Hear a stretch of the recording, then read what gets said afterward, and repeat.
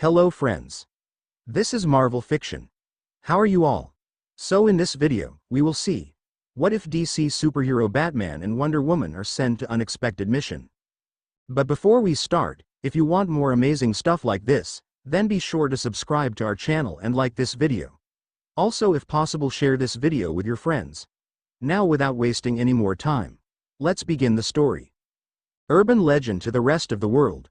Cold reality for the majority of Gotham's criminal population.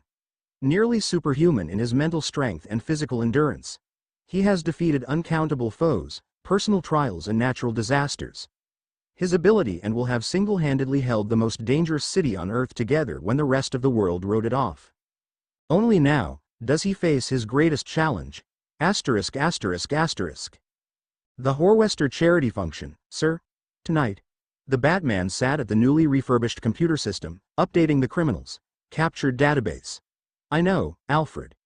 The cause is officially housing the homeless, the reality being to reintroduce the Horwester family back into the Gotham social circles after they fled no man's land.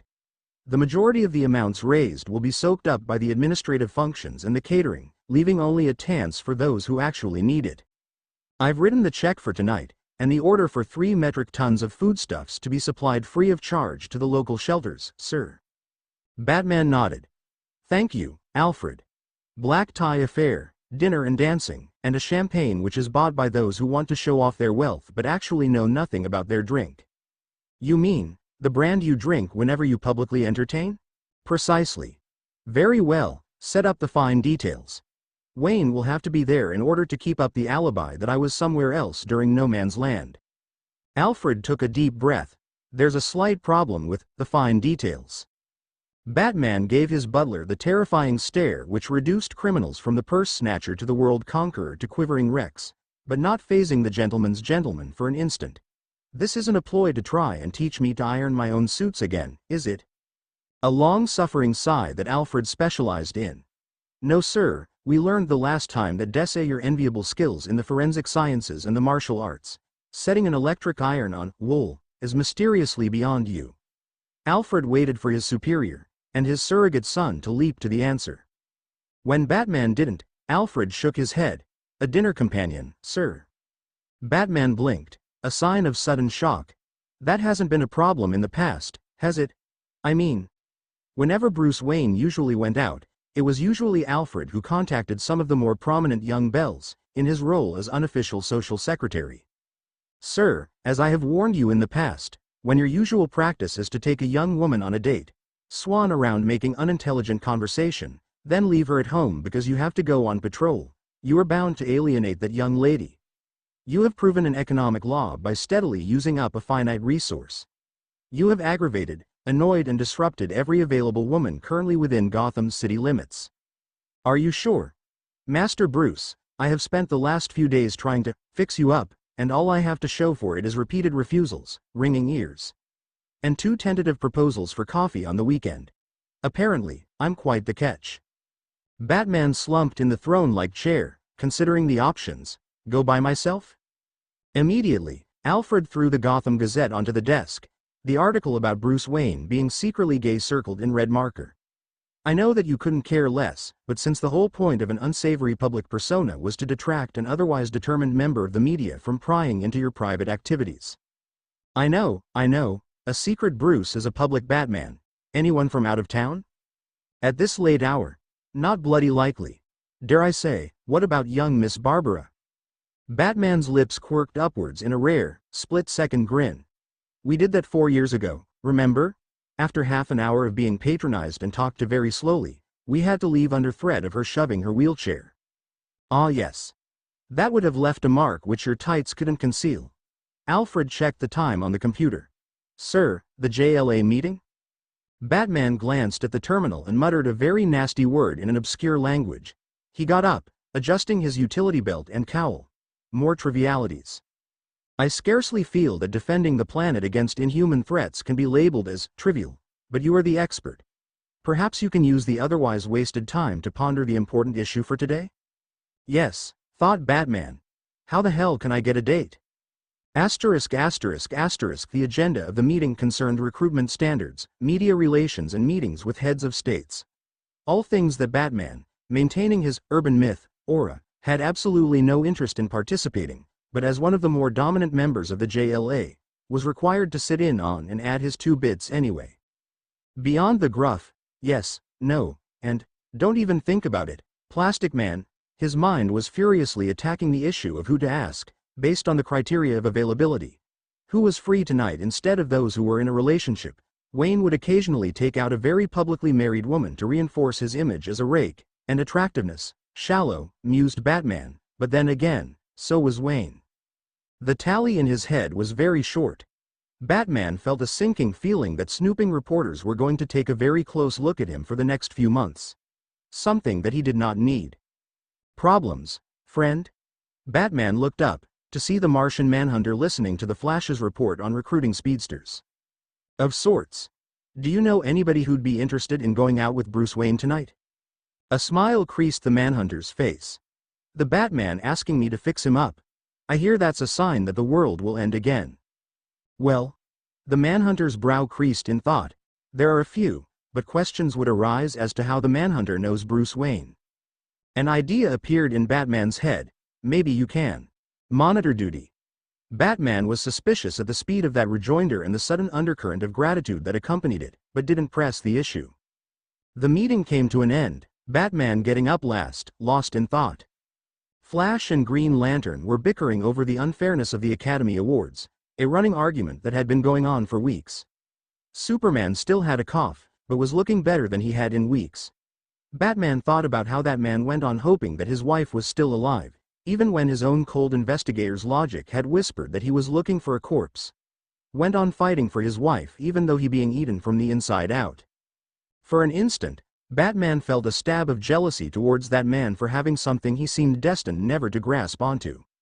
Movement at the edge of his peripheral vision jolted him out of his uncharacteristic self-why, and looked up at Green Lantern. Yes, Kyle? Green Lantern was, as always, marginally ticked that Batman had worked out who he was, and he hadn't clue one to the Dark Knight's identity.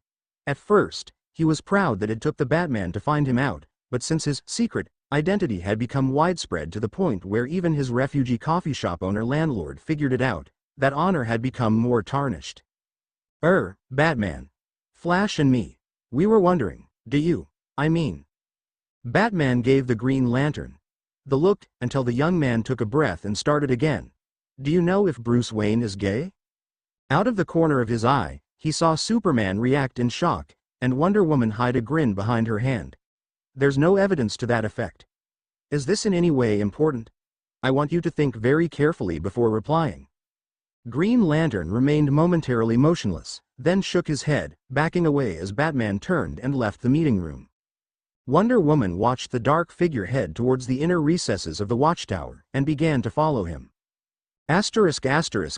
Batman was walking towards Steele's workshop, intent on discussing a new security filter design proposed after Cobra had stolen his body in order to access the watchtower teleporter system.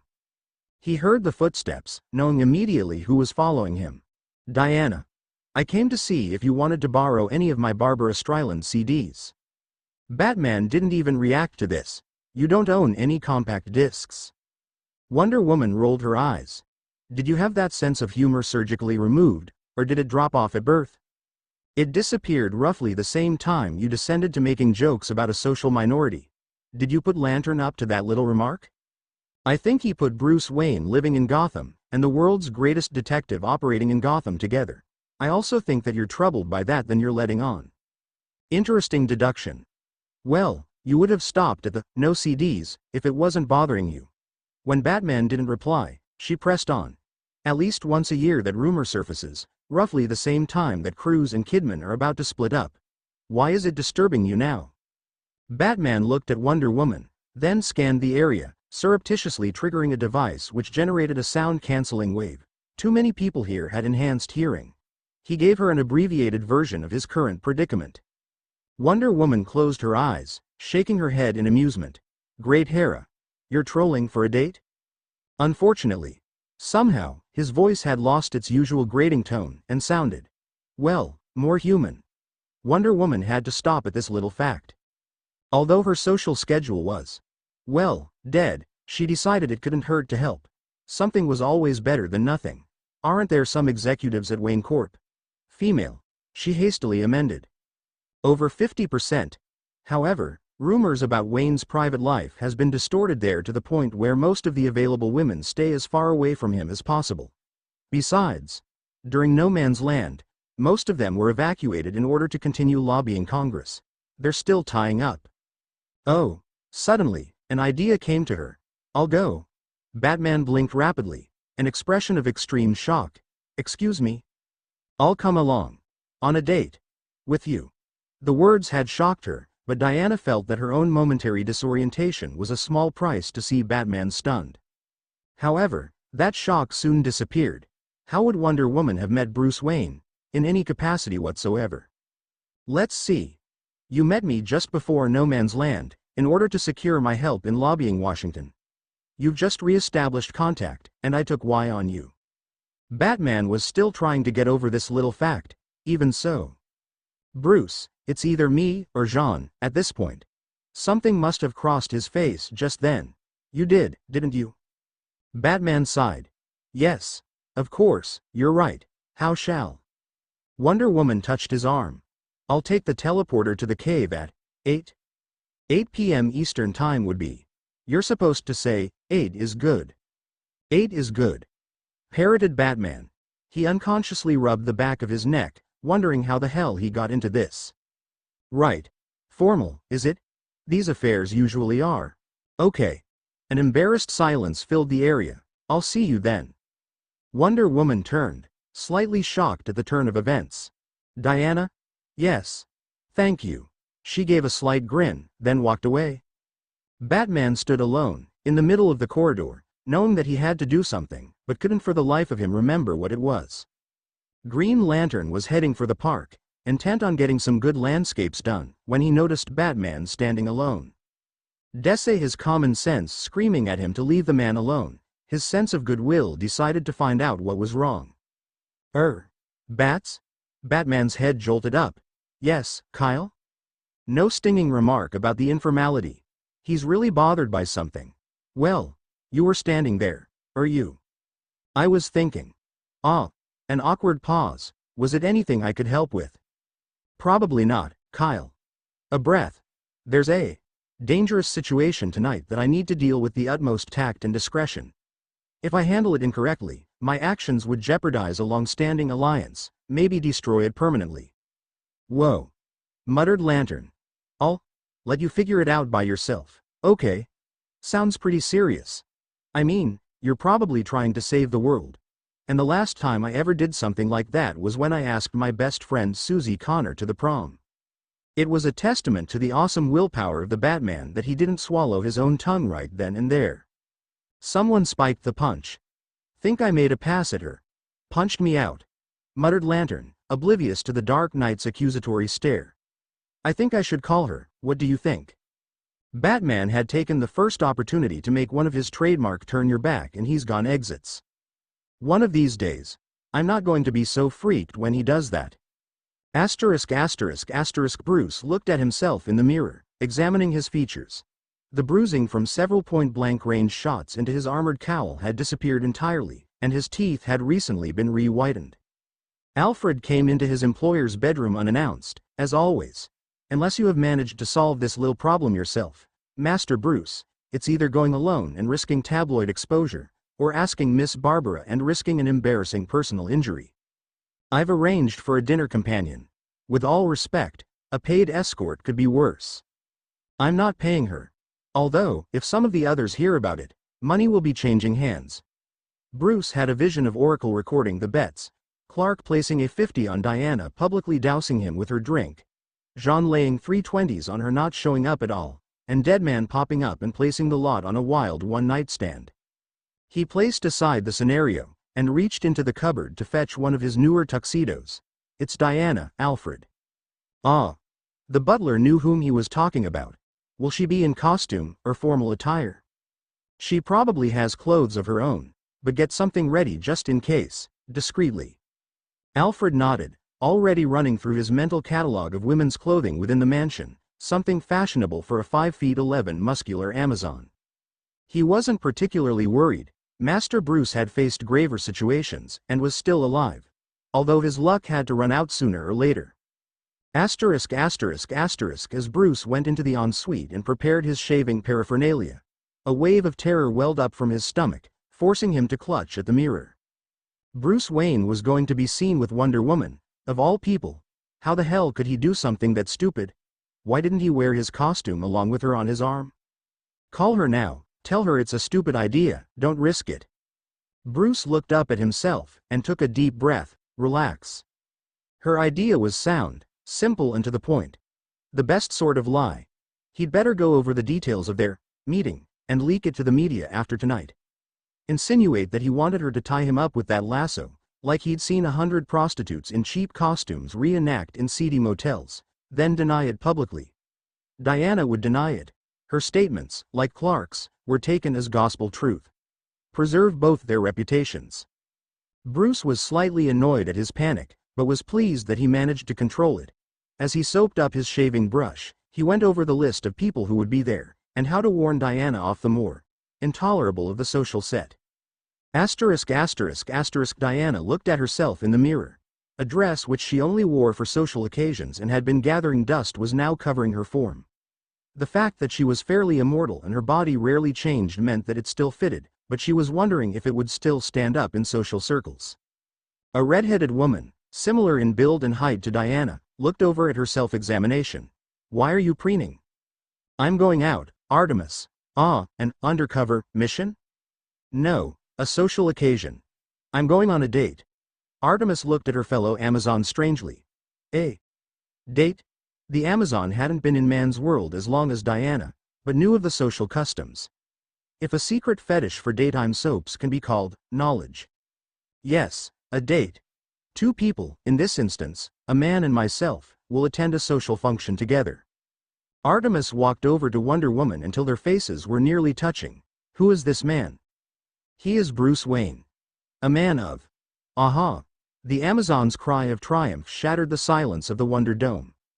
A man who has been reported of having numerous affairs and intercourse with small animals.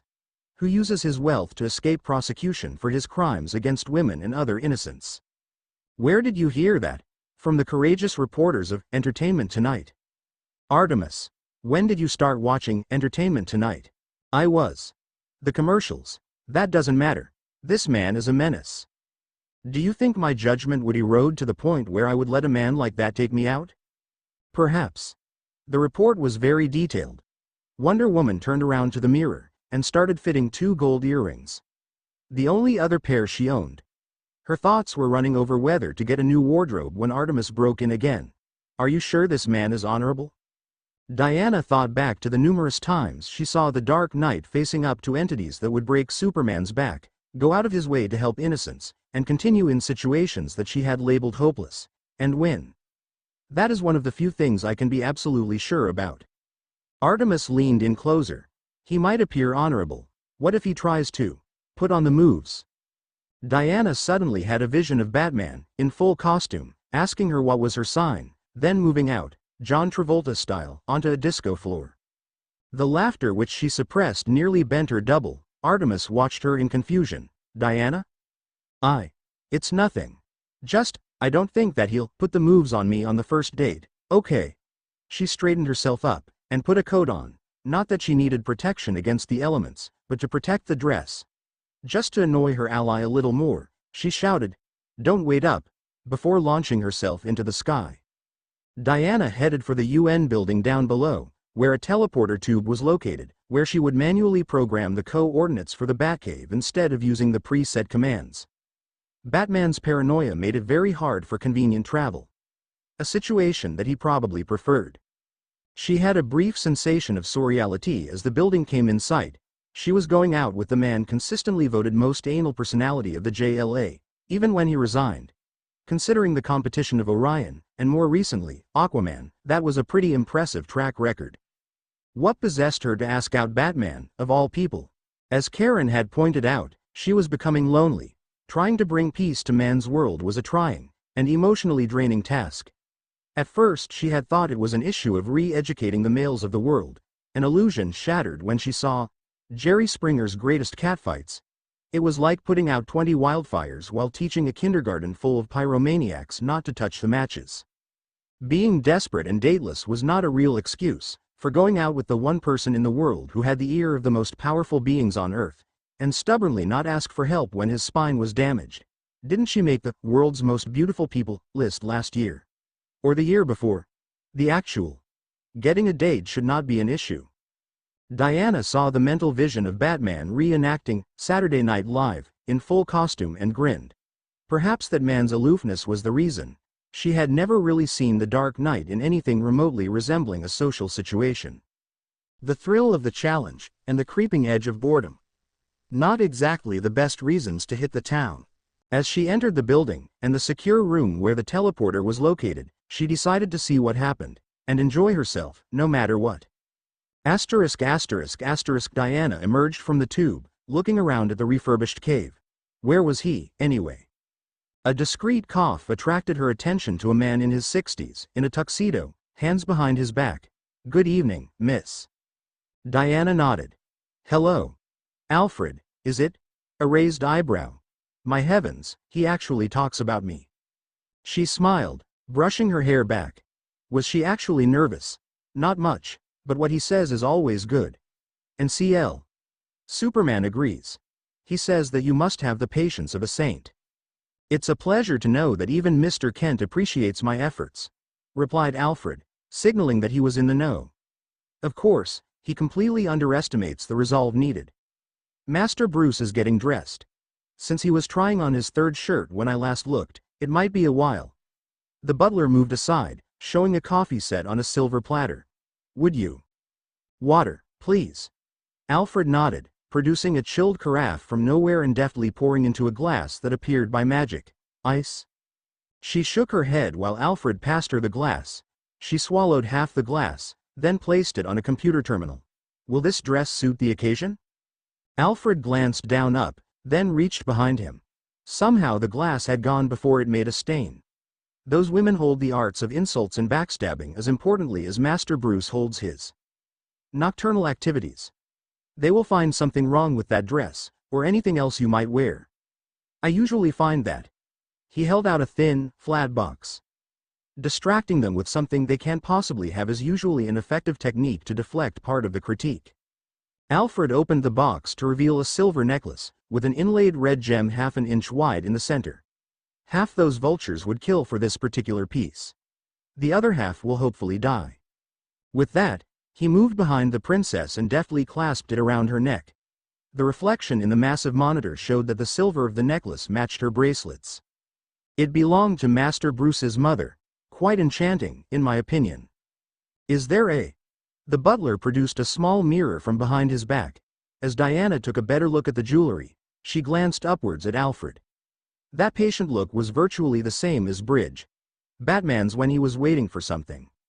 "You've been with Bruce for a long time, haven't you?" "There are times when I remember not being a part of his life. They're few and far between. Good thing too. When I have to work elsewhere, he survives on pizza and whatever a delivery boy can be bribed to bring up here." Alfred looked around the cave while Diana digested the mental image of Batman trying to solve a crime while eating in everything but the anchovies. Rather than embarrassing him behind his back, "May I show you the cave?" Diana thought for a moment. "Can't we do both? Miss Diana? I can't fathom any reason to stop. Shall we migrate to the gymnasium and those first attempts at toilet training, or the trophy room and the baby photos?" Bruce descended down the hewn stone staircase, looking at the central systems. Where was she? "We spent 3 hours on the winch trying to free that blessed thing from the rubble." Alfred. Bruce followed the voice towards the trophy room, situated on the lower levels along with the Cray processors. Striding quickly, the voices became more and more distinct as he progressed. "It's on an angle. I know. Master Bruce is going to help realign it tomorrow night, after his patrol." The voice stopped as Bruce entered the trophy room. He saw Diana floating up to the top of the giant penny, taking it in one hand, and shifting it. When they had recovered it from the rubble of the quake, and repositioned it, the lettering of the coin ended up an inch or two on an angle. He had been meaning to winch it up, and realign it, but other matters had been pressing. Bruce saw her flying. Her dress was billowing gently in the air conditioning, the look of concentration on her face as she reset the multi-ton weight. For an instant, he was frozen at the sight. Diana looked at Alfred for confirmation, then landed next to him. "Thank you, Miss Diana. You have saved an old man's back." "He doesn't make you do something like that, does he?" "No. But it doesn't mean I can stop him." Diana jumped slightly, then turned around to give the Batman, the one person who could consistently sneak up on her, a piece of her mind. She saw Bruce Wayne, notorious charmer, and living up to every rumor, in one of the world's most expensive tuxedos, with a faint, nervous smile on his face. This stunned her more than anything else. Was this the Dark Knight she'd propositioned earlier today? From behind his back he produced something. A single-stemmed rose in green tissue paper. He presented it to her with an attempt at ceremony. "This is unexpected." Diana took the rose, and inhaled the scent. "I expected to be thrown in the back of the car as soon as I got here. With all the time I've spent training him in manners," stated Alfred. "Probably ignores it as soon as my back is turned." "Thank you, Alfred. We can wait a while before leaving, if you wish. I've developed a reputation of rarely arriving on time. There's even a running bet on how long he's going to be late." Bruce gave him a quick not now or ever glare. Alfred, unfazed, nodded to Diana. "I'll get the limousine ready. Just make sure he doesn't try anything while I'm gone." Alfred left while Bruce tried to compose himself. Diana gave him a slight smile. "Clark was right, he is extraordinary. Most of the time. He's enjoying the fact that you're not a debutante or society belle. Hates the entire social scene. More than I do. So basically, I'm here to reinforce your image in a crowd of people you hate." "Yes." His tone was apologetic. "You can back out, if you wish. I've already hired a babysitter." Bruce was about to react, then got it. "Have you seen the cave yet?" "Alfred showed me most of it." "Oh, you haven't seen the manor, have you?" "I saw the Architectural Digest feature. Clark loaned me his copy." That's good, that's good. Wayne, quit stalling. You're right." He held out his elbow. "Shall we?" She slid her arm through his, and they walked towards the staircase. "Is there anything I should know?" "Any urge to kill the hosts of this bash should be suppressed until there are no witnesses." Asterisk asterisk asterisk. Bruce shifted in the backseat while Diana watched him. He opened a secret compartment in the driver's seat, revealing a bat costume, checking the compartment in the utility belt one by one, then reset the panel. He then looked at Diana, an expression of apprehension on his face. "This is your last chance to back out of this, Diana. This is not going to be pretty." Diana gave a wan smile. "I've faced Doomsday, Mageddon, and the General. A society bash can't be that hard. Believe me, in half an hour you'll wish you were facing every supervillain on the planet again," muttered Alfred. "The things I've heard from the other drivers. The things I could tell you." "Thank you, Alfred. I'm saying that this is a field of combat you're not entirely used to. Also, you'll see me act much more differently." "Now I can't resist," stated Diana. "We're here," stated Alfred, the limo pulling to a halt. Once more into the breach. A flash of intuition made Diana look at Bruce. His usual dour expression was there, until a shutter seemed to slam tightly shut behind his eyes. When he looked at her again, his shoulders were slightly slumped, the usual fierce intelligence gleaming from his eyes was non-existent, and a slightly dopey smile made Diana nearly collapse in shock. Good thing she was sitting down. "Diana, shall we?" He held out his hand, which she numbly took. The door was opened, and bright piercing lights strobed into the interior of the car. Bruce, obviously used to this, gently escorted her out of the car. The lights were the flashes of paparazzi, lining the sides of the hotel entrance. Bruce started waving to a few, obviously, old friends. Diana regretted not carrying weapons. Her enhanced hearing picked out a few stray words in the crowd's roar. "Is that definitely her?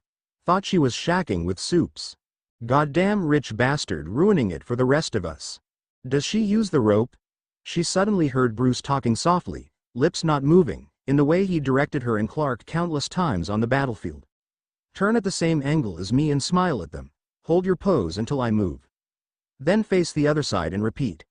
A pause. "You're doing fine." Diana followed the instructions, even pressing in a little. Bruce gently led her towards the entrance. That was the easy part. Great Hera, I'm blind. Keep your eyes closed for 20 seconds. Diana let him lead, keeping her head bowed. When the elapsed period finished, she found herself going through the doors. Inside was a massive ballroom, nearly the size of a football field, filled with people in expensive clothes, and a low, respectful hub of conversation at a slightly louder tone than the orchestra. A woman who was in her 40s but presenting it well suddenly swanned up to Bruce, with an excited squeal and air kissed him on both cheeks. Bruce. Darling. I thought you weren't going to make it. Greta, do I ever miss a party? She gave a mock pout. My cancer function 3 years ago. Bruce gave a offended look. That was a matter of life and death. Really? How old was she? 18. That's what she said, anyway. Greta gave a slight titter, a rapid staccato laugh. Oh, you're so naughty. And you haven't introduced me to your friend here. She peered at Diana, confused. Have we met? Unlikely, said Diana, smiling, hating her already. Diana of the Mischira. This rung a bell for Greta, but she didn't get the tune. Were you on the news? I'm the ambassador for a small island nation. Pressed Diana. I also do some PR work for the JLA. Oh, I see, said Greta, obviously clueless. Well, I hope you enjoy your stay in Gotham. I intend to, said Bruce, taking Diana's arm. Diana, there's somebody I simply must introduce to you, if you'll excuse us. As Diana and Bruce moved on, Diana took a deep cleansing breath, the sort that promises to dispel anger but utterly fails to work. That woman is. I know. Unless it's on the social pages or prime time, she's utterly oblivious. How long until she realizes? Well, she'll be asking her secretary, Betty by now, who keeps up with everything. And Betty will be getting over her shock and telling Greta just about. A suppressed squeal made a few heads turn towards the entrance. She'll be trying to get you to be the guest of honor at one of her luncheons. Avoid at all costs. Her or the event? Both. Asterisk asterisk asterisk. So you're Wonder Woman? This was delivered by a large man, with an English accent, babyish face, and large mustache. Yes, I am. Already she had been headhunted to do 4 commercials dealing from being the face of a large emerging software company to public service work for yeast infections. She made a mental memo to kill Booster Gold at the earliest opportunity. Not to mention the 11 different charity luncheons, functions, soirees for everything from cancer to the newly popularized Parkinson's disease. Her polite refusals were already earning her the uptight and slut slurs from all over the room, and everybody thought that Superman had the monopoly on super hearing. I'd like to know, since it's my field and all that, how do you super people handle funding and all that? Diana blinked. A halfway intelligent question. The UN delivers a funding grant every year. Most member nations deliver a voluntary contribution to our organization every year as well.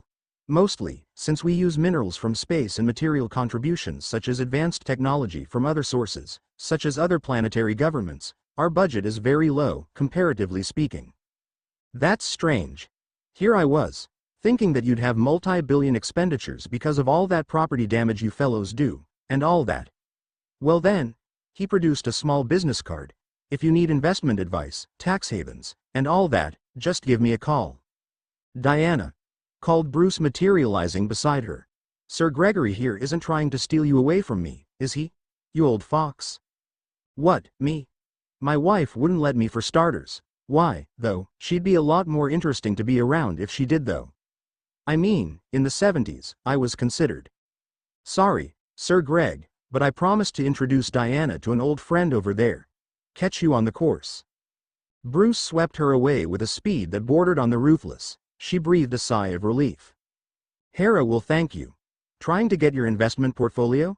Bruce's tone was that of the public face. The party was in full swing, and he probably didn't want to scare anybody with his Batman voice. The JLA's, one of the rare breed of investment bankers, an honest man. Can't balance a checkbook to save his life though. Diana was stunned by this. Then how is he? She consulted the card. VP of New Developments, and a majority stockholder. Deeply inside the old boys network in London. That means unparalleled contacts within Europe's and the world's financial community. Worth any amount of incompetence he's capable of, but he knows his limitations and delegates most of his work. Diana wondered about the illogicality that composed man's world. Never would something like that exist on her island. But then again, a strict royal matriarchy in a warrior society consisting solely of women made an old boys network a virtual impossibility. Bruce. Yes. That vapid grin was incredible. If she didn't realize just how much of it was an act, the urge to punch it would be irresistible. I have to. Freshen up. I'll be waiting. A slight suggestive leer that communicated the intent, but just not visible enough to convince the jury. Diana entered the ladies' room, and saw several women standing around the mirror. They looked at each other guiltily, and hastily exited, some forgetting their purses in their rush. Just whom were they talking about? Thought Diana, deciding good sarcasm was wasted without an audience. These systems didn't exist within her island world, and never would. A strict military hierarchy precluded cliques and elites. Even the officer mentality was non-existent due to the heavily ingrained doctrines of sisterhood. She took a breath, and looked at herself. She would probably never fit in properly back on the Mischira, or here either. Perhaps this was what it was to be truly alone, surrounded by hundreds, but incapable of talking to none of them. Deciding not to dwell on this solitude, Diana stood at the mirror and experimentally fluffed up her hair. Satisfied, she produced her lipstick and started retouching.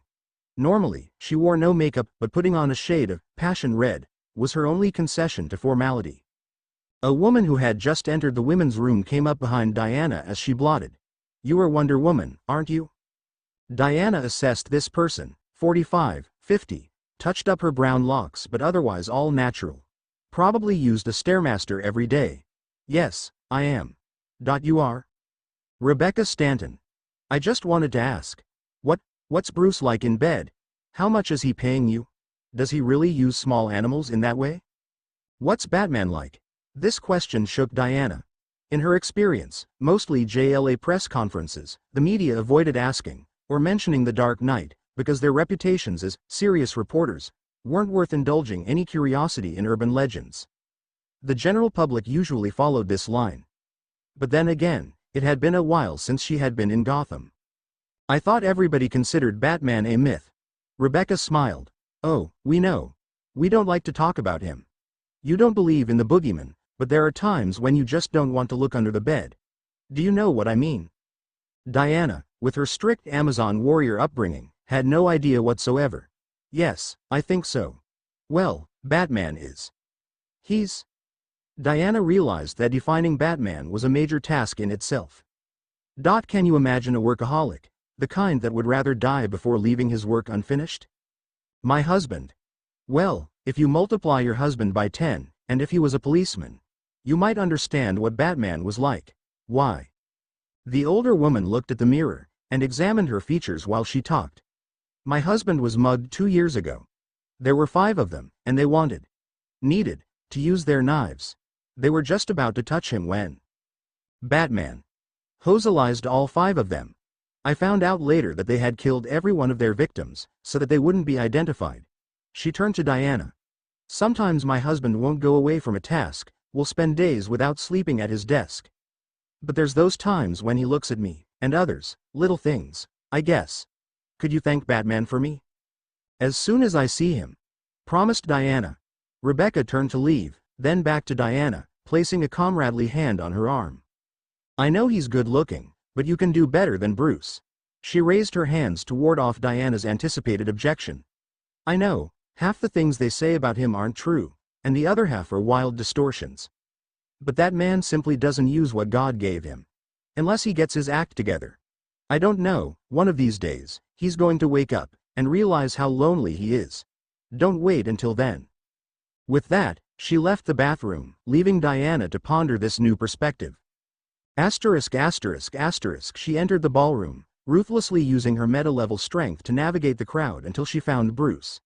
He was describing, with great animation and excessive volume, how he almost made par on the 13th hole. Diana came behind him, looping her arm through his. "Bruce?" "Oh, Diana, I'll just recap quickly for you. I hate to steal you away, but there's something I have to talk to you about." "Ah. Well. The others were enjoying his discomfort.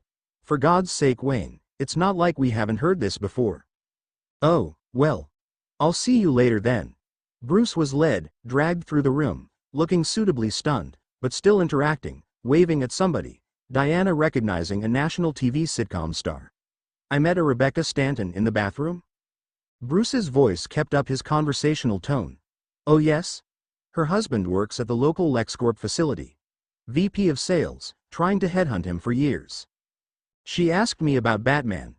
Bruce's face never shifted, although a faint tremor lanced through his bicep. Nearly imperceptible, if you didn't have enhanced senses to compensate for super dense bodily tissue, and weren't looking for it. Oh, really? Never figured Becky for tabloid gossip. She wants me to thank him for saving her husband's life.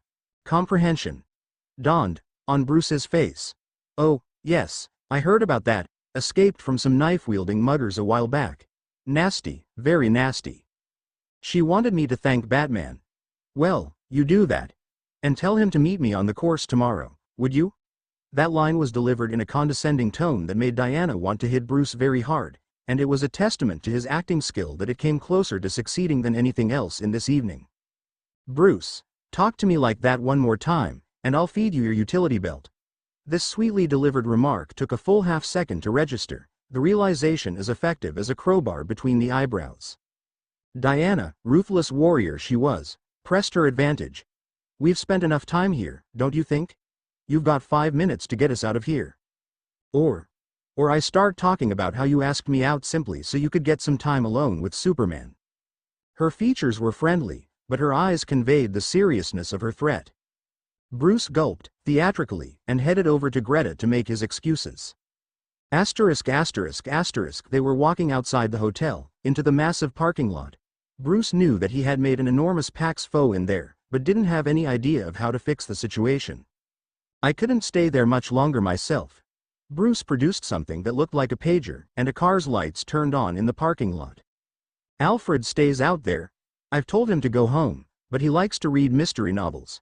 His current addiction in Patricia Cornwell. Bruce's tone was loosing the idiot, and gravitating more to the glimpse of humanity she saw at the watchtower. I was going to go on patrol. Do you want to come along? From what Clark and Kyle say, any other hero that dares come to Gotham isn't partnered with you. More like chaperoned. Bruce gave Diana a strange look before reaching the limousine, Alfred already opening the passenger door, letting Diana slide in first. Bruce waited until the car started before resuming the conversation. I'm inviting you along because I'd like you to come with me. This statement sounded forced. She had just seen Bruce stonewall, hedge, avoid the topic and downright lie 27 times tonight with Academy Award-winning skill, so this wasn't a performance. Diana let a perfect eyebrow raise, keeping the ball in Bruce's court. Bruce tried to rearrange his words. Why was this so difficult? Back there. It wasn't me. I'd like to show you what I really am. Well, what part of me is Gotham? Diana was intrigued. This was as close to a personal confession as she'd ever heard from this man. Buy me dinner, and you're on. 20 minutes later, they were sitting on the roof of Wayne Tower. Diana looked down at the paper sack with 2 large Big Mac meals with drinks. Batman had bought the meal, climbed up the side of the building, not spilling a drop, and the meal was still warm. And all without being seen. Not bad for a man who couldn't fly. Diana took her fries, looking at Batman. Somehow, it was impossible to think of him as Bruce while he wore the costume. He was tapping a control panel on his belt, setting up the police scanner while checking his burger. So, she said, tapping excess salt into the air, do you come here often? The split-second grin was nearly imperceptible. Fairly often. From here, you can reach the entire city. A bite and quick swallow as he pointed to an overhanging gargoyle on a concrete strut, nearly 100 meters below. If you jump off here and snag that, you get enough momentum to launch to that flagpole. And then you reach the von Grunwald Tower. Less than a minute. Wonder Woman devoured a handful of fries as she pondered the physics. Terrifying. At first. Then you use the fear. Let it drive you. Diana sipped her Coke as she watched the expressionless face of the Dark Knight eating a Big Mac. Did you know that there's a running pool as to when you're going to get an ulcer? Clark scans me every meeting. Flash has been placing $20 every month. Green Lantern has been thinking about it, but his financial situation prevents excessive expenditure. Diana shook her head. You know, acting like a human being wouldn't kill you. I have a city to defend. I am currently the only non-powered charter member of the JLA. Acting human wouldn't be advisable. Would you ever give this up? Would you give up your mission in man's world? Diana cursed herself for falling into an obvious trap, and was thinking of another tactic when Batman spoke. Why did you ask me out then? Well, at first, I wanted to see if you could act normal. Also, we don't spend much time doing anything remotely non-work related. I'm sorry. This was the last thing she expected. Batman never apologized for anything, usually because he was usually right, and always stubborn. What for? For bringing you into that. A gauntleted hand pointed towards the hotel they had come from. For treating you like nearly every other woman I've used, to reinforce Bruce Wayne's image. Batman's shoulders slumped slightly. For not realizing until today that I've aggravated every woman who would speak to me. He looked at Wonder Woman, his face drawn. To answer your question, I don't know if I can ever give this up. No matter what it does to me. You can't give up a lifelong obsession just like that. That's the first step. What? Admitting you have a problem. Batman growled. Perhaps. Maybe that idea of yours has merit. What was that? More social activities. Wonder Woman thought on this topic. The JLA goes bowling. Plastic Man would cheat. Maybe hold the meetings somewhere new. Don't you have property in Metropolis? Clark's apartment. I don't think Lois likes me. She didn't like Clark, at first. Diana nodded, polishing off her burger. Batman had finished, and was sipping the drink without the straw. Anyway, that's a moot point. Luthor is trying to litigate the apartment building out of my hands. I own the land and property, but he's threatening to cut off all basic utilities until I hand the deed over free and clear. Somehow I'm completely failing to be surprised. What are you going to do? That building is the only access I've got to B13 technology. If I'm going to operate in any way in Metropolis, I have to keep part of it from Luthor.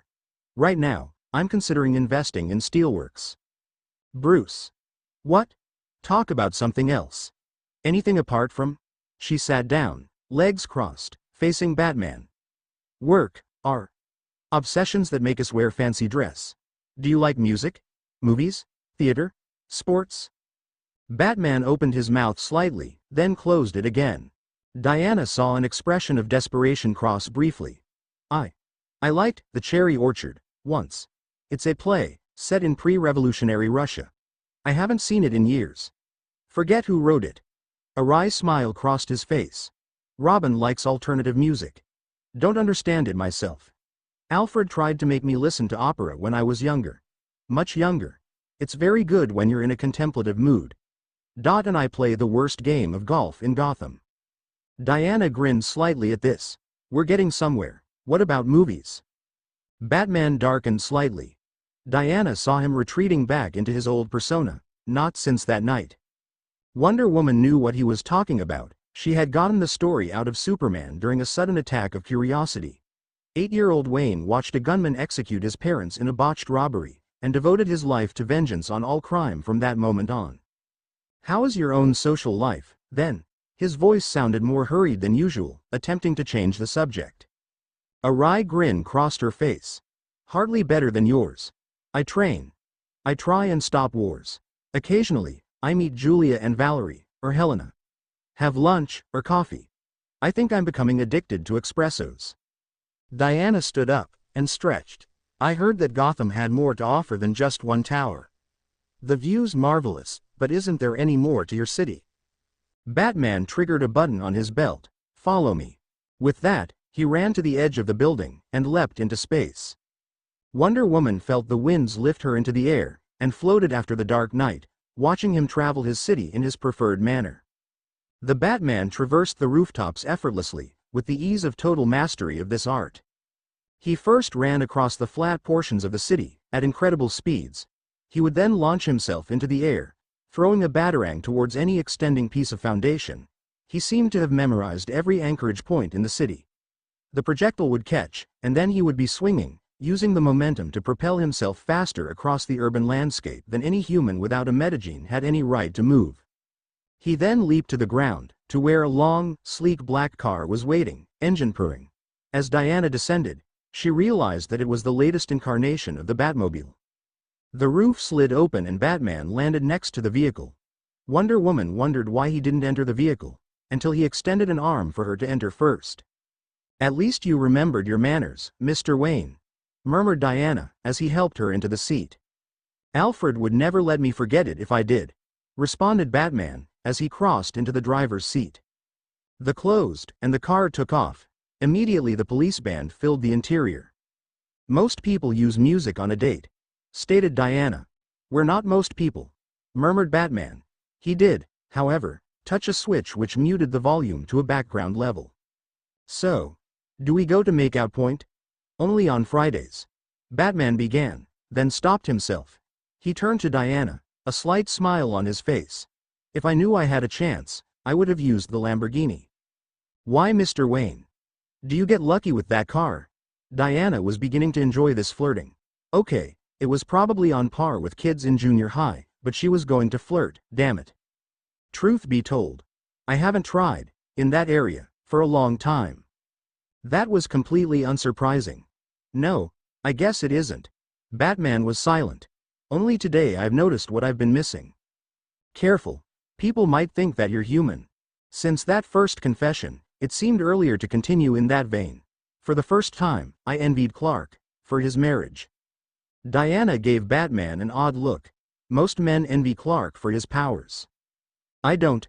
A pause. "Have you ever regretted?" "A lot." Diana shifted, suddenly uncomfortable. "I've seen friends find somebody, get married. You read about how you're supposed to have wild affairs with or the most powerful man on earth, when in reality he's found somebody years ago, and you're all alone." She trailed off, wondering at the venom in her own voice. I can sympathize. Parts of it, I mean." An uncomfortable silence filled the Batmobile's interior, until Batman broke it. "It appears we have something in common." Diana nodded, trying to smile. "We're married to our jobs, at the expense of our personal lives. Somehow I doubt that anybody would ever suspect we're workaholics, with these outfits." A slight snort indicated Diana's suppressed laugh. "Batarangs and Mylanta. Bracelets and therapy," murmured Batman, a slight smile on his face. "I think you need it more than I do, after Hugo Strange." Suddenly the background murmur of the police scanner turned to full volume. Batman's eyes widened at the report, and he flicked several switches while sending the Batmobile into a screeching 180. "What is it?" "Robbery of a liquor store. Silent alarm's been tripped. We're closer than any patrol car." Wonder Woman was feeling decidedly naked. This was meant to be a date, not a battle, and the only weapons she had were her bracelets. Batman must have noticed her trepidation. "There's weaponry in the storage space behind you. Nothing that you're familiar with though." Wonder Woman looked in the back, and pulled out a compound bow and arrow. She examined it, then took an aluminium arrow with a stubby, conical point on the end, and hefted it experimentally, before tossing both of them away. "What's the plan?" The youth, K to his friends, was looking around the store, the adrenaline rush mixing with the crystal meth he'd taken earlier tonight. The college kid who'd taken the night shift for book money was lying down in a pool of blood, the .357 round passing through his left lung, nicking a vein. His compatriots, Kev, Stills and Wes, were going through the cash register, as well as all the top-quality booze in the place. Suddenly, a woman opened the doors, and walked in like she owned the place. "There you are. I'm looking for a nice white. My date is expecting me soon, but doesn't know a thing about his drink. Got anything good in stock?" She wore a red dress, and weird armbands, and some kind of funky accent. French, maybe? But that neck thing, too thick to be a necklace, had a big jewel in the middle, had to be worth something. And the looked like a supermodel as well. Okay, her arms were thick like those girls on Monday Night Nitro, but the rest of her. She seemed to ignore the other guys, and the guns, and went right up to the counter. "Hello? Any service?" Then she saw the college kid. She didn't seem scared, though. More angry than anything. She jumped over the counter, and checked the guy out like those guys on her. Kay drew his gun, not as smooth as he'd like, it kept on snapping in his pocket, and pointed it at her. "Okay, I want the jewel and the cash. Hand it. She looked up from her examination. This man needs help. Put down your gun and help me. Kay laughed. Uptown who liked to give orders. Now you look. This piece says that you get away from that piece of meat there, and... She moved. Somehow, she grabbed Kay's wrist behind the gun, and squeezed with her thumb and index finger. The pain made Kay shriek and instantly drop the gun. The others saw what happened, and drew their weapons, firing. Then the woman started punching the air in front of her, at incredible speed. Sparks flew in the middle of the air where she punched. Kay realized, as he grabbed his dropped gun with his left hand, that she was hitting the bullets before they hit her, and bouncing them away. The woman was advancing as she intercepted the bullets, and grabbed Kevs by the neck. She immediately threw him into Wes, sending them crashing into the ice freezer. Stills ran out of ammo. He grabbed a liter bottle of Jack's, and ran towards her, bottle hefted like a club. If he could get one shot in. The woman turned, quicker than he could register, grabbed the bottom of his denim jacket, and pulled up, enveloping his arms and head in the cloth, just before head-butting him. Kay had taken 3 bottles of 140 proof Polish vodka, and poured them into a bucket. When the woman had finished with Stills, he threw the contents of the bucket over her. She looked slightly surprised when soaked by the cold liquid. Kay then tossed his Zippo on her. Like he imagined, she went up like an oil-soaked rag. But unlike he imagined, the wall of fire she became walked unhurriedly to the nearest fire extinguisher, and calmly played it over herself. She seemed to take more care with her clothes and jewelry than her own flesh. The woman was blackened, covered in soot.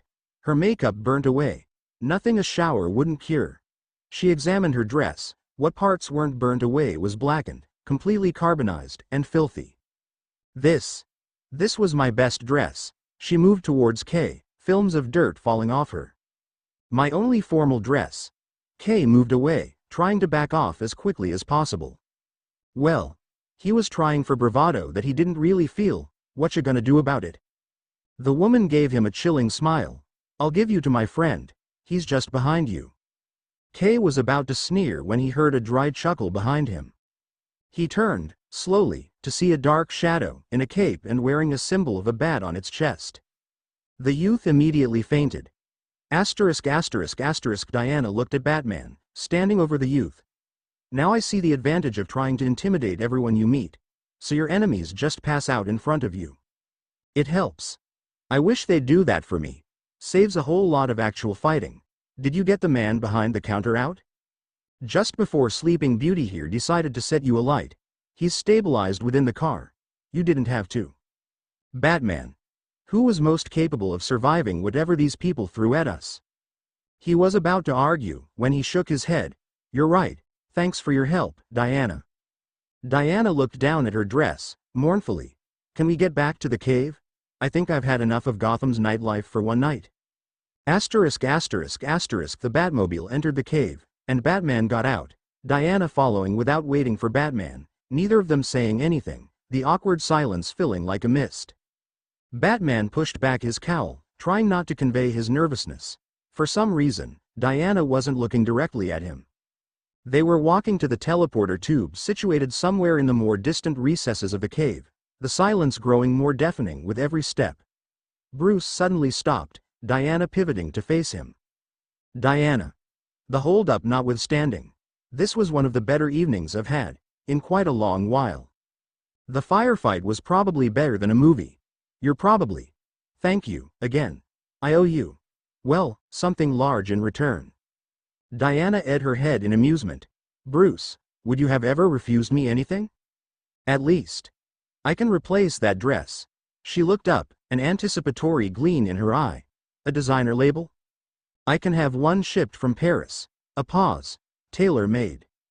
I'll see you at next week's meeting, if not sooner. Diana moved in, to deliver a small kiss on his cheek, out of courtesy rather than anything else. At the same time, a slight sound made Bruce turn his head to see if Alfred was there. Whether by accident or design, their lips touched, melded. It lasted for half a second before they broke apart, looking at each other, wondering what had just happened. Wordlessly, Bruce's hand tentatively touched her face, while she clasped the back of his neck. Then they closed in again, making this action longer, deeper, now aware of the other's heartbeat, their breathing, the heat of their bodies. Diana was debating whether to ask what was going on, but at this point in time she had ceased to care. Bruce was wondering how his arms were reaching up and cradling the back of her head, but the instinctive part of him, long dormant, snuck up behind his rational self and clubbed it senseless. Diana found herself pushing against Bruce until they were leaning against the wall, their lips slowly moving against each other. Through the haze of the moment, Diana felt that his hands had reached her waist and were slowly inching downwards. The Batman is trying to grope my butt. It was that realization that forced her to break contact, the laughter welling out of her mouth. Bruce was more dazed than her by the turn of events, and tried to regain focus, wondering what the hell was happening now. Sorry, it's just... She stopped, hiccuped, and looked at Bruce, grinning like a hyena. He was still looking at her, immaculate hair now sticking up in all directions, confused, but he was doing something unprecedented that stopped her urge to laugh. Bruce. Why? Yes. You're smiling. He reached to his face, like there was a piece of food to eliminate, but she grabbed his wrists. No. Don't move. Diana carefully examined his face, trying to memorize the expression. There was a very good chance that what she saw might never happen again. I never knew you could smile like that. She let go. Sorry about laughing like that. I just realized who was doing what to me. Bruce nodded, his smile increasing. I guess I've shattered enough preconceptions for one night. Were you expecting? I was happy enough that you didn't walk out on me during the function. Diana brushed part of her hair back, trying to get her thoughts in order. Obviously. Was that because you were, and I was here? Bruce moved an inch closer. Diana, if it was just that. I mean, I don't want to sound conceited, but I've had more than a few offers. Some of them are people I've met. According to what I've heard at that party alone, you fathered half of Gotham. That's probably why I've been so tired lately. Diana grabbed his arm, a wry smile on her face. If you've had so much practice. She let go of him. Great Hera, the Batman's cracking jokes. She looked at him, wondering what to do next. Bruce found himself speaking. I didn't set out to do this. My main concern was making sure you didn't want to kill me afterwards. But I want to do this again. Be with you socially. Diana waited until she was certain he was finished until she replied. Bruce, you're possibly one of the most noble men I've ever met. I've seen what you like the world to perceive you. Either a rich himbo or a borderline fanatic. Now, there's also a part of you that is repressed further than anything else I've ever seen before. And I'd like to see more of that. Bruce felt his mouth stretching up again in that unfamiliar expression. Do you want to do this again? Go out on another date? Diana shook her head. I think I need to have my head examined. She looked up at Bruce, who was waiting, expectantly. I get to choose the place next time. Of course. We'll discuss this later. If I stay out any longer, Artemis will tear Gotham apart looking for me. Diana leaned in, kissing Bruce at the end of his nose. Remember, the meeting or sooner. With that, she entered the tube and disappeared in a haze of photons. Asterisk. Bruce touched his lips, still uncertain what happened. He had gone out on a date with Wonder Woman.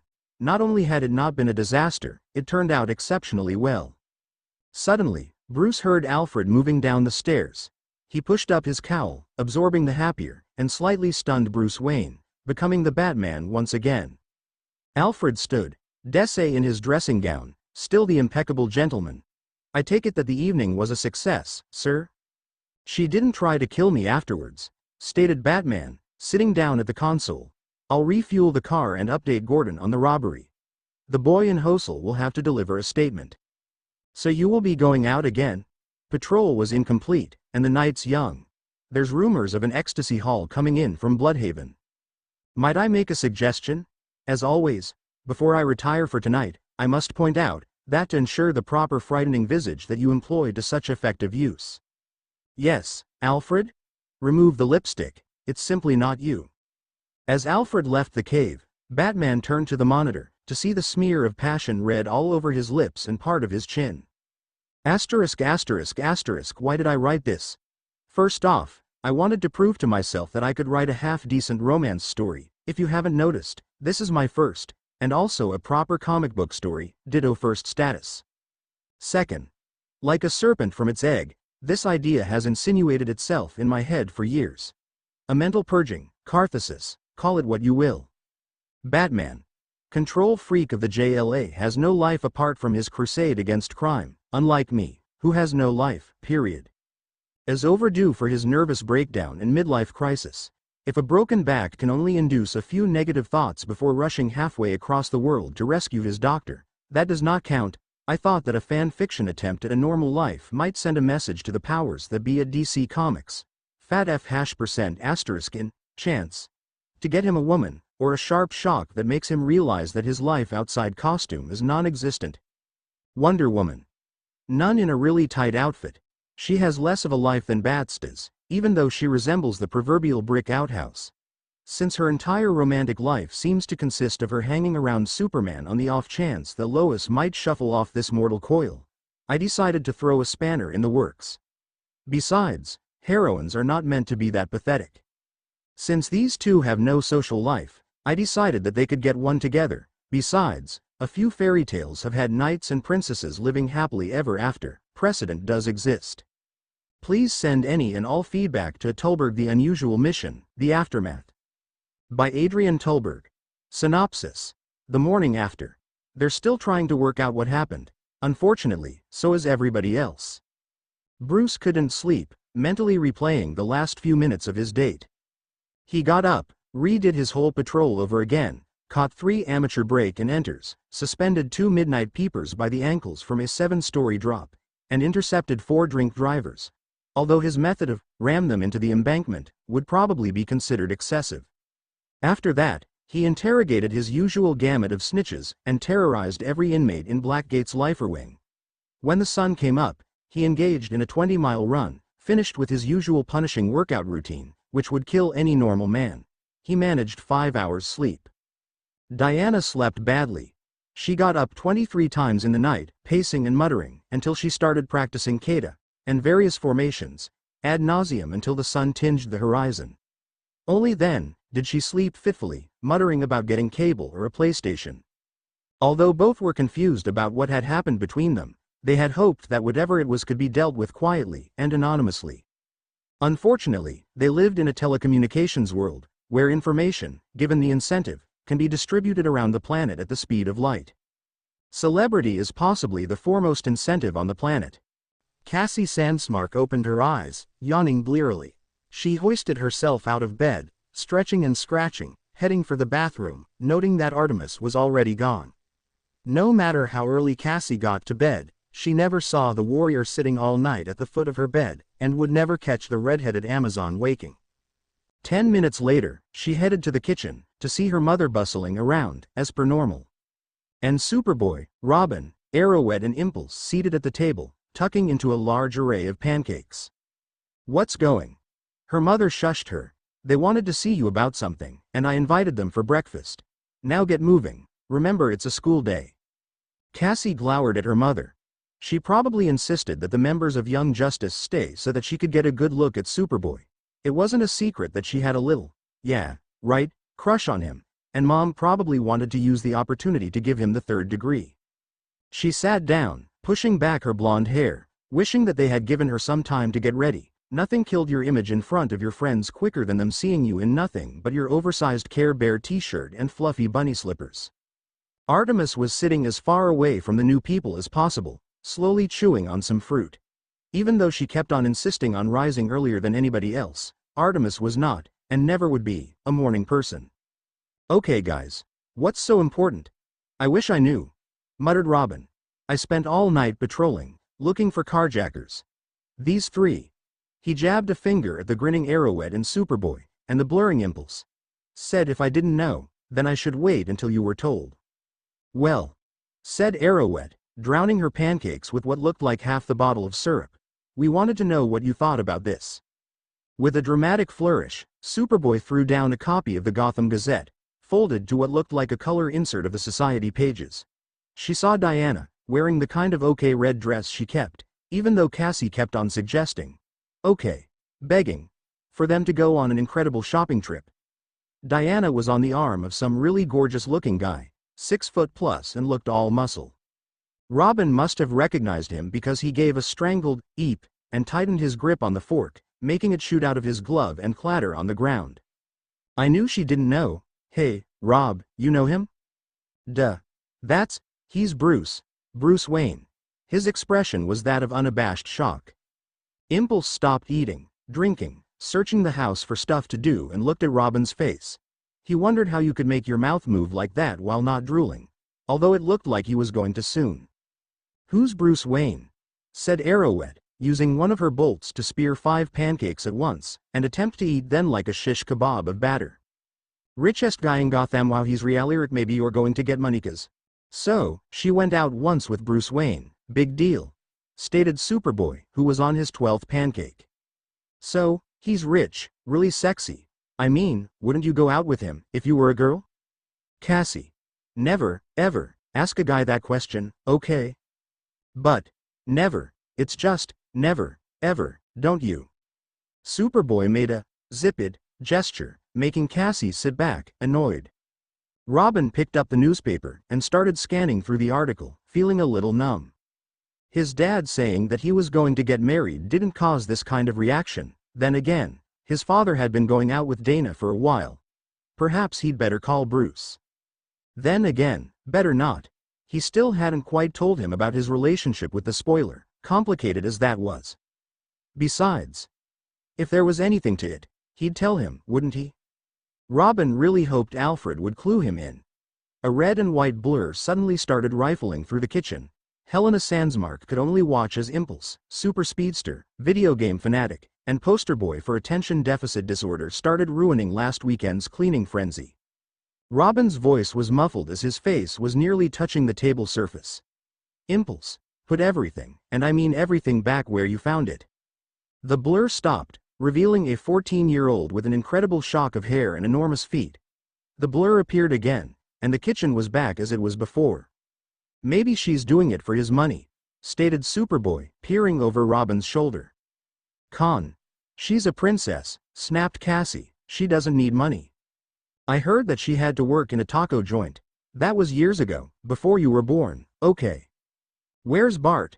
Suddenly he appeared, with 5 plastic shopping bags full of. Haywa wants Pringles. You've been raiding the petty cash tin again? Muttered Robin, wondering whether it was worth the effort of re-hiding the strongbox every week if Impulse was always going to find and raid it within seconds. Who can eat Pringles for breakfast? Muttered Arrowhead, pulling a face. Artemis had been surreptitiously reading over the shoulder of Robin along with Superboy. She left the kitchen without a word. Hey, look, I don't know what this is about, but I'm definitely going to ask Diana when I see her next. I promise to keep you guys clued in, okay? Maybe you shouldn't, stated Helena, briskly entering the room while checking her handbag. If Diana wants to tell you about her private life, she'll tell you in her own time. In the meantime, don't stick your nose where it doesn't belong. She looked at her watch. Unless you want to fly to school, you'd better get moving. I like flying to school, stated Cassie, with as much dignity as she can muster. No rush hour, great views, and no carjacking. Tell her how dangerous carjacking is, Robin. Not to mention the enormous prestige factor in giving your friends rides to school, Mrs. Sandsmark. You have no idea how many favors you can rack up just by giving a 5-minute ride. Better than a ton of Pokemons, added Superboy. She takes the bus like everybody else. Now get moving. Cassie grumbled all the way to her room. Superboy and Arrowhead got up. We've got to get going, Mrs. Sandsmark. Suddenly the red and white blur span around the table, taking every plate and utensil. Water was already waiting, and agitated to near boiling point. The dishes were vibrated until the dirt fell off, the resulting kinetic energy steaming off the water as they were placed in the rack. Impulse stood in the middle of the room, grinning inanely. Thanks for the pancakes, Ms. Sandsmark, I've never had them before. With that, he zoomed off. Arrowhead, Superboy and Robin made their goodbyes as they left, Helena noting that they were unusually rushed.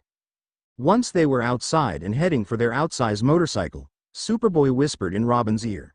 What do you think Bart's done? I don't know, don't want to know, but I bet she's going to find out any second. An enraged shriek emanated from the house. The 3 teenage heroes ran like hell. ******* Artemis shook Diana awake, roughly. the Amazon princess muttered as she slowly awoke. I will not take any more questions on the purported resemblance between me and Lara Croft. What are you talking about? Diana's mind slowly booted up. Oh, sorry. Recurring dream. Her jaw cracked wide open as she yawned. Remind me to talk to Jean about that. You did not tell me, it's just a silly dream. Not the dream. Then what? The redhead's voice was as cold as a blade's edge. That you would be seen cavorting with Wayne all night. Artemis produced a newspaper. She used some of the little money hoarded away to purchase the same copy of the Gotham Gazette she had seen, and opened it roughly to the society pages. Diana rubbed her eyes as she read the paper. The shot was when she had turned to the other side of the paparazzi, half blinded by the strobing flashes. They didn't get my best side, she stated blankly. I'm not concerned about your appearance, your image is the issue at hand. Diana gave Artemis a pleading look. Is there any chance of breakfast? You are seen as nothing more than the attachment of the rich elite of this nation's call of crime, an accessory, a symbol of. I hope you've finished, stated Diana, her anger beginning to rise. Let's analyze this report, shall we? Starting with the banner. Ah yes, Wayne and the Wonder. Completely denigrates me and my mission.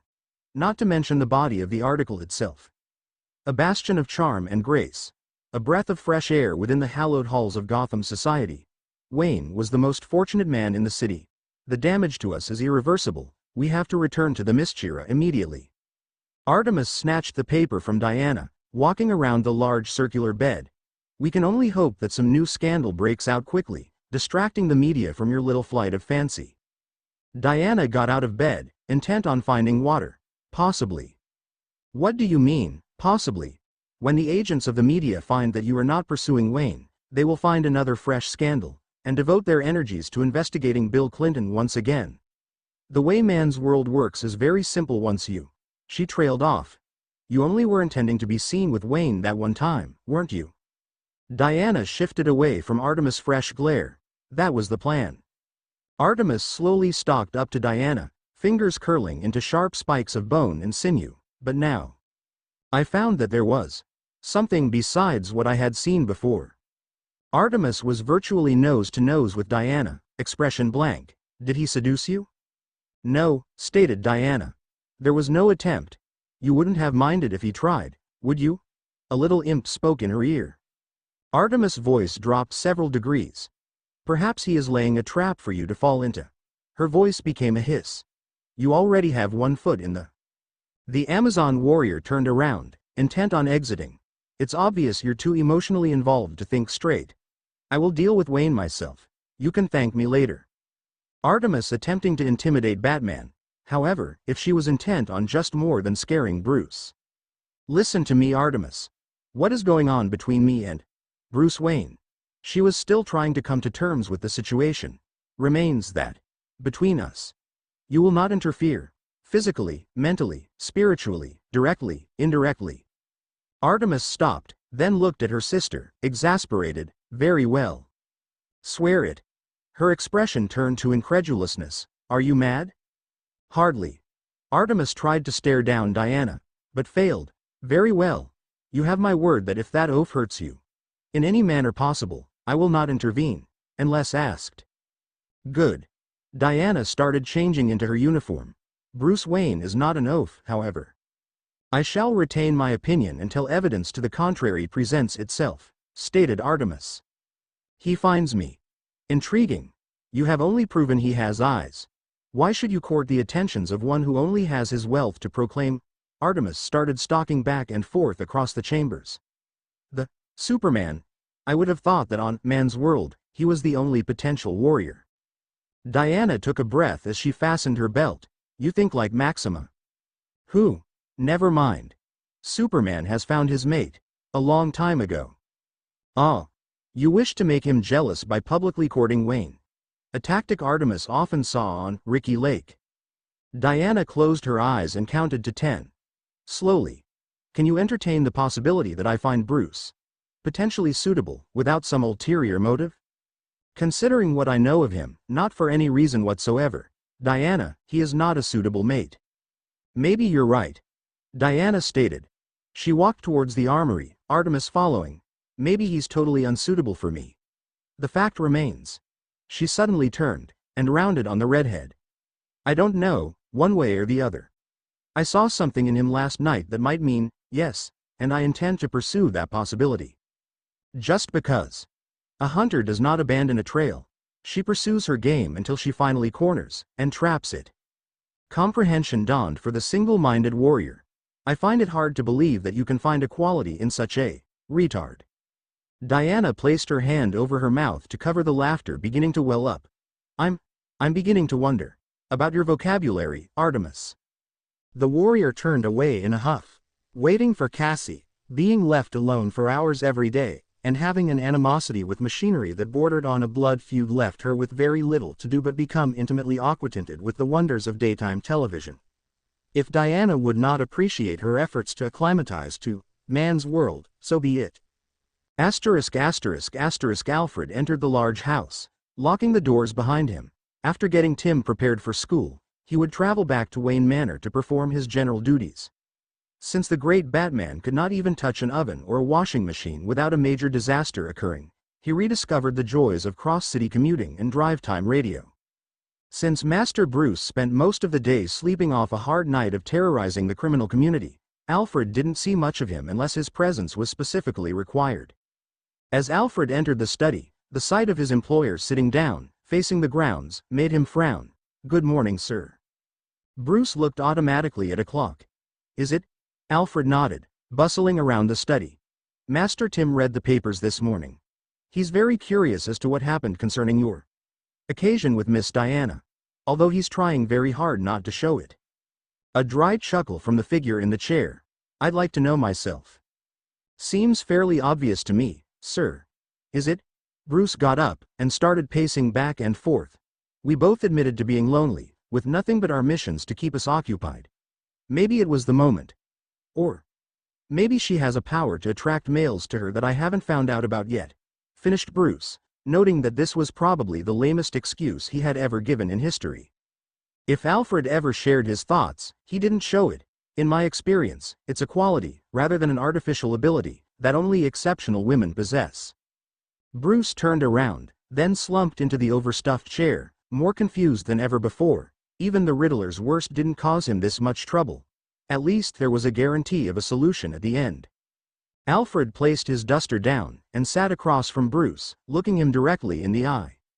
"In my experience, one night out and a kiss goodnight does not indicate either a tragedy or a happy ending." He gave a tight smile. "It does, however, mean that you have an opportunity to find out, one way or the other." "Should I? Do I have the right?" "One of the many excuses. My apologies, reasons, you have given me for not pursuing a woman is that your lifestyle prevented her living in relative safety. It appears that someone who can trade blows with Mr. Kent is not easily intimidated, or killed." "Even so, Master Bruce." Alfred's gentle tone was more direct than a parade ground bellow. "Not only is she a grown woman, but an accomplished warrior. The question is not can she, but will she." Alfred got up, and took the tray. "Perhaps you're reading too much into it. She may have already decided that being courted by an overprotective individual with paranoid tendencies just isn't worth the bother, and have decided to find someone less zealous in his outlook. Perhaps that nice Mr. Curry would be interested? If you're looking for a polar opposite to me, then Arthur is not it. You'd be better off with." "Very well, Master Bruce, let me put it to you as simply as possible. Is she worth pursuing?" Bruce looked up at his surrogate father, with as close an expression of desperation that Alfred had ever seen. "Well, yes, but I suggest you replace that dress for starters. The number of the designer is on the table. About to jet off to Paris, but might be agreeable to commute to Gateway for the right sum, and the chance to dress another celebrity. Next to it is my best guess as to her measurements." Alfred was, when he wanted to be, more ruthless than Shiva. "I might be off by an inch or two. It's been a while since I had to attire a woman." A brief pause. "Almost as long as you've gotten your hands on one, I dare say."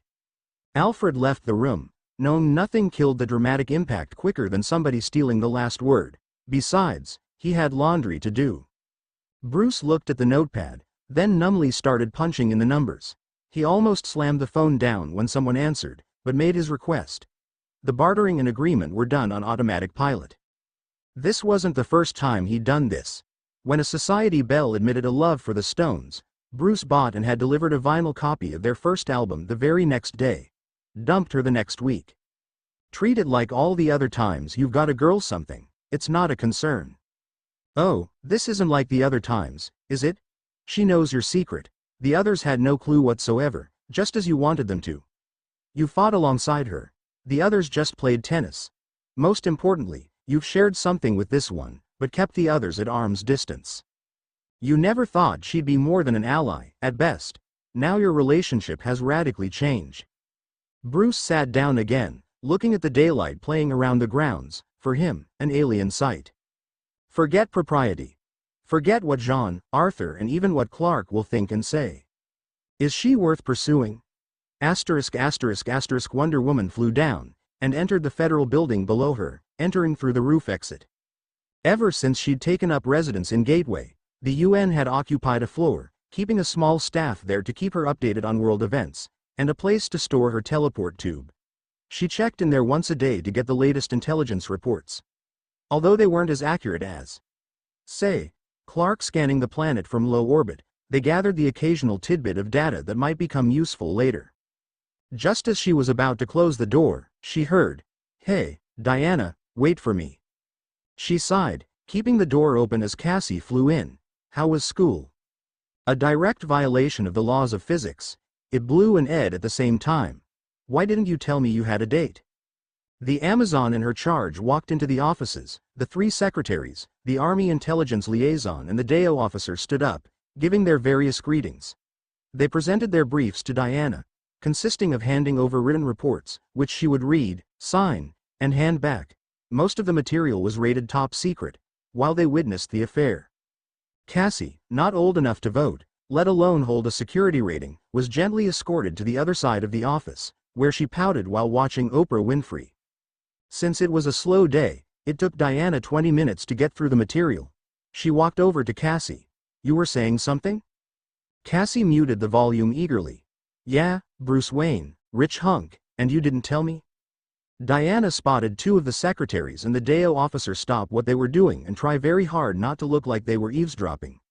The Army liaison had gone to the bathroom as soon as she'd finished with his material. The elder woman took a deep sigh. Although she had agreed to preserve Bruce's identity with a pre-arranged cover story, she didn't like lying to her protégé. Very well. Before No Man's Land, we met when he was lobbying Washington to give federal funding. Wanted me to add my public support. I told him that if I were to be put under oath, my testimony wouldn't be flattering. Then, out of the blue, he contacted me, and asked me to this charity thing. Cassie grinned, bouncing on her chair like a maniac. Rich people, great food, celebrities? Boring snobs, passable champagne, and legends in their own minds. Bummer. Stated Cassie. What about the guy? Diana leaned back in her chair, smiling faintly. She noticed the eavesdroppers moving in closer, and lowered her voice accordingly. Better than I thought. Cassie leaned in, using the same low tone. Artemis had taught her that a whisper could carry as loud as a shout. Cute. Oh yes. Diana wondered if thinking of the Batman in that context was grounds for being committed. Cassie's voice got lower, but the grin on her face grew wider. Good kisser? Diana leaned in, waiting until the desperation on Cassie's face was as transparent as glass. Definitely. Cassie's grin grew slyer in nature. Did you? She made a gesture using her right middle finger and a circle of her left fist. Diana's eyebrows raised at this.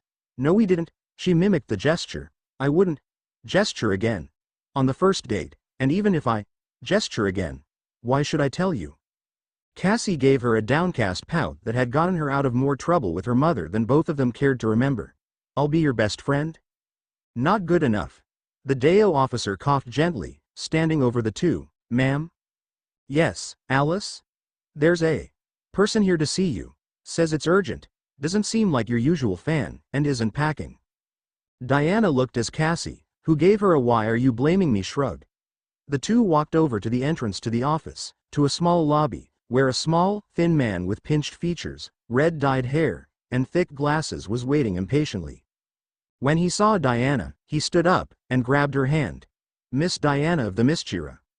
So it seems. I am Alphonse, designer of.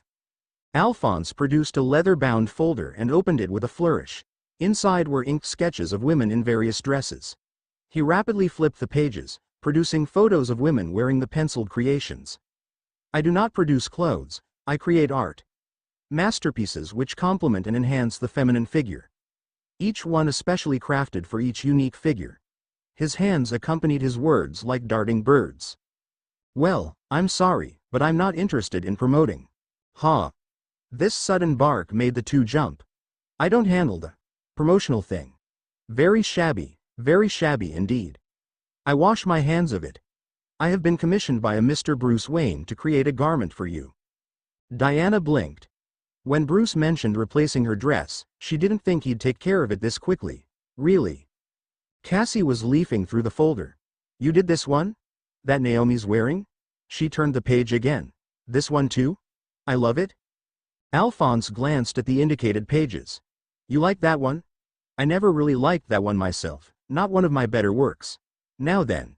He produced a camera and a tape measure. Whoever got your measurements was pretty good, but I'm just going to make sure. Then I'll make the dress. Mr. Wayne was specific in something in red. Oh yes. I spilled something on the last red one. Rather, a liquor store robber threw vodka on it and tried to set her alight. I was thinking. Alphonse produced a sketchbook and flipped it to a page. Something along these lines. Since you super people prefer the skin-tight, flowing cape garments, I thought we'd start with this. Diana took the book and looked at a penciled sketch of herself, wearing a gorgeous garment, which consisted of a skin-tight undergarment, with a pleated shawl on her shoulder blades, and flowing to her wrists. The effect seemed to combine a flowing Greek robe and a Versailles catwalk creation. Diana and Cassie looked at each other. Wow, it looks quite incredible. Well, that's the preliminary sketch, of course. Most of the women I work on aren't as full-bodied as you, dear. Alphonse made a meaningful nod to Diana's chest, then his voice dropped to a conspiratorial whisper. Some of them? Peas on an ironing board.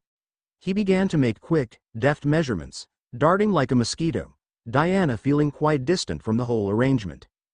Does this mean you're going to out with him again? Stated Cassie, flicking through the folder. Hey, how about the neck from this on that dress? Well, we did leave the option open. Go for it. Stated Alphonse, head near her waist, taking her outside leg. Maybe he'll get you another dress. Have you ever considered toning down the arms a little? I mean, the look I'm thinking of does not go well with expanded triceps. His head was suddenly caught in a vice-like grip. Afraid not. Sorry. Stated Diana, cheerfully. Her expression gave no indication that she was an ounce of pressure away from cutting off this man's airflow. No problem. Wheezed the designer, vision graying. Are you sure? He was beginning to lose sensation in his feet. I could do something with the shoulders instead. The hand was mercifully released. That's good to know. Batman descended into the cave, in full costume. He intended to start cataloging the latest influx of organized crime into Gotham, and worked best while properly attired. A light suddenly began flashing on the console, stating that the teleporter had been activated. Immediately, a hand slapped a control sealing off the cave from everything down to stray electrons, and the movement sensor log activated. He frowned. No movement from that area, or any other, apart from the bats. Somebody was waiting in the tube itself. Batman practically flew down, wondering what happened. His teleporter would only accept a complex signal command to activate the dimensional warp generators, which Steele updated regularly from Batman's own security designs. Those codes were only known to. Wait. He hadn't changed the codes that Diana used last night. Batman slowed down, and saw a small envelope lying on the floor of the tube. Gingerly, he picked it up, noting that no visible tampering was evident. He opened it with a small knife from his utility belt, and retrieved the single card-sized note. Thanks for the dress. Tonight. 8. Codes at the bottom. Take a casual change. D. Batman lowered the note, the ghost of a smile playing across his face. He then frowned, slightly, then ran the note for chemical traces, handwriting and fingerprint analysis. He then performed an atmosphere scan of the immediate area surrounding the teleporter down the microscopic level, and then ran a gamut of tests on the envelope. When the results convinced him he was safe, Only then did he relax. Yes, he was paranoid, however, he was still in the game when many other heroes were either dead, burnt out, or retired. Asterisk asterisk asterisk the room for the teleporter lit up, indicating it was in use. Tim, a young security guard taking the night shift until his novel was finished, got up, rubbing his hands. When Wonder Woman got a teleporter tube set up here, he got to meet a bunch of celebrities. Flash, Martian Manhunter, Plastic Man was a really funny guy. Even met Superman once. He opened the secure door, adjusting his tie. Welcome to Gateway, URRGG. Tim stared at what was only considered a story told when you really wanted to scare your friends late at night. The Batman walked slowly out of the tube, sweeping past the security guard, blank gaze seeing nothing and everything. Sir? Is there? Nobody else besides me. The gravelly voice intoned, a delivery that even Eastwood couldn't copy. Tell nobody else. Yes, sir. Anything you say. Time suddenly turned, and retrieved a notebook. Can I have your? The Batman had disappeared. Guess not. Asterisk asterisk asterisk Batman had found an unoccupied office with a cut price lock. Hanging behind his back, concealed by his cape, was a small canvas bag. He opened it while ripping off his costume, the change taking place in seconds. It was Batman who had to make the teleporter trip, since Batman owned the machine that received the message. Now Bruce Wayne exited the building, wearing tan slacks, brown light jacket and lace-ups. His costume and weapons were in the bag, hung over his shoulder. It was, as suspected, abysmally easy to exit the government building. As he stood outside in the warm night, he wondered what the hell Diana had planned. You're early. Bruce turned, to see Diana. She was wearing a loose red blouse, old jeans. Although they hugged the right places exceptionally well. And sneakers that had seen better days around 1995. The street outside the building was deserted and traffic was light. The two walked slowly towards each other and stopped just a foot apart, under a streetlight. Bruce rubbed the back of his neck, trying to smile, but failing. Diana. How are you? Diana was rubbing her hand over a leather carry-all hanging off her shoulder, not quite meeting Bruce's gaze. Oh, I'm fine. Can't complain. You? Caught up on some filing. Played golf. Everybody's asking about you. That's good. There was an uncomfortable pause between the two. We're doing it again. Doing what? Not talking. We want to say something, but we don't want to say anything that could hurt the other, so we're just trying to fill the gaps in the conversation. And that lack of action will make things worse.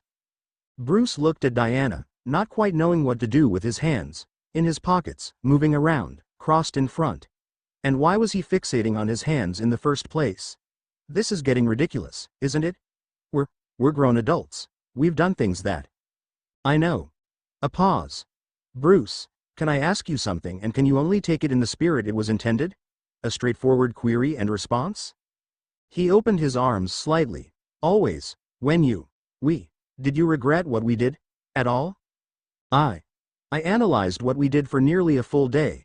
I questioned my motives and yours. I prodded, probed, dissected, and debated. What I never did was regret. A brief smile started to creep across Diana's face. That sounds a lot like what I did. Bruce scanned the area again. Do you want to find a restaurant? A diner or something? Realization flooded Diana's face. Gods. I knew there was a reason I asked you here. It's about 5 blocks walk from here. Asterisk asterisk asterisk Diana led Bruce through the city until they passed through an alleyway and found themselves in the middle of looked like a large street carnival.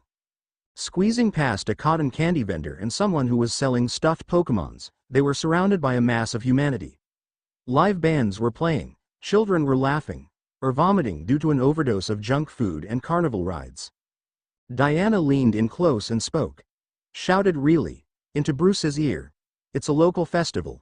Raises money for street children. Bruce took a mental snapshot of the area. Haven't been to one of these before, and officially, that is. It'll be a first for both of us then. Diana held out her right hand. Not quite understanding at first, Bruce hesitated before sliding his hand into hers. Quite larger than her own, the warmth its presence generated was somehow reassuring. The Princess of the Mistira and the Dark Knight entered the crowd, quite indistinguishable from the rest of humanity. Asterisk asterisk asterisk Artemis looked around the Wonder Dome impatiently. Where is she? Chiron looked placidly at Artemis. I believe she arranged to spend some time with Bruce Wayne, my lady. Artemis' hands shook as she repressed the urge to kill. Did she say where? The centaur gave a slight anticipatory smile. No, she also said if you came looking for her, I should relay this message. I already have a mother. The redhead convulsively grasped a nearby axe handle and stroked its comforting weight, thinking. She probably could track down Diana and the idiot easily, but confronting them now would probably result in an encounter with her sister that would be fatal. Literally. Besides, she didn't make any categorical promise about confronting Wayne when he was alone. According to the news reports, he spent most of his time plotting his evils against the innocent in his mansion, near the outer regions of Gotham City. When Diana returns, tell her I am making a small journey, Chiron. Asterisk asterisk asterisk Diana and Bruce walked along the various attractions, looking around but not really noticing anything.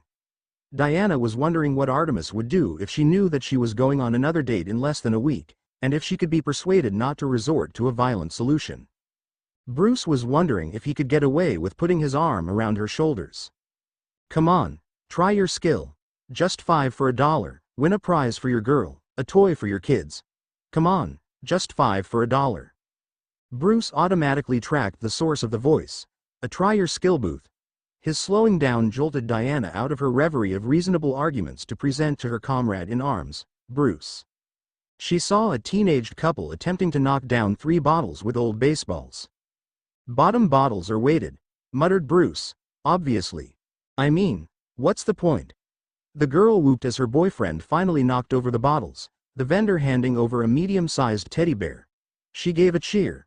Well, more of a squeal, and clutched her boyfriend around the neck, face lit up with joy. One please, called Bruce, reaching for his wallet. The vendor looked at this new customer, well-heeled, worked out, teeth whitened. Best pigeon he'd seen all week. It's $5 for $1, just. Bruce took a baseball, tossed it up experimentally to test its weight and balance, then threw it using all the power in his abdomen, waist, shoulder, bicep, wrist in a single, flowing movement.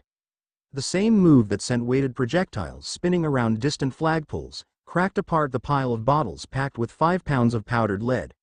One on the bottom received the worst of the blow and cracked cleanly apart. Bruce took the largest bear, a brown fluffy fellow, from the side of the stand, while the vendor looked on numbly. I said, I only needed one. Diana looked at him, head to her side, frowning slightly. Show off. Well. And why did you do that, Mr. Wayne? I wanted. He hadn't felt like since Alfred was taller than him. To impress my girl. He numbly held out the bear towards her. Diana's lips perked up slightly, then took the bear, examining it. I've never owned a bear before. They started walking again, as she examined the toy, turning it around and about. It seems to be a prerequisite for women to own at least one stuffed toy. Cassie has 3. Even Helena owns an old moth-eaten frog in the back of her closet. Somehow, the Mischira bypassed the whole toy animal concept. That might be the next growth industry, importing stuffed toys to the Amazon nation.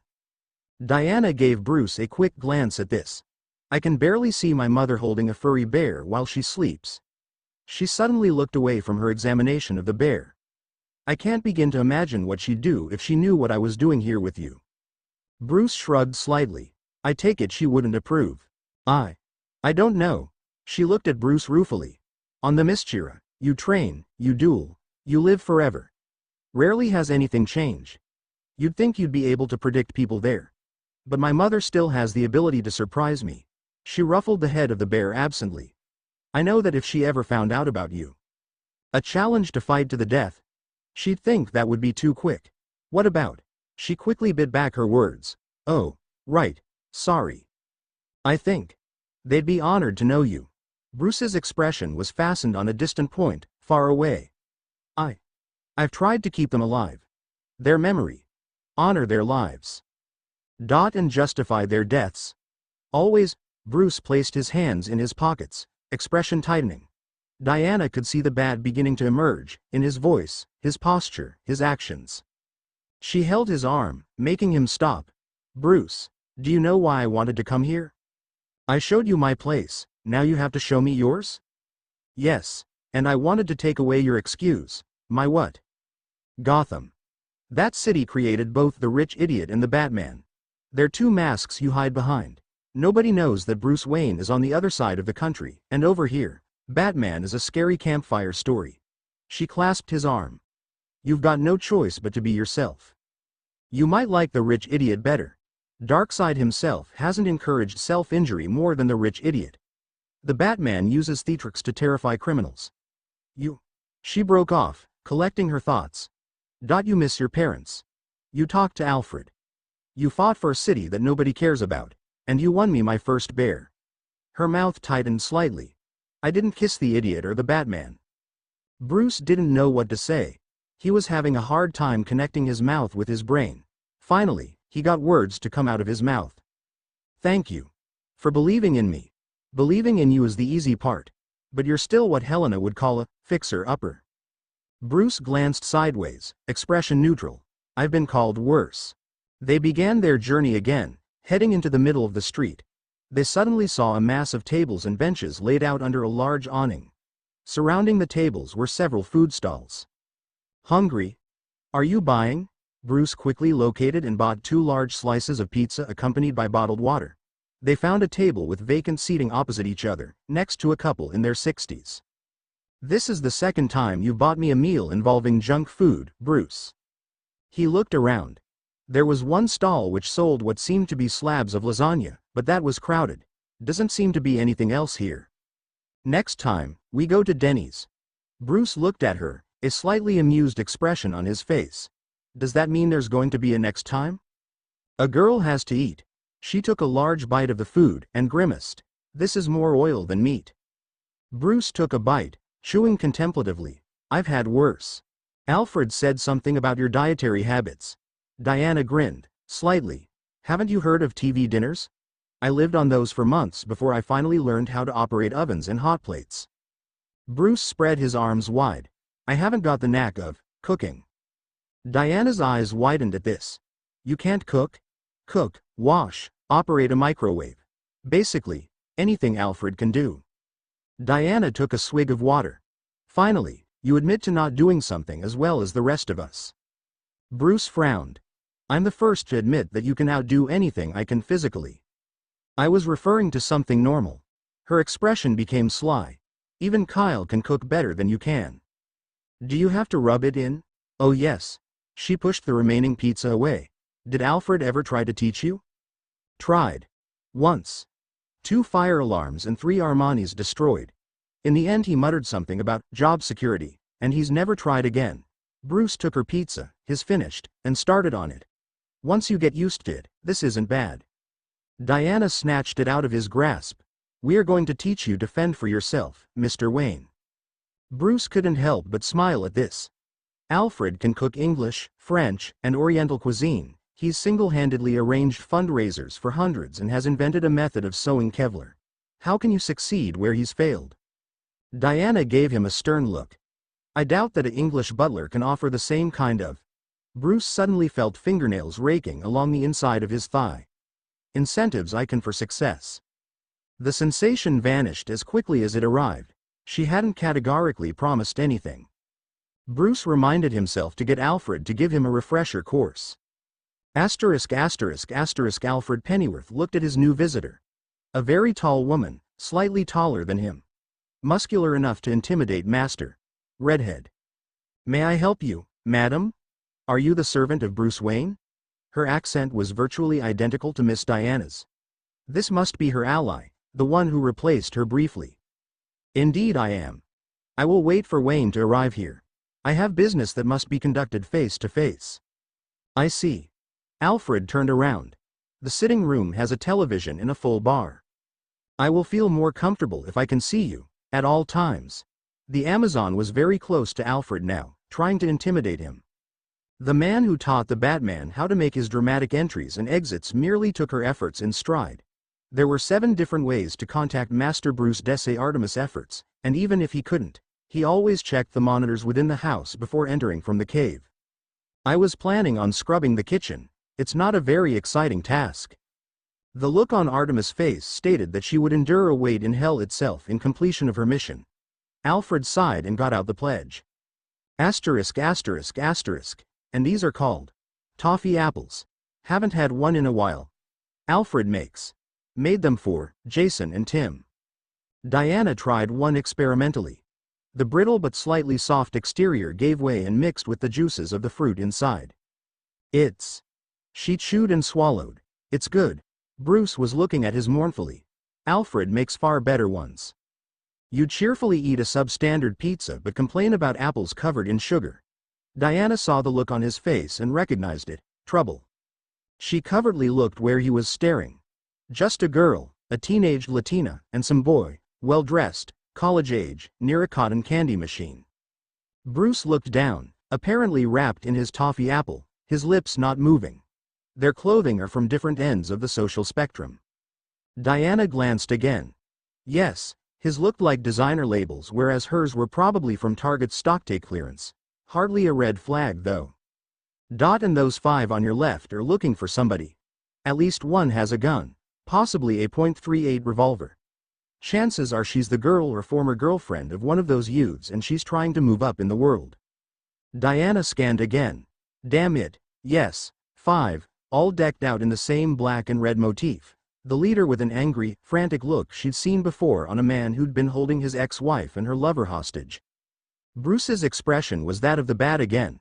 How long would it take you to get into costume? Diana looked at her bag. If I can find a place, about 1.5 minimum. Too long, stated Bruce, getting up. Already the group had seen the girl and the college kid. Protect the bystanders. He started ambling over casually towards the cotton candy machine. Diana quickly took her bracelets from her bag and snapped them on while getting up. She got towards the edge of the crowds nearest the youths. Standard procedure. One takes the enemy, the other guards the civilians. Normally, in an urban situation, just showing up in costume was enough to make them give up or run for it, but the gang had already seen the mismatched couple and was heading towards them. Bruce, however, had slipped into idiot mode and crashed straight into the leader, confirming he had a loaded pistol and a knife in his right and left pants pockets. Oops. Sorry. The boy looked at Bruce, then pushed past, or tried to. He had, accidentally, grabbed the aggressor's arm and swung them around, almost crashing into the others behind him. The couple was frozen at the sight, until a pair of hands clasped their shoulders. They turned to see Diana behind them, beckoning them to follow. The leader of the group saw his girl and the yuppie being led into the crowd, and tried to push away from this retard that was clinging to him like a roach. He had reached breaking point about half an hour ago. He reached into his pocket, and tried to draw his gun, intent on winging the. Bruce saw the move. His reaction was aided by years of practice, and the fact that a gun, buried deep in a pocket, is near impossible to draw quickly, because it will snag on virtually anything and everything. His grip found the youth's wrist, and squeezed at a critical point. As the pain from the crushed ligament began to register, a powerful blow cracked his jaw in 2 places, followed by a swift headbutt. The leader went down immediately, but 2 of his friends had time to pull out their weapons, a motorcycle chain and a knife respectively. The other 2 had gone after Diana and the couple. Asterisk asterisk asterisk Diana was hauling the 2 behind her, going through the eating area. Get these 2 to safety, then pick up Bruce. Was it possible to have an evening out without getting into a fight, or was it just her? She heard them. One was running around the awning, the other barreling through after them. Great. Diana stopped, and turned to face the boy, barely more than 15, yet taller than her, and carrying a screwdriver with a 7-inch shaft sharpened to a point. Nearby was a 44-gallon steel barrel being used as a trash can. Diana picked it up, and as easily as a mortal would throw a beach ball, she threw it towards the youth. It impacted, bouncing off him as he hit the ground. Diana caught it, and set it down, then picking up the youth with one hand and placing the semi-conscious boy headfirst into used plastic, paper, and at least 3 children's vomit. The people around them were staring at this shameless exhibit of strength. I'm trying out for the WWF. Suddenly she grabbed the girl, and hauled the teenager towards her, the aluminium baseball bat narrowly missing and on an intercept course with Diana's head. She caught it, and tightened her grip. The metal impacted like foil under her fingers. Run. The remaining gang member saw the damage to his bat, the determination in her eyes, and took off. Diana was about to keep going when she remembered Bruce had 3 of them to deal with. She looked at the couple. "You two, I want you to get out of here and go to the police, okay?" They looked at her, gave their affirmations, and headed out of the area. Diana turned and started running. Don't be stupid, Bruce fights gang members armed with semi-automatic weaponry, deranged psychopaths and metas on a daily basis. 3 teenagers aren't even going to make him sweat, let alone hurt him. Damn it, Diana. Why are you so worried? Bruce had spared a single glance to make sure that the leader was out of the fight before turning his attention to the others. The problem was, he mused, that if you're trained in several martial arts, it's easy to forget that the rest of the world don't have formal fighting patterns, and while you're trying to figure out if they're using the crane style or the Shaolin La form, they're just trying to stick a shiv in your ribs and steal your wallet while you're bleeding to death. The one with the chain was swinging it around his head trying to gain momentum. Bruce gave him an incentive by moving closer towards him. Chain came up and sent the spinning metal towards Bruce's head. Instead, Bruce bent backwards, letting the metal clear his face by half an inch. When the object had cleared him, he snapped back up, using all the power in his back and abdomen, and used the half-second opportunity to send 2 rigid fingers into the boy's eyes. With a howl of pain, the kid went down, and Bruce turned to see the boy with the knife move to make a diagonal slash which would lay open his face. Dot and Bruce kicked, once, a single forward motion directly into his attacker's groin. The force lifted the gang member off his feet, traveling 2.5 feet backwards, and sent him crashing to the ground in a crumpled heap. The two took 20-odd seconds to deal with. Bruce took their weapons, and headed back towards the eating area. The crowd that gathered to watch started cheering and applauding. By now Diana had reached where she had started, and saw Bruce finishing off the last one with a simple economic blow. The relief she felt was almost physical in form. Bruce saw her arrive, and waved, making a quick gesture to grab their bags. Of course, a quick getaway was inevitable now. As she grabbed their belongings, checking that none of them had been pilfered, a blonde girl looked at Diana. "Do you know that guy?" "Oh yes. Is he your boyfriend?" Diana was about to automatically reply in the negative when something kicked in. "Yeah, he's my boyfriend." The girl grinned. "Cool." The realization slowly enveloped her like a wave. "I have a boyfriend. The Batman is my boyfriend. Bruce Wayne is my boyfriend." By the time she had assimilated the last fact, she had noticed the size of the smile on her face. Bruce strode towards the awning, and scanned Diana. She was fine. "Of course she's fine, you idiot. She can deck Clark if she wanted to, so why should you be worried? Why is she smiling like that?" He decided to ask her later. He accepted congratulations from the crowd, thanking the gods that none of them took a photo, or a camcorder for a news feature. Bruce walked over to Diana, and quickly scanned her. "Are you all right?" "Actually, I'm great. What do you?" His words were cut off when she wrapped her arms around him, and gave him the kind of kiss which not only shuts you up, but makes you forget where and who you are. Pleasant as it was, he had to break it off, however, because he needed more oxygen than she did. She looked at Bruce, rubbing her thumb on his cheek. "You're my boyfriend." Bruce looked slightly shocked. Then a slow smile began creeping across his face. You're my girlfriend." For a moment, they stood there, looking at the other, becoming acquainted with the concept. "We're in agreement then?" "Sounds like it." They heard sounds of the police, heading towards them. "Where to?" "Your place or mine?" "Yours. I sometimes get uninvited guests." With that, they headed to the edge of the crowd. By the time anyone in authority had reached the scene, they had completely disappeared. Artemis slumped at the kitchen counter, glowering. "I do not trust you, manservant." "I regret to hear that, madam. Just because your master is her current interest, does not grant you any liberties at all, do you understand?" "Crystal clear, madam," came Alfred's distant voice, as he rummaged through a cupboard.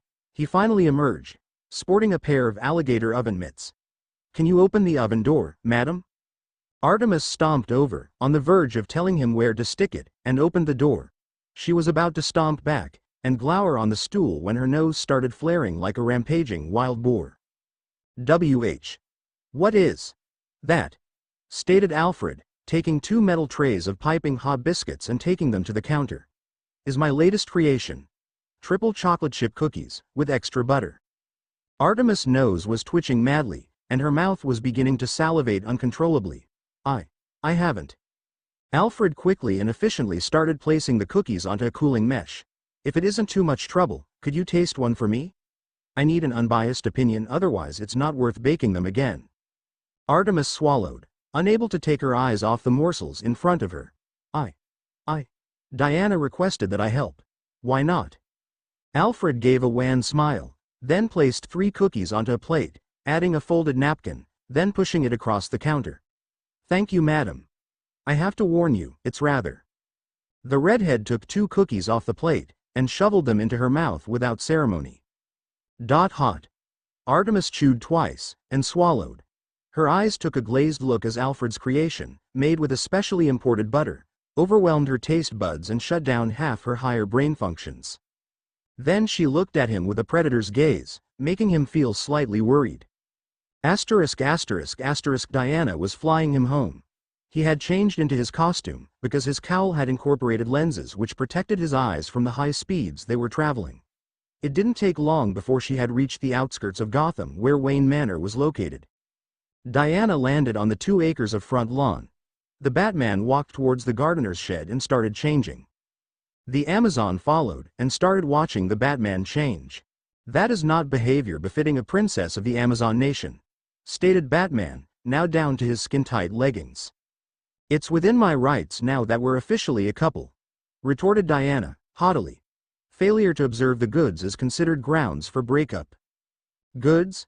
As Bruce mulled over this side of Diana, he was now down to the jockstrap and extra-strength athlete's cup, rated against a .22 caliber, and rapidly getting back into his civvies. Diana inclined her head and had a good long look at the rear. Did you know there's a show in Los Angeles where somebody in a bat costume gets down to nothing but the cape and mask? I never knew you went to those places. Oh, I didn't? Donna went when she heard about it. Tried to imagine it was you, peeling off clothes to It's Raining Men, laughed her head off, but nearly made the poor man on stage trip over. It's raining. Gay bar. Bruce tried to imagine the scene, a slight smirk raising. Diana noticed this. A smile and a near one in less than 3 days. She leaned in closer and whispered in his ear. At this rate, you're going to be acting like a human being in no time. Bruce finished changing, then the 2 headed to the manor. Diana noticed her hand had automatically slipped into Bruce's now, with the ease of familiarity. As they headed to the front door, they slowed when they saw a translucent sled parked near the front door. Artemis, hissed Diana. Alfred's in as well, noted Bruce. The 2 entered the front hall, Bruce reaching for an authentic Louisville Slugger signed by Mickey Mantle.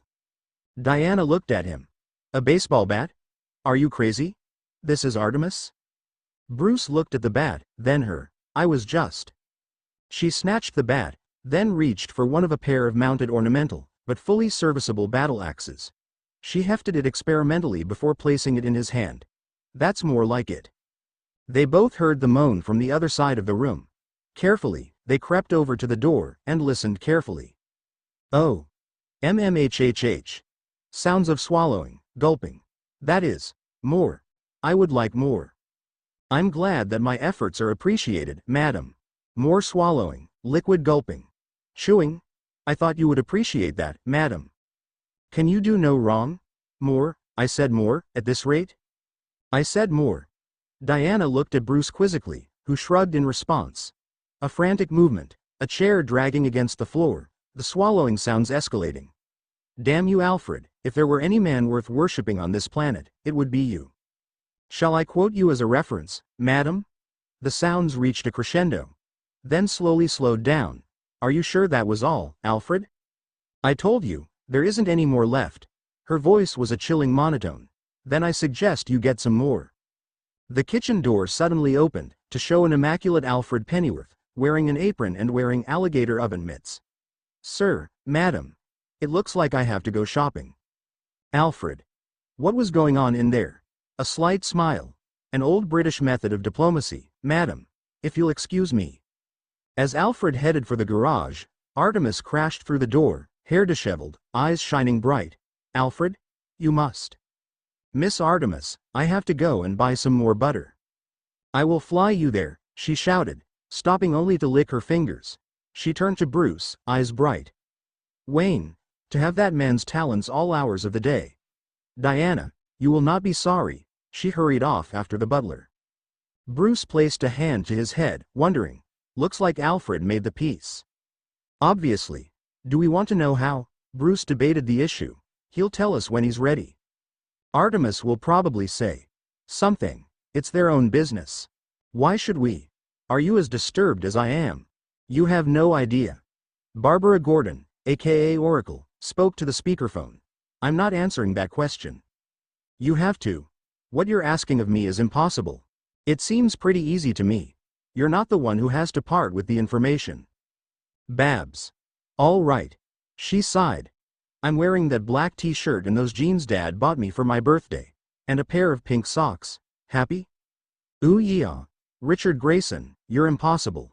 I'm also irresistible. And deluded. Barbara wheeled herself to a monitor, checking the computer performance and connection rates with a glance. And why are you calling me? First, I wanted to hear your voice. The other reason. Is this line secure? The world's foremost hacker side. These systems are designed by the NSA, and modified by me. I used features from New Genesis and Apocalyptian technology.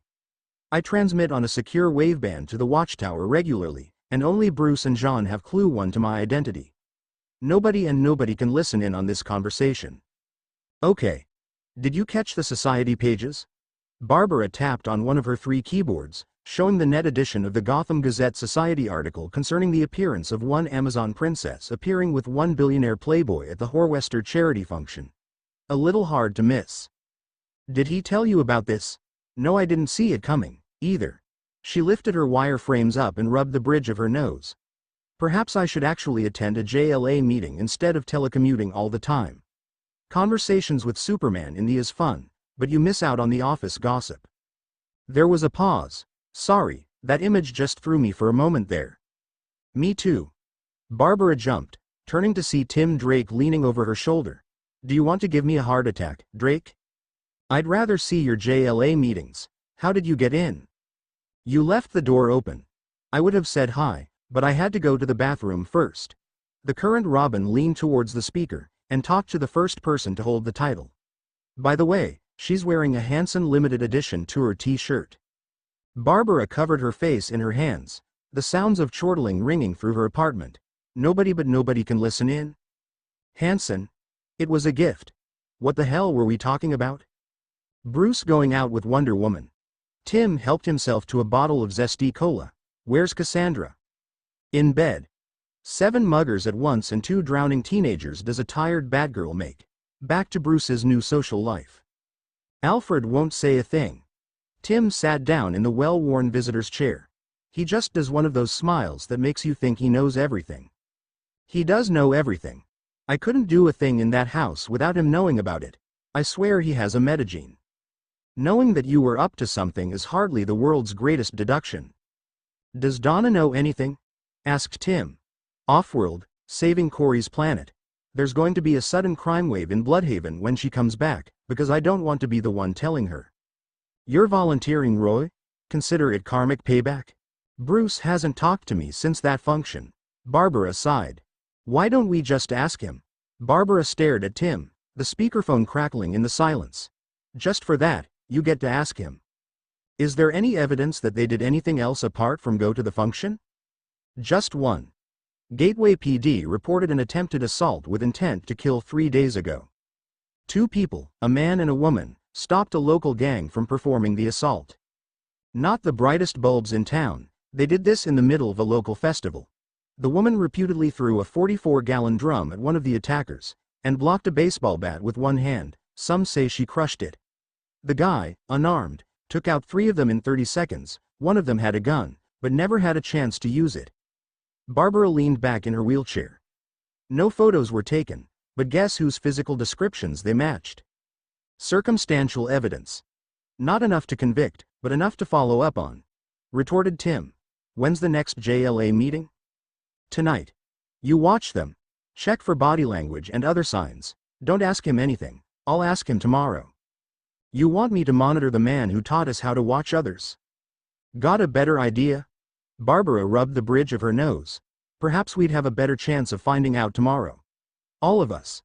Her tone brooked no deviation from her plan. Strength in unity, guys. Tim shrugged. A plaintive voice came from the speaker. You'd probably be better at this, Babs. My apartment, 8 sharp. A second before and your pay-per-view bill is posted to every cop in Bloodhaven, and all your neighbors in your building. A brief pause.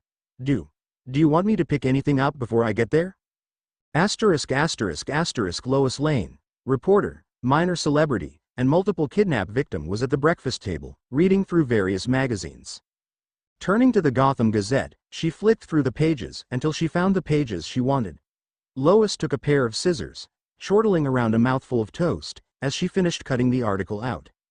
A large part of her feigned bravado stemmed from the fact that she was told as a very young girl that she wasn't as good as the boy her father wanted. Therefore, she had a deep-rooted inferiority complex that made her overcompensate, overachieve, to a phenomenal degree. And seeing who she suspected, but would never tell anyone, to be a potential rival for her husband's affections not only give up the chase, but replace him for an inferior choice made the little imps inside her dance with glee.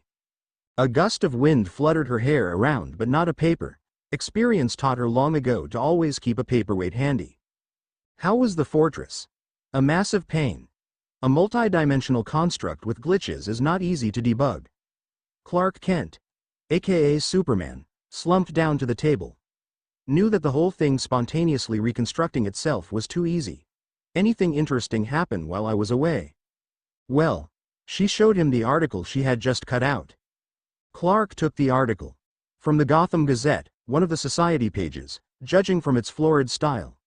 The article had a photograph of Diana. Yes, Diana, Wonder Woman herself, being led on the arm of Bruce. Clark took off his glasses, reading the article more intently. Yes, the body of the article was about the shock appearance of Diana and Bruce, attending a charity function, excuse to throw a snobs party, the rest of Bruce. The article was just filler about their other individual media appearances, but Bruce? Clark couldn't read the rest. Bruce? Because of the radiating bolts of numbness lancing through his body. Clark dropped the cardboard to the tabletop, feeling quite stunned. Lois was looking at him with a smile that could only be described as evil. I thought you'd be surprised. I never thought. Clark tried to get this into perspective, and failed. Lois sipped her straight black from the mugs she liberated from her SCU training.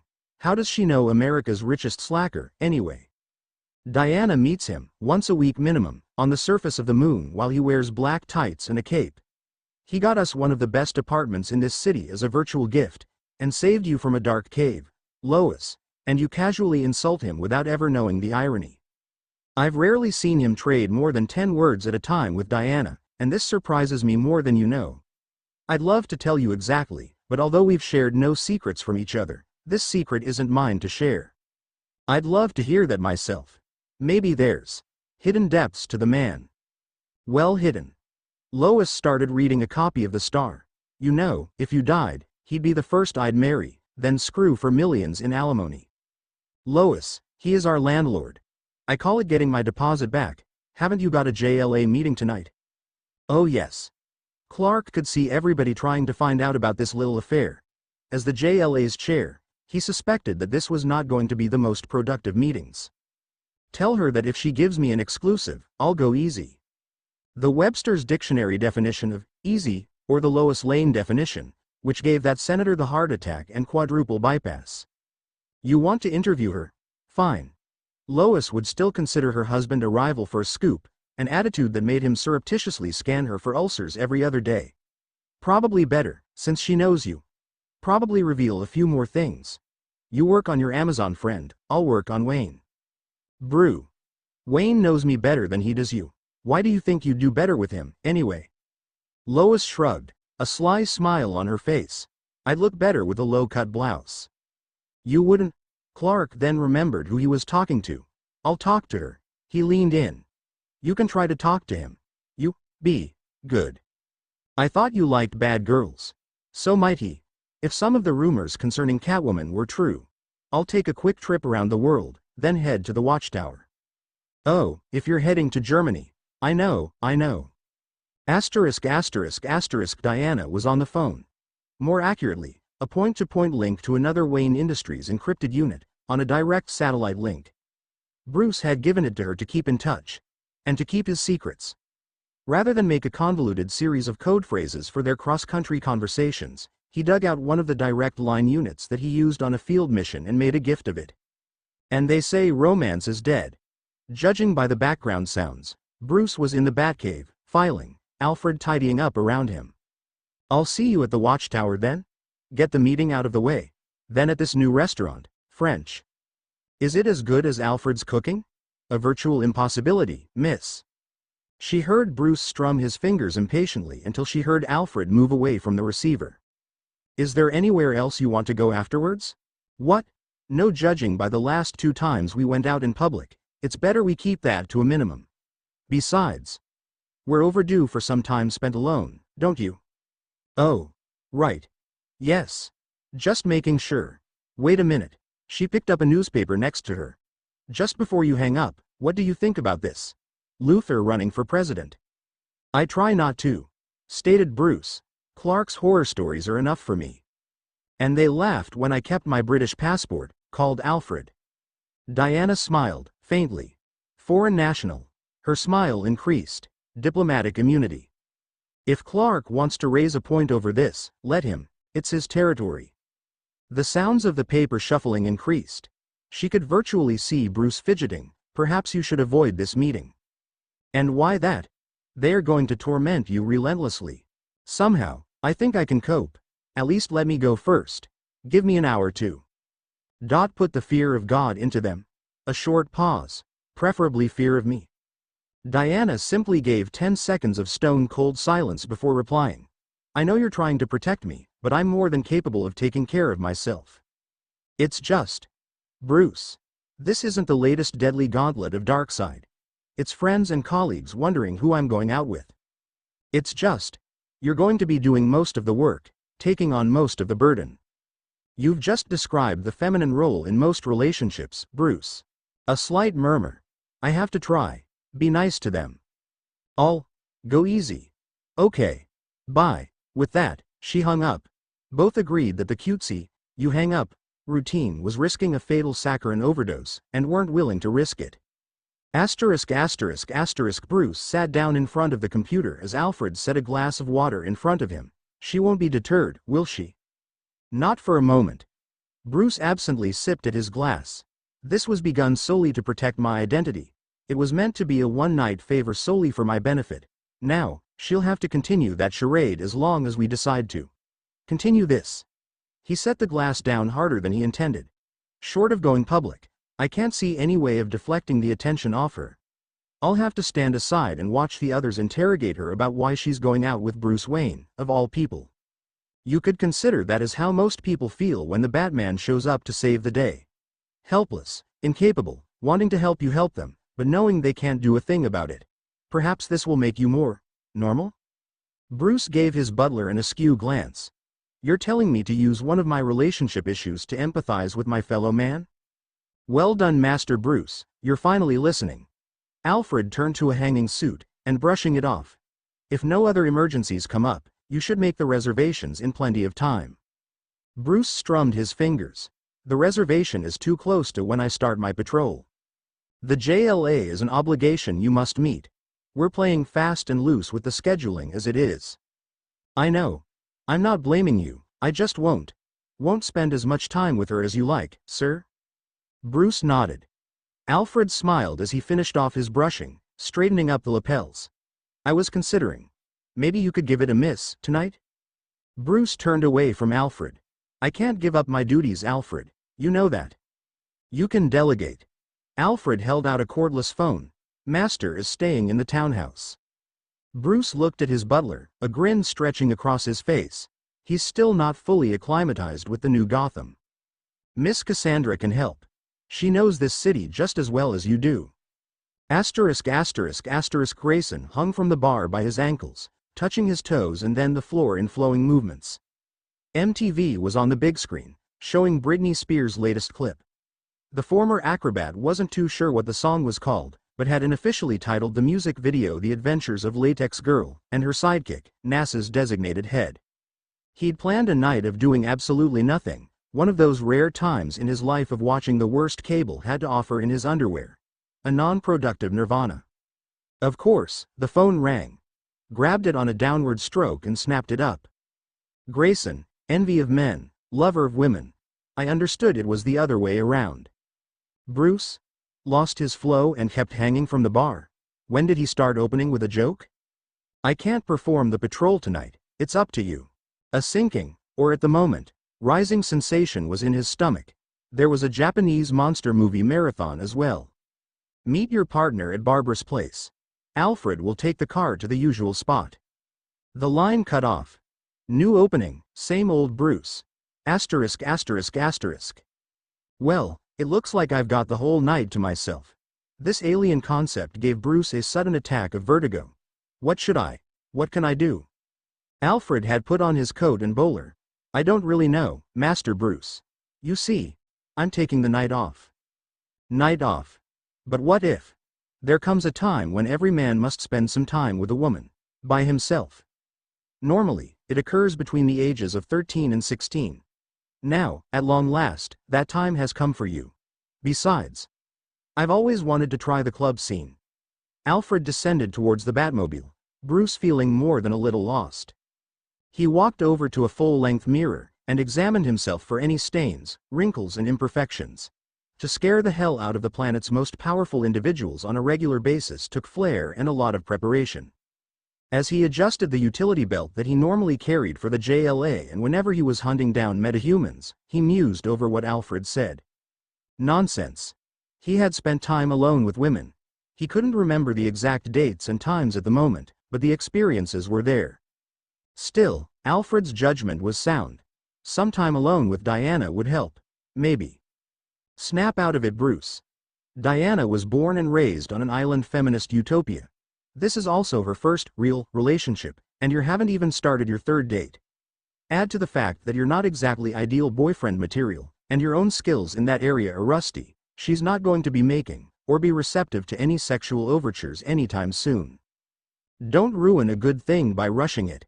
It might be months before she's even ready to think about the concept. Bruce pulled down his mask, examining the blank look it afforded. The Batman examined his rationale, and nodded. He wouldn't try looking for something that wouldn't be there. Asterisk asterisk asterisk. Diana put down the phone, and turned off the current. The only batteries this field unit took were military grade, and consequently very hard to get.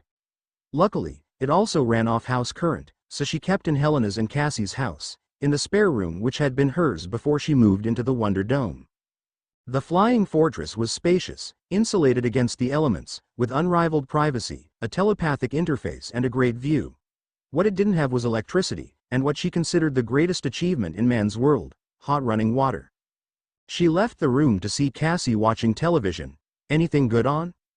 A repeat of Angel. It's the one where he goes to Gotham, and the Batman is really a vampire cult with the leader wearing the costume, obsessed with controlling the city. She took a handful of potato chips, stuffing her face. They got the obsessive bit right. Whenever I see him, I get this shiver right down my back. Is he a vampire? Human. Just very dedicated. Does Robin know how you feel about his boss? Robin knows he scares everybody. What about? The Batman has never intimidated me, stated Diana, with immense dignity. Recently, though, he's made you feel very nervous, for entirely different reasons. What did Moneybags say? Stated Cassie, not wanting to dwell on the Dark Knight any further. Okay, he was on TV right now, but she got to see David Boreanaz in tight pants, so it evened out. Bruce, empathized Diana, is taking me to a restaurant after the meeting. He's cool about that. You being a superhero, he doesn't have a choice in the matter. It's not like he can argue against it. Okay. She watched the show until the ads came on. Have you done it with him yet?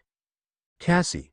The girl cringed, wondering how her mother always managed to enter the room at exactly the wrong time. I told you not to pry like that. I'm sure Diana will tell you when she's ready, but until then. I've been thinking about it. Diana's voice broke across a potential parental tirade. The two women stared at the Amazon. Cassie's voice was low and deadly. He hasn't been pressuring you, has he? Actually, he's been avoiding the subject. Diana went over to the percolator. The last few times we've talked, somehow the steamier side of things never comes up. Maybe Mr. Wayne doesn't want you to feel obligated. Maybe he wants you to make the first move, wondered Cassie. Does he? How should I know? I've never met him. Cassie got up and went over to the fidgeting Diana. Before we get all technical here, let's get one thing straight. Do you want to do him? It's just that. It's been a while. The last time had been a hallucinatory episode in what was the Wonder Dome, where she, Clark and Bruce had been ensnared in a mock telepathic reality, where she had fallen for Clark and borne his child. Bruce's assurances that the hallucinations had been just that, the shared experiences had been very real, making conversations between her and Clark extremely uncomfortable for months afterwards. I'm taking that as a yes. It's just like riding a bike, assured Helena. Her misgivings, still wanted to be supportive. You can have all the old cosmos, stated Cassie. Tons of great stuff. How to dress, what to do, how to make him sit up and beg like a dog. Cassie. What? You bought it for that article. I'll look at those later. Promised Diana, not wanting to cause a family argument. The gods only knew how many passionate debates there were around here due to her involvement in their lives. Perhaps I should just open up the subject. Try and sound him out. No, for God's sake, Diana. When it comes to being subtle about sex, men are oblivious. Just give it to him straight, empathized Helena. Diana fidgeted under their gaze. My major concern is, well, I don't want to look ridiculous when bringing it up. Helena and Cassie looked at each other for a second, then the elder touched Diana's shoulder. Diana, for the majority of the time, the largest pieces of clothing you wear are red bustier and star-spangled bikini briefs. Not once in that time have you ever been accused of cellulite, anorexia, love handles, low muscle tone or unsightly sagging. There is no way on God's green earth you can look ridiculous in that regard. So you're gonna. Maybe, Cassie. Maybe. Diana moved to the spare room and checked a shoulder bag, talking over her shoulder. It's going to come up sooner or later, and I want to make sure that I've got a course of action. Helena frowned. You make it sound like a plan of battle. Blame my mother. Diana, just, take it easy, okay? Don't rush it. Make him beg for it, stated Cassie. Helena gave her daughter the patented, you're going to get it later, glare, and ignored the routine, what one of your hallucinations are you blaming me for this time? Stare, escorting Diana out the back. Asterisk. You really shouldn't blame Cassie. She's curious, that's all. She's curious. I'm curious. Everybody at the museum is damn curious. By the way, everybody there thinks you're sleeping with him for his money. All my threats. But there's a difference between being curious and being damn rude. Diana turned to Helena and hugged her. I know what I'm doing. What they say in the papers about him are faked, if that's what you're worried about. For God's sake, I knew that. Besides, if he gets too fresh, just play basketball with his head, or something. She drew back from the embrace. If I can trust my daughter's life to you, I can extend some of that to your personal judgment, can't I? Thank you. Diana was preparing to take off when Helena's voice stopped her cold. I know that you've known Wayne longer than you're telling Cassie. What? Helena gave Diana a stern look she reserved exclusively for her daughter. I know you, Diana. You wouldn't think about sleeping with a man you've only gone out twice with, who you've only known for less than a month. Unless you've known him longer. A lot longer than you're letting on. I'm guessing you've known him for a pretty long time, but this relationship is new for both of you, is that right? Diana shifted around, nervously. I can't. Helena raised her hand to her temple, resignedly. It's a superhero thing, isn't it? Yes. Diana turned away. I can't say any more. Helena nodded, gravely. As Diana turned to fly off, she heard her friend. There's only one hero I know about in Gotham City. Yes. I hope you know what you're doing. With that, she entered her house. Asterisk. Grayson, aka Nightwing, drove the Batmobile through the night. Since the Batmobile was in its newest incarnation, it wasn't gaining as many stares as usual, although that would change soon. Pulled up in the alleyway behind Barbara's building and opened the top. Immediately, a dark figure in a batsuit landed in the passenger seat. The costume was superficially Batman's, although the insignia was a yellow outline of a bat. The mask completely covered the face, and the figure was that of a young girl. "Hi, Cass." The figure waved at him. "How's Babs?" He mimed the self-propulsion of the wheelchair-bound. The girl shrugged, making a so-so sign with her hand. "Ready to kick ass?" He slammed his fist into his open palm. She nodded, then flicked on the radio, tuning it until she found a band she liked. Oh no, she's discovered the Backstreet Boys. Quickly tuned it to a classic station and the sounds of ZZ Top filled the. Cassandra quickly switched it back and started bouncing on her seat to the rhythm. Groaned. "We're not going to inspire fear into the hearts of criminals when they hear Larger Than Life on our stereo, did you know that?" The girl kept bouncing, now twisting her head to the rhythm. "We turn it off when we see bad guys," he muttered, and pulled away. "Do you know why Bruce isn't doing this instead of me?" The girl stopped, then drew a circle from the back of her head to her temple, using both hands. Then she drew a 5-pointed star where her fingers met. Then she continued her minimalist gyrations. "Couldn't believe the news. I'm covering for him so he can go on a date?" Asterisk asterisk asterisk. Kyle entered the airlock, making straight for Jean. He was clutching a People magazine reprint of the Gazette article. "Have you?" The Martian Manhunter held up an identical copy. "Yes." Green Lantern spread his hands. "Nobody told me. Nobody told anybody, Kyle. This is simply Diana's personal life outside her duties." Kyle leaned towards Jean, still confused. "I thought that she wasn't allowed to go with men, or something like that." "You went out with the former Wonder Girl, didn't you? Donna wasn't raised on that island." His voice grew more conspiratorial. "Roy Harper told me that going there is like signing up for the class with the most babes. Then the professor comes in and you find out it's the 20th Century Advanced Feminism course, based on the subtopic that all men must die a slow and painful death." The Manhunter took Kyle's arm and led him down the corridor. "Desse any preconceptions you might have about the Mischira. There is no specific law about fraternizing with males. Simply because there were none for millennia. Also, Diana is their princess and ambassador, meaning she would enjoy a certain amount of leeway if she chose to test any social boundaries. Finally, even if there were direct laws, if she was truly determined, would that stop her?" "Okay. Then why him?" Kyle tapped the face of Bruce Wayne. "Why indeed?" stated Jean, "for entirely different reasons. I'm curious as to what the Batman would think." "Batman? What does old Pointy got to do with it?" Kyle suddenly whirled around, scanning the area. "Okay. That's the first time I've ever said anything about him without him appearing on me. I'm sure that, Jean, I was thinking out loud that I thought he was acting all scary simply because he was trying to overcome a personal deficiency, you know what I'm saying?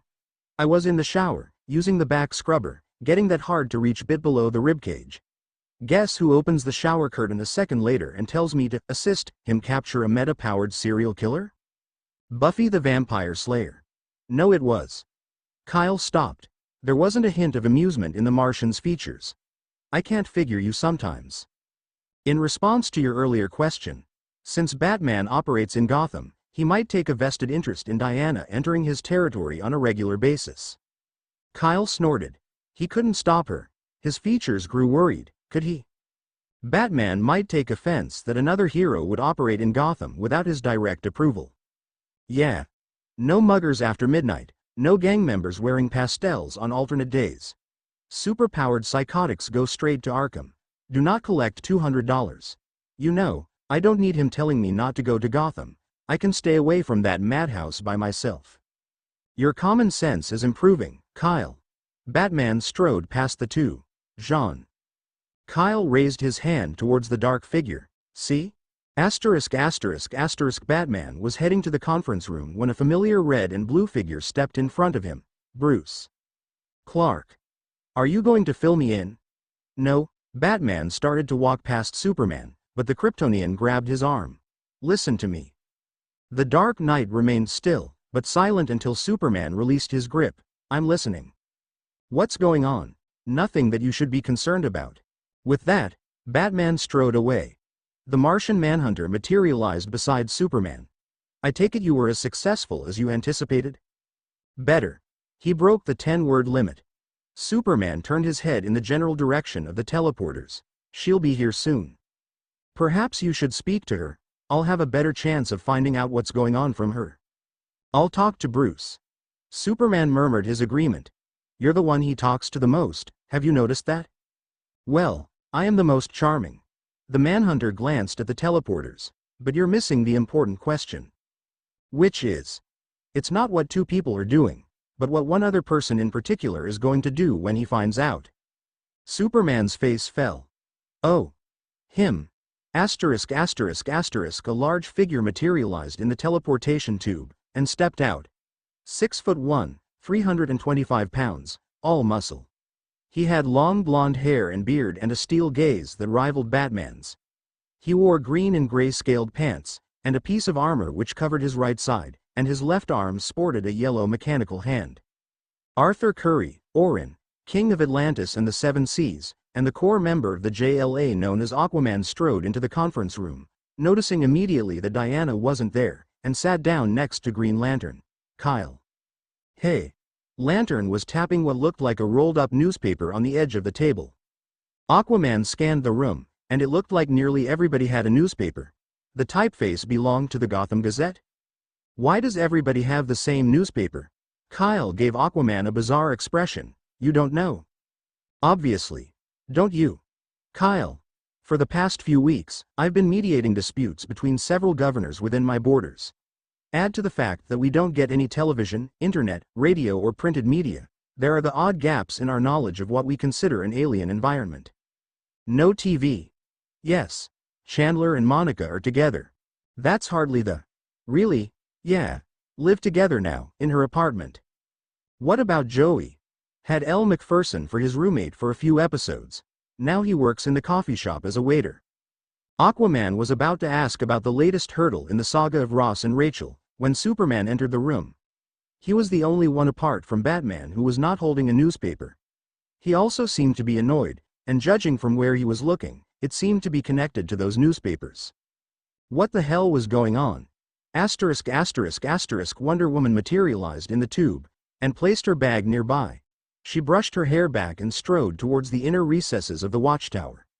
The usual echoes of the tower seemed more distant than before. Diana entered the conference room. Virtually everybody was there: Superman, Lantern, Steel, Arthur. From the look on his face, he didn't have a clue what happened. The hologram of Oracle was floating above the table. She made eye contact with Batman briefly. For a moment there, she saw the same flustered individual who confessed an inability to perform anything remotely resembling a domestic task. Then the Bat emerged, swallowing Bruce up completely. Everybody looked at her expectantly. And they all had the same newspaper. As she went to her seat, they all attempted to hide their copies by either sitting them or hiding them in their capes. She wondered if she should get a cut for the readership increase that issue had enjoyed. The sound of her boots crossing over the floor, and her sitting down were magnified several times in the silence.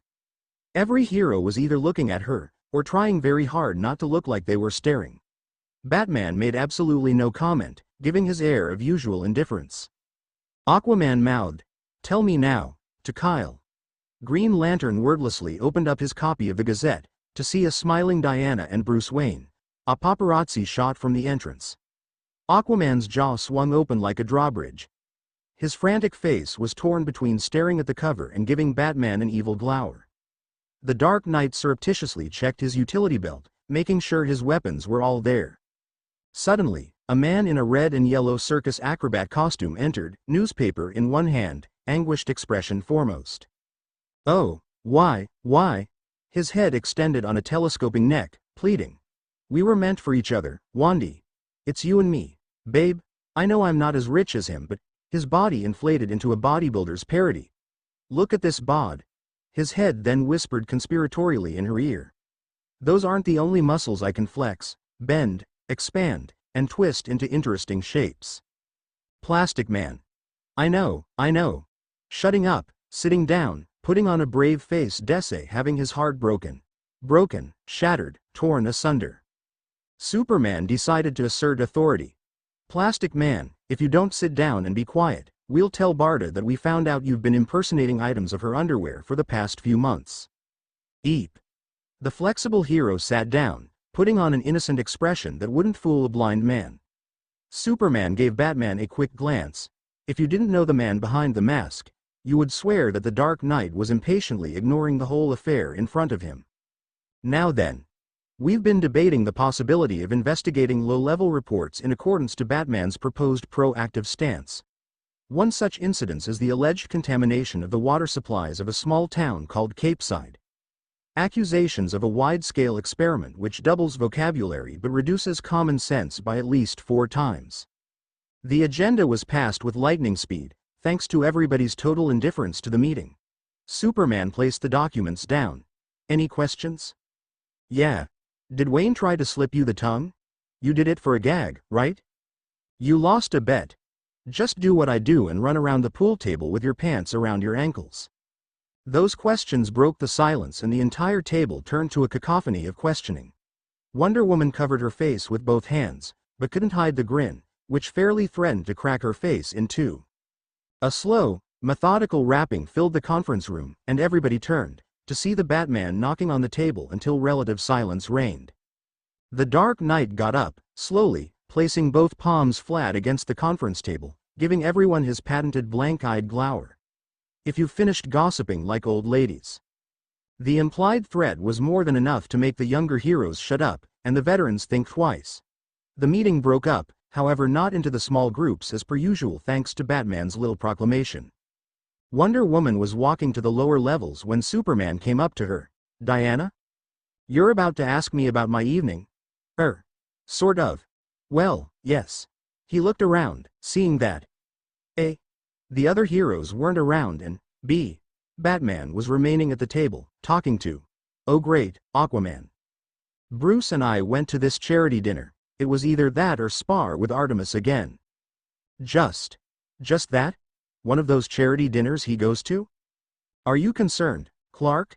Well, it's not like. I've never seen him go out of his way to be friendly.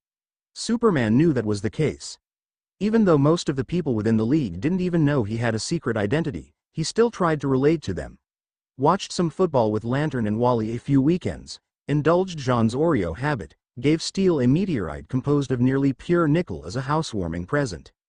Batman was the complete opposite, effortlessly intimidating people who had the power to vaporize him without an iota of effort. Orion rarely spoke out of turn in his presence. The other heroes would draw straws to see who was unlucky enough to speak to him, and Plastic Man would obey his orders for several minutes without a comment. Surprisingly enough, he's been more than friendly. Are you sure? Diana gave the man she'd received her first kiss from a stern look. What do you mean, Clark? That he might be putting on an act. Diana snorted, smiling slightly at this statement. Superman took a breath, marshalling his arguments. Listen to me, Diana. For those of us who have secret identities, Kyle, me, it's all a matter of masks.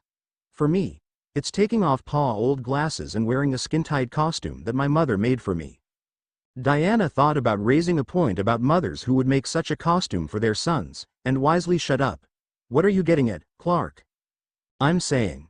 Superman is the mask I put on. The Bruce Wayne you were with was the mask he puts on when he isn't wearing a cape. I've known him the longest, and the closest I've ever seen that could be called his real face is when he puts on his costume. Wonder Woman shook her head at this. Don't you think that you're overreacting? Slightly. I can tell the difference between Batman and Bruce Wayne. Superman lowered his voice. The death of Bruce Wayne's parents is public knowledge. The 12 years he spent training are completely unaccountable, and Batman's equipment budget outstrips the GCPD by several million every year. The main reason nobody has successfully put the two together is the fact everybody thinks Bruce Wayne can't even walk and talk at the same time, let alone launch such a campaign. Does that tell you how good an actor he is? The Dark Knight felt the pressure in his skull the instant Wonder Woman left the table. Something you want to tell me, Bruce? Not really, Arthur. Jean looked around, frowning, but caught the expressions of the King of the Seven Seas and the Dark Knight, and decided only to intervene when somebody's head started bursting like on scanners. Besides, he had to polish off some Oreos right now or he would strangle Plastic Man. Run out of bimbos, did you, Wayne? A grin devoid of any pleasant emotion creased the Atlantean's bearded features. Thought so. Batman slammed his mind shut, a wave of anger beginning to build. That emotion began to give strength to his mental barriers, making other thoughts indistinct and blurry. Considering your own personal life, Arthur, don't throw stones in a glass house. Orin's eye gave a nasty twitch, and Batman felt the experienced telepath begin to probe around his cerebrum. I'm not going to let you harm Diana just so you can preserve your secret identity, even if I have to rip out every experience with women out of your head, got it? Batman tried to focus on Aquaman, his blood pressure rising to dangerous levels, blood starting to well out of a nostril. And sent every ounce of hatred in his soul, for every psychopath, every mugger, and every criminal in Gotham, along the telepathic connection and into Arthur's head. The Atlantean's head jolted back, left eye rapidly turning bloodshot, and unnatural gagging coming from his throat. He forced his neck down, staring into the white orbs of the Batman. Pampered fool, mindless idiot, brooding fanatic. You noticed, you self-obsessed, half-witted, arrogant. Freakish, deluded. Suddenly the two's heads stretched backwards, then slammed themselves into the conference table, hard, with a sound like mating coconuts. I don't know about you, but someone is trying to eat here. Either start shouting like humans or beat each other up like superheroes. ******. Jean sat down, in a private little room, munching on a large bag of Oreos. It had been a particularly enjoyable batch, until Arthur tried to bully the Batman, of all people. A telepathic wrestling match between the King of Atlantis and the Dark Knight would have gone on for hours, good thing he was there to break them up. A smile creased along his face. "Hail to the king, baby," he muttered, as he tossed up an Oreo and caught it in his mouth. Batman looked up at Arthur, an ugly bruise starting to form on the Atlantean's forehead. "This isn't finished. As far as I'm concerned, it is. Whatever is going on between Diana and me remains between us. If you don't like it." Batman left the room. He walked 3 flights of stairs down until his legs gave way, due to the wave of nausea that threatened to cripple him. Clark, I know you're concerned about me, and I appreciate that fact. But please understand. I'm not going into this blindly, despite what everybody thinks. I know who, and what he is. Superman looked away. Is it serious? We don't know yet. It's still new. She looked down, then up. The entire concept of being in a relationship is still a novelty for both of us. Relationship. I never thought Bruce, at least not without a few years of therapy. The two turned to see Arthur standing behind them. He held their gaze for a few moments, then Aquaman strode past Superman and Wonder Woman. "Arthur, while you're here." Later. His left eye was bloodshot to the point where it was more red than white. A large bruise was on his forehead, and his mood was worse than usual. He gave Diana a neutral glance and left. "He took that better than I thought." Wonder Woman raised her hand to her temple. "Gods, I should have told him." Would it have made any difference? Maybe. Maybe not. She looked at Superman, regretfully. At least it would have been polite. "I suppose. What happened to his head?" Batman was seated, resting his head in his hands. The migraine from the telepathic attack was fading to a manageable level, and his blood pressure had lowered to near normal. His meditative practices made him able to rest much more quickly than others. Bruce. Batman looked up at the lurking figure of a bright green bald man built like Schwarzenegger after a health farm regime specializing in beef, exercise, and steroids. "Just give me a minute to recover from your headache, Jean. The pain you're suffering isn't concussion-based. How's Arthur? Almost suffering as much as you." The Martian Manhunter touched Batman's head, and the pain disappeared entirely. "I've numbed the pain receptors for a few hours. Do you mind filling me on what's happening with you and Diana? At least you're direct. When you've lived as long as I have, you learn the value of saving time." Batman got up, having learned long ago that hiding things from a mind reader was a virtual impossibility. "After that charity function, I showed her around Gotham, trying to distract her from what Bruce Wayne is seen to be." The two started walking down the corridor, half their attention on the conversation, the other listening for interlopers. "Yes. It turned out that we had more in common than we originally thought." Bruce looked down, then at Jean. "We're going steady." The throaty chuckle at this remark resonated throughout the enclosed space. "Going steady. I knew that bypassing your adolescence would have side effects." It's the only method I can use to describe our situation, muttered Batman, feeling the unfamiliar edges of embarrassment. The Manhunter's mirth subsided as he produced an Oreo. How will you handle Arthur? Batman grimaced, rubbing his forehead. Either way, it all depends what action he takes, doesn't it? He favors direct action, but knows the value of indirect measures. Don't underestimate him. Underestimating the ruler of 70% of the Earth's surface is the last thing I will do. Also, please don't speak with your mouth full. The Manhunter swallowed. Do you require protection, Bruce? Bruce gave Jean a veiled glance. Appreciated, but I'd rather keep this between me and him. If anybody else takes sides in this matter, we could turn the JLA into a factional bloodbath. Just like a political organization? Precisely. Bruce looked at the League's elder statesman with all the seriousness he could muster. If it comes down to me and him, I want nobody else drawn into it. I want you to make sure it stays that way. Somebody else is. Diana herself. The Dark Knight gave a resigned smile. Oh, I know. She'll find a way to enter this little disagreement. I'm not going to try to stop her. Jean edged his head slightly. So why are you afraid of that? Batman gave Jean a vicious look. No, I'm not reading your mind. It's simply a case of me knowing you, Desse your efforts. The possibility exists that she might decide that a king is a better choice than a knight. I doubt she's that shallow. I know. The rational states that. The intellectual part that has observed her and noted her behavioral patterns over the years presents the case. But the emotional. Batman rubbed the outside of his gloves. The rational and emotional parts of the mind rarely agree. Jean murmured agreement. I'll try to keep the other members out of it if it comes to that. I can't make promises though. Your best is more than enough. Jean stopped, turning Batman to face him. I doubt if anybody thought of putting the two of you together. He suddenly grinned, and clasped the Dark Knight's shoulder. But I hear that the ideas that nobody else thinks of are the best. With that, the Manhunter walked away. Batman headed for the teleporters, his steps lighter than before. Asterisk asterisk asterisk. Oh, Lois says hi. Diana nodded, knowingly. She wants an interview. Says if it's an exclusive, she'll go easy. Just how is that senator, anyway? Oh, he's fine. Resigned, said he wanted to spend some time with his family anyway. I heard he became a born-again Christian. It's pretty common with near-death experiences. They both shut up as they heard familiar footsteps. Green Lantern rounded the corridor, and walked up to Superman and Wonder Woman. Hi. Kyle. So. Dating Bruce Wayne of Gotham. Might be serious. Looks good in a suit, stated Diana. Might be. It's just. Green Lantern scratched the back of his head. I never knew he was. You know, your type. I know the feeling. Oh please.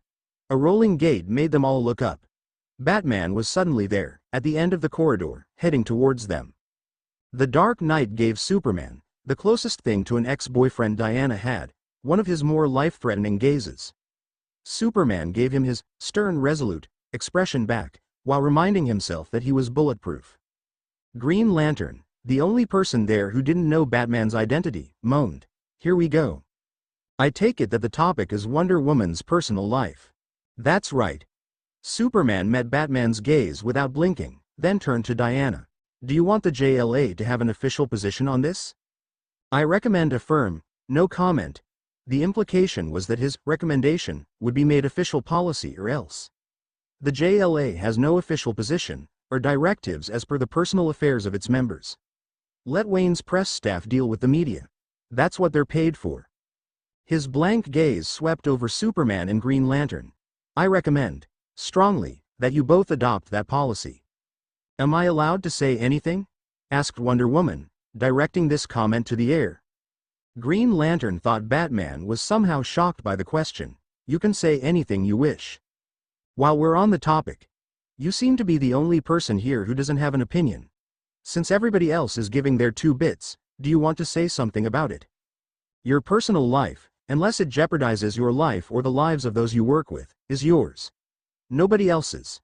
He pauses. I sincerely hope that he manages to make you happy. Thank you. Oh, there's one more thing. Wonder Woman walked towards him. Unless you object, I'd like to use your teleporter. I have a date. Of course. The two turned, heading for the teleporters. Batman's cape was cut millimeters away from the floor, hiding the action of his feet, making it look like he floated just above the air. Kyle, unaware of the theater put on for his benefit, turned to Superman. Why isn't Batman arguing? Superman's voice was slightly distant as he watched the two walk away. What do you mean? She's using his teleporter for personal business. That was the same guy who tore a strip out of me for asking Steel to fix my VCR after a meeting. Tore a strip? Batman favored the low, threatening monotone that managed to terrify more effectively than a drill sergeant's most fanatical rants. He did one of those non-blinking stares for at least 2 minutes, didn't speak, you know. Oh. One of those. Superman saw Jean out of the corner of his eye. Look, I've got to go. Kyle. Catch you at the next meeting, okay? Yeah, sure. Maybe Donna knows something. Asterisk asterisk asterisk. The yellow mechanical hand strummed on the edge of the throne. The bearded face grimaced. He had to do something. She and him. Impossible. He had seen the Dark Knight's mind, a tangled, dangerous, screaming instrument of vengeance. There could be no affection, no positive emotion.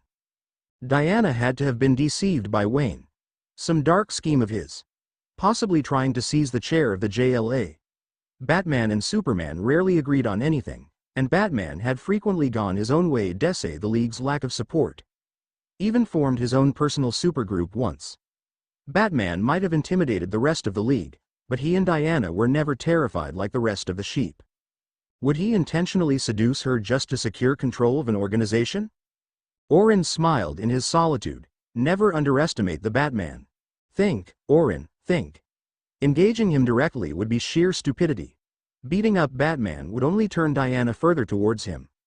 Also, since Batman insisted on keeping his identity secret from the majority of the League, could gain further points if Aquaman was reported for beating up a helpless human.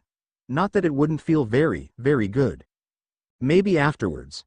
Try and turn the other heroes against this new union. Just how? They'd know part of why you were doing it. Diana was strong enough to endure any pressure. Just a moment.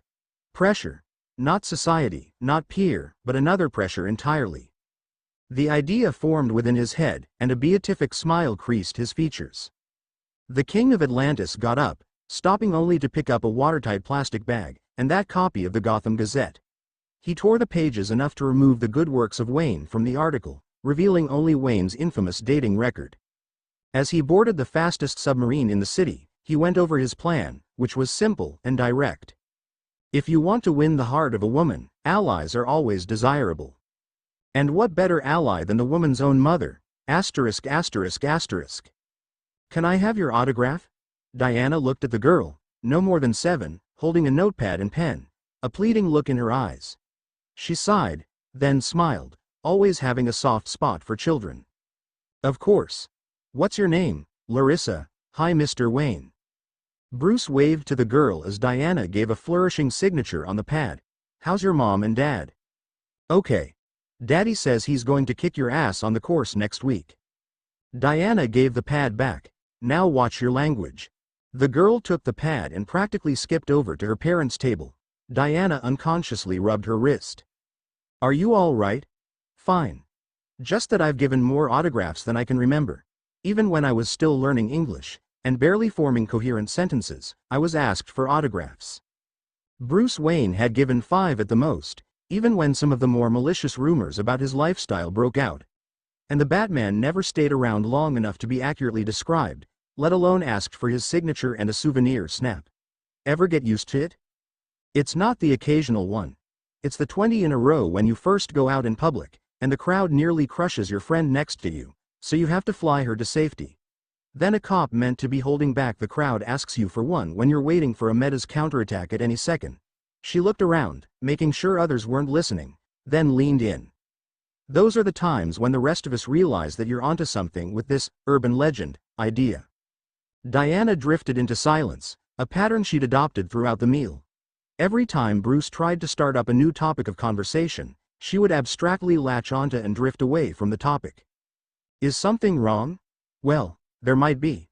For a sickening moment, he imagined her saying something like, "It's not working out," or similar. "I think Helena suspects who you are."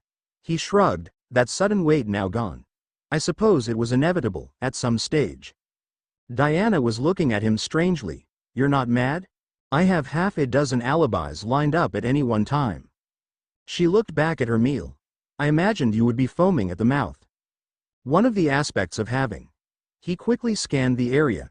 An alternative lifestyle is knowing that eventually the questioning is going to involve you, sooner or later. You have to have your ducks lined up well beforehand. Perhaps I should have one. Another. Lifestyle? Bruce shook his head. I think you're coping pretty well without one. I wouldn't mind avoiding this. Diana glanced at the restaurant patrons. Most were staring at them, or openly talking about them. You said you envied Clark's marriage. I envy his life outside costume. We hold ourselves up to him quite a bit, don't we? Unfortunately. Diana grinned mirthlessly. A change of clothes and a pair of glasses, and he can join the human race. We seem to be chained to our ivory towers. Would you like to see what it's like? What? I've been creating lifestyles for years now. Full documentation and history. There's a disguise room where I can turn you into a different woman in minutes. He leaned in. If you want to know what it's like to be a normal human, even for a little while, I can do that for you. This is one of the many times where your life is decisively different from other women. Other men would offer clothes, jewelry, trips to exotic locales. This one states that he can give you a secret identity, an opportunity to seem normal. Drinks after work, walking down the street without everyone staring. Acts of routine that was beyond you now being offered free and clear. I might take you up on that, Mr. Wayne. Of course. He looked at his empty plate. We all want what we can't have. Want dessert? Oh, no besides. I've been wanting to try some of those cookies Alfred makes. Bruce signaled to the waiter, who materialized immediately. Oh yes, how's? Artemis has been trying to learn to cook, just so she can make them. The mental image of one of the most warlike women in existence trying to learn to bake gave Bruce a reason to pause. She's been trying to find that butter for a while now. I could call the supplier. Bruce signed the bill with a flourish, and palmed the waiter $100 note. Don't. She's determined to do it herself. She got up from the table. One thing I've learned about her is that you don't offer her any help unless she asks for it. Very stubborn. A lot like you in that respect. At the exit, Bruce shook hands with the maitre d' and the chief cook, slipping them several $100 bills, all neatly folded. If that's the case, why does she still hold me in contempt? They headed to Bruce's Lamborghini. You know, like repels. Dot and opposites attract. Bruce held the door open for Diana, who slid in gracefully. Does that mean we're opposites? Just opposite enough to make it interesting.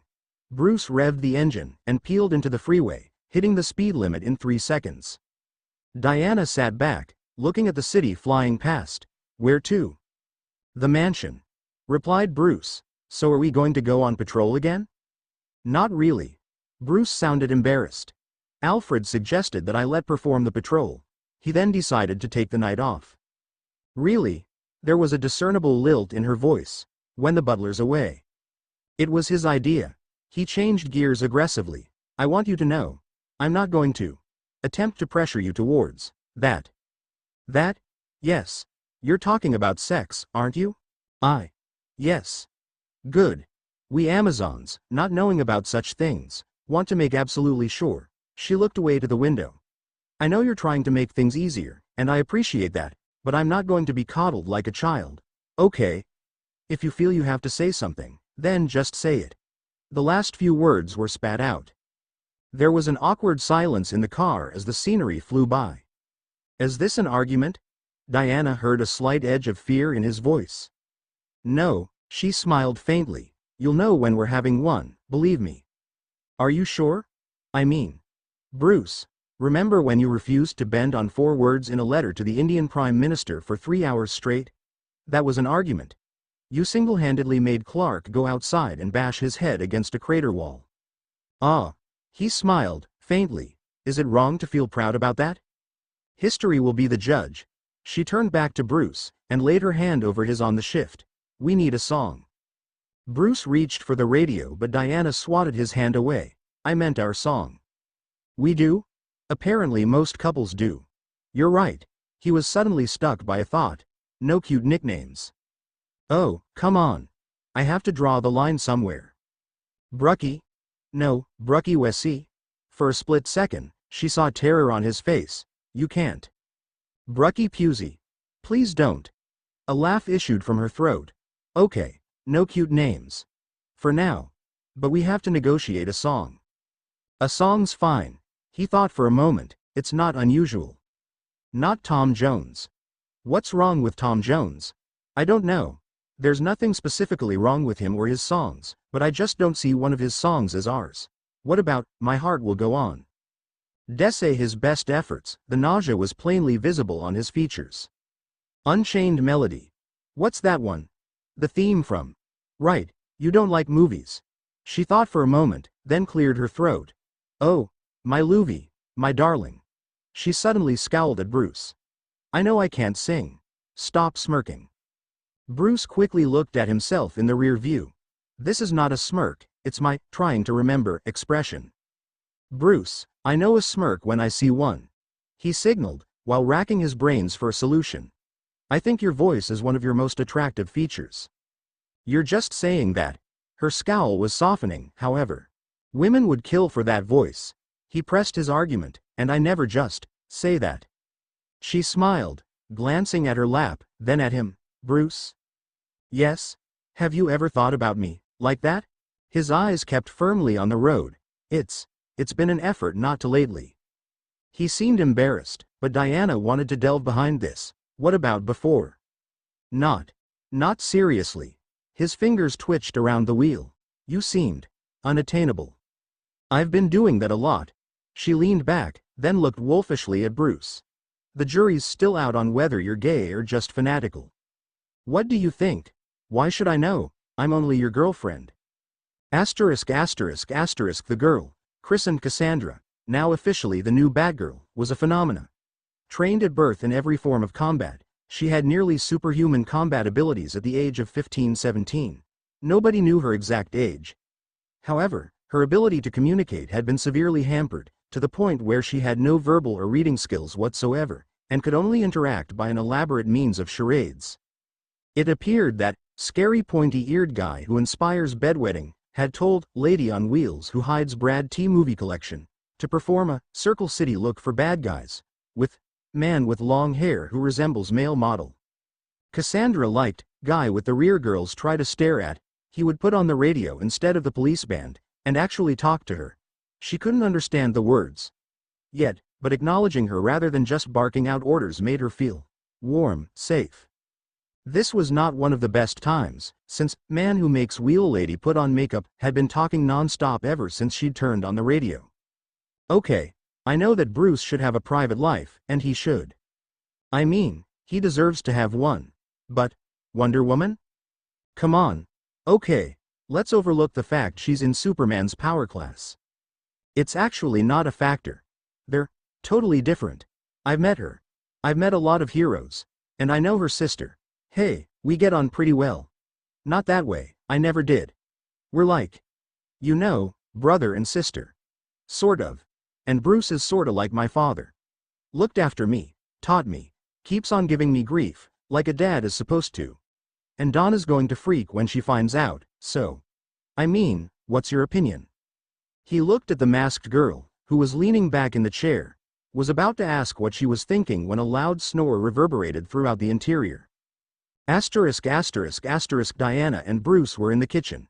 Bruce had been searching the fridge when he discovered a fruit platter, and since he couldn't remember any visitors or functions that would be held in the near future, he assumed Alfred had made it for them and set it out. I like what you've done with the place, stated Diana, as she polished off the last of the strawberries. It's amazing what you can do with a few million if you put your mind to it. A flash of memory made him get up, holding his hand out to her. That reminds me, there's something I want to show you. He led her by the hand into the upper areas of the mansion, where most of the bedrooms were located. Diana assumed this was where everybody actually lived, since the signs of habitation were the clearest in this vast house. Bruce guided her into a small room, a small sitting area. As he guided her in front of a large window, Diana saw that the view overlooked the entire city. Bruce stood behind her as they watched the shimmering lights of the city, the moving traceries of the traffic and the glittering bay behind the teeming metropolis. Bruce decided to chance it, and slid one arm over her shoulder. There was a moment when she shifted under him when he thought he did something wrong, but the surge of relief when she took his other arm and wrapped it around her waist was almost overwhelming. Half the time he didn't know what he did was right or wrong when he was with her. He tried desperately to analyze, to plot and plan his moves, like every other aspect of his life, but now, when she came near, his certainties and assurances slipped away in front of the anxieties of the moment. I can understand why you're so proud of that city. How? It wouldn't be there if it wasn't for you. That is yours, no matter who holds the titles to the properties or becomes elected. The Batman owns Gotham. It's a testament to your achievements. It's not just ownership, it's the lives. It's just metal and concrete without the people. Diana looked up at Bruce's gaze. So you're saying that personal pride has nothing to do with it? Bruce looked down at her. There was an impish curl to her lips that he was seeing more and more often. Something he didn't mind at all. Well, a little pride isn't bad, it's good for that massive ego of yours. She leaned back into Bruce. Admit it. Admitted. And my ego is not massive. Something struck him. There's something else I'd like to show you. She gave him a suspicious glance. Go on. I was thinking. On the grounds there's a spot on top of a hill, under an oak that's been there for years. It's very nice there this time of year. If you're not doing anything tomorrow, perhaps we can have a picnic. Picnic? I thought it could be something different? Sure. She seemed somewhat preoccupied. Is something wrong? Oh, nothing actually wrong. Is there a bathroom in this mansion? The closest one's over here. He escorted her to his bedroom with the ensuite. When she closed the door, Bruce turned to the cupboard. Nothing annoyed Alfred more than staining a suit unnecessarily, so he quickly changed out of it to some slacks and a shirt. What could they do now? Television. He avoided it as much as possible, and he didn't know Diana's preferences in that area. Sitting in front of a fire. That was one domestic task he could perform adequately, thanks to an intimate knowledge of arson techniques. Had Tim left a Nintendo? Bruce strummed the back of his hand. You can think of something. Think of all the times you've spied on couples on stakeouts.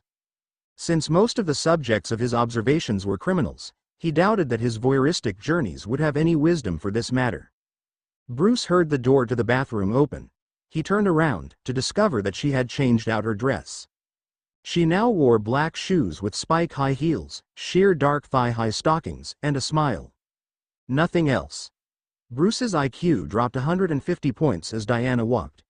Well, slinked over towards him, but at this point in time he was incapable of recalling fine details. Tell me, do you like this? Diana performed a neat little pirouette. The Batman's mind, finely honed computer that it was, crashed. Backup routines took over and Bruce found himself devouring her mouth with his own, hands grasping places where he'd previously avoided out of a mixture of courtesy and anxieties. Threatening to his tongue out of his mouth, she grabbed him by the shirt collar, wanting to lead him to the four-post bed but unwilling to break the contact. Unfortunately, at that moment synchronous coordination was the furthest thing from their minds, and his legs tangled with hers, causing them both to crash to the floor. There was a moment of deathly silence, then a deep-throated chuckling rose from the ground. It was followed by a gut-wrenching bout of laughter. When their laughter subsided, a voice filled the silence. That was unfortunate. Want to try again? What's wrong with right here? On the floor. The rug. Persian. Intriguing. Suddenly a 210-pound 6'2" male found himself casually swung onto the bed like a handbag. He was then straddled and found a tongue down his gullet before he could react. But I want to give this. She patted the bed. A trial run first. Aquaman's head broke the surface of the water, looking around. He had abandoned the submarine, and had decided to take the next leg of the journey himself to avoid any defenses put up. Just because he hadn't seen any yet didn't mean that there weren't any. Arthur swam the next 10 miles, making sure that the beach was deserted. Good. He retrieved the Gazette, lodging it in the sand, making sure that Diana's face was prominent. He then waited around for somebody. 10 minutes later, he saw a sentry walk along the edge of the beach, spear and shield in hand. The King of the Seven Seas threw a small pebble onto a rock, then slowly retreated into the ocean. He waited until she came near the shore in her investigations, then spotted and picked up the newspaper before he descended into the waters. Asterisk asterisk asterisk Nightwing spun on one leg, sending his heel into a gang member's jaw, his hand releasing a 1.5-foot baton, which flew towards and connected with the groin of the boy trying to sneak up on him. Not too far away, Batgirl kicked a full trash can, the impact sending it flying into the head of her opponent, who went down like a sack of wet sand. Without turning around, she caught the bicycle chain that was flying to her head, and pulled. The attacker was wrenched towards the girl half his height and was met by a boot in the nose. He quickly scanned the area, searching for any possible threats. Seeing none, he bent down, and retrieved something from one of the many prone bodies strewn around him. "Hey Cass." Tic-tac. Batgirl looked at the proffered mints, then shook her head. "Wanna head to the mansion? Give Bruce an update?" Cassandra shook her head, miming a lasso. "Okay, she might be there. You'll like her." She shook her head more forcefully. "Come on, Cass. I mean, what do you think they're doing?" Batgirl rolled her eyes at. The answer was pretty obvious. She immediately started thrusting her hips in midair with accompanying arm movements.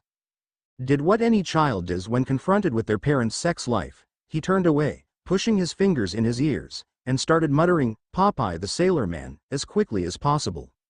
Asterisk asterisk asterisk they lay there, not looking at anything, fingers running along each other's bodies, savoring the contact. Diana spoke first. "That was different." Bruce looked quickly at her, concern etching in his features. "Did I?" No, I liked." "Well, liked is an understatement. I was a bit surprised." "Oh, that. Something I picked up in India. And here I was thinking that you wasted your youth on martial arts training and the like. It's amazing what you learn when you travel, although, I didn't know that you knew how to. Women's magazines, they don't just promote anorexia." "Ah." Bruce shuffled himself up so that his shoulders lay on the pillows, so he could watch Diana lying beside him. He felt some kind of peaceful lethargy from the simple action of just watching her. It took a full minute to place the emotion, contentment. "We've wasted a lot of time, haven't we? Speak for yourself," murmured the immortal Amazon. "Still, with the lives we live, we can't just put things off today. There's a risk." She moved in closer, draping one arm over his chest, covered in a fine mat of hairs. "That we might not see tomorrow." "Carpe diem? Always. Well, in that spirit. Yes. I propose. Go on, we try everything." "Everything? At least once. Do you have something in mind?" Bruce told her. Her eyes widened. "That might be a little uncomfortable." "If you..." "Why not?" Her grin could only be described as wicked. I mean, there's..." "Bruce." She threw back the covers with a flourish. "Get to work, boy." He gave a small salute with his fingers before doing as the lady ordered. Hippolyta, a mortal queen of the Amazons and once replacement for her daughter's role as ambassador of man's world, looked at the newspaper with mounting horror. A sentry had found this on the beach, and recognizing Diana, brought it to her queen. Since the sentry spoke very little English, she was quite unprepared for the reaction of the bilingual queen. The monarch got up, eyes blazing with fury. "I will travel to man's world at once." Asterisk asterisk asterisk in the still of the night, Diana, princess of the Mysteria, gave a sharp, prolonged scream. Asterisk asterisk asterisk Alfred entered the house, pocketing his keys while touching the napkin with that young girl's phone number. What was her name again? Kimberly? Quickly looking inside Bruce's bedroom, the sight made one eyebrow raise slightly. The bed covers had been thrown off, and a pillow had lodged itself on top of the cupboard on the other side of the room. The room badly needed airing, and a can of whipped cream lay forlornly on the carpet. Diana lay asleep, wearing a single torn black stocking that was now coiled around her ankle, while Bruce was behind her, one arm curled around her abdomen. Her face was curled into a lethargic smile, and his sleeping features were calm for the first time Alfred could remember. Wordlessly, the butler left the room, to soon return with fresh linen, which he laid over the two. His quiet movements didn't disturb their slumber. Alfred then took the bundle of blankets to the laundry room, and threw out the whipped cream. Although it was still half full, he suspected that it wouldn't be used for food anytime before its sell-by date.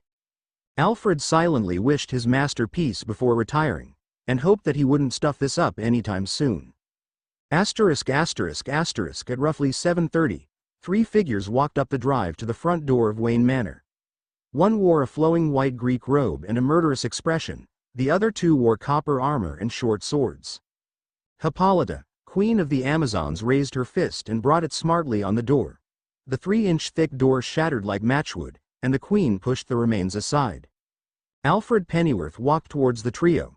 "Excuse me, may I?" One of the queen's honor guard, selected for their fighting skills and their discretion, shoved Alfred aside. Even though they didn't have the power levels of their queen and princesses, their strength was still in the meta range, sending the butler into the wall. Bruce, even at the best of times a light sleeper, heard the commotion. His eyes snapped open, and he immediately threw on a sweatsuit and sneakers, a long-time master of the quick change. He ran out of the room, slowing down when he saw the three women, recognizing Hippolyta immediately. As he moved to see if Alfred was all right, his actions attracted their attention, and they quickly ascended the stairs. Bruce experienced the sinking feeling which is common to every male whenever they see the relatives of the woman they have spent a debauched evening with. Ras Al Ghul, father of whom could conceivably be called an ex-girlfriend, tried to kill him at every opportunity. Somehow he suspected that the queen of the Amazons would not be that merciful. Hippolyta and her two companions, possibly her bodyguard, drew level with Bruce. He knew that charm would not help, but he tried anyway. "I don't believe we've..." The queen of the Amazons, with the kind of meta-level strength that would allow her to comfortably juggle tanks, grabbed Bruce's throat and lifted him up. "I am the mother of the daughter you were trying to seduce." Vision graying, Bruce clutched at the arm. It was at that point that Diana chose to walk out of the bedroom wearing a terry cloth robe, looking around. "Bruce. Where?" Then she saw her mother, holding Bruce off the ground by the neck. The queen of the Amazons looked at her daughter, knowing she wore nothing under that robe, and how easy it would be. "Put him down right now, mother." Hippolyta threw Bruce to the ground, nodding to her guards. "Remove him from my sight." The two guards dragged the choking Bruce away while Hippolyta headed towards her daughter. "What is the meaning of this?" "I thought it was obvious." Hippolyta's mouth performed an intriguing series of twitches. "Did you think of the consequences of your act? Evidently more carefully than you thought of your own. Do you realize what has happened? This male has taken advantage of your innocence for his own." "Innocence? I had to ask him out. I was the one who seduced him."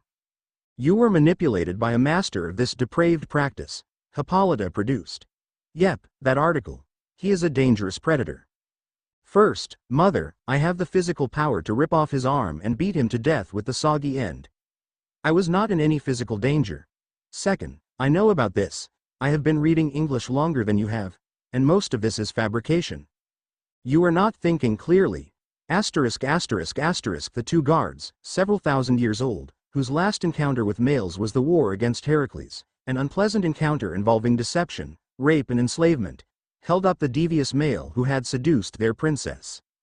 He didn't even seem too aware of the world around him, as the guards propped him up against the wall. "Wake up." He didn't seem to understand a dialect of Greek not spoken for millennia, so in order to assist translation, the guard slapped the insensible Bruce in the face for each syllable.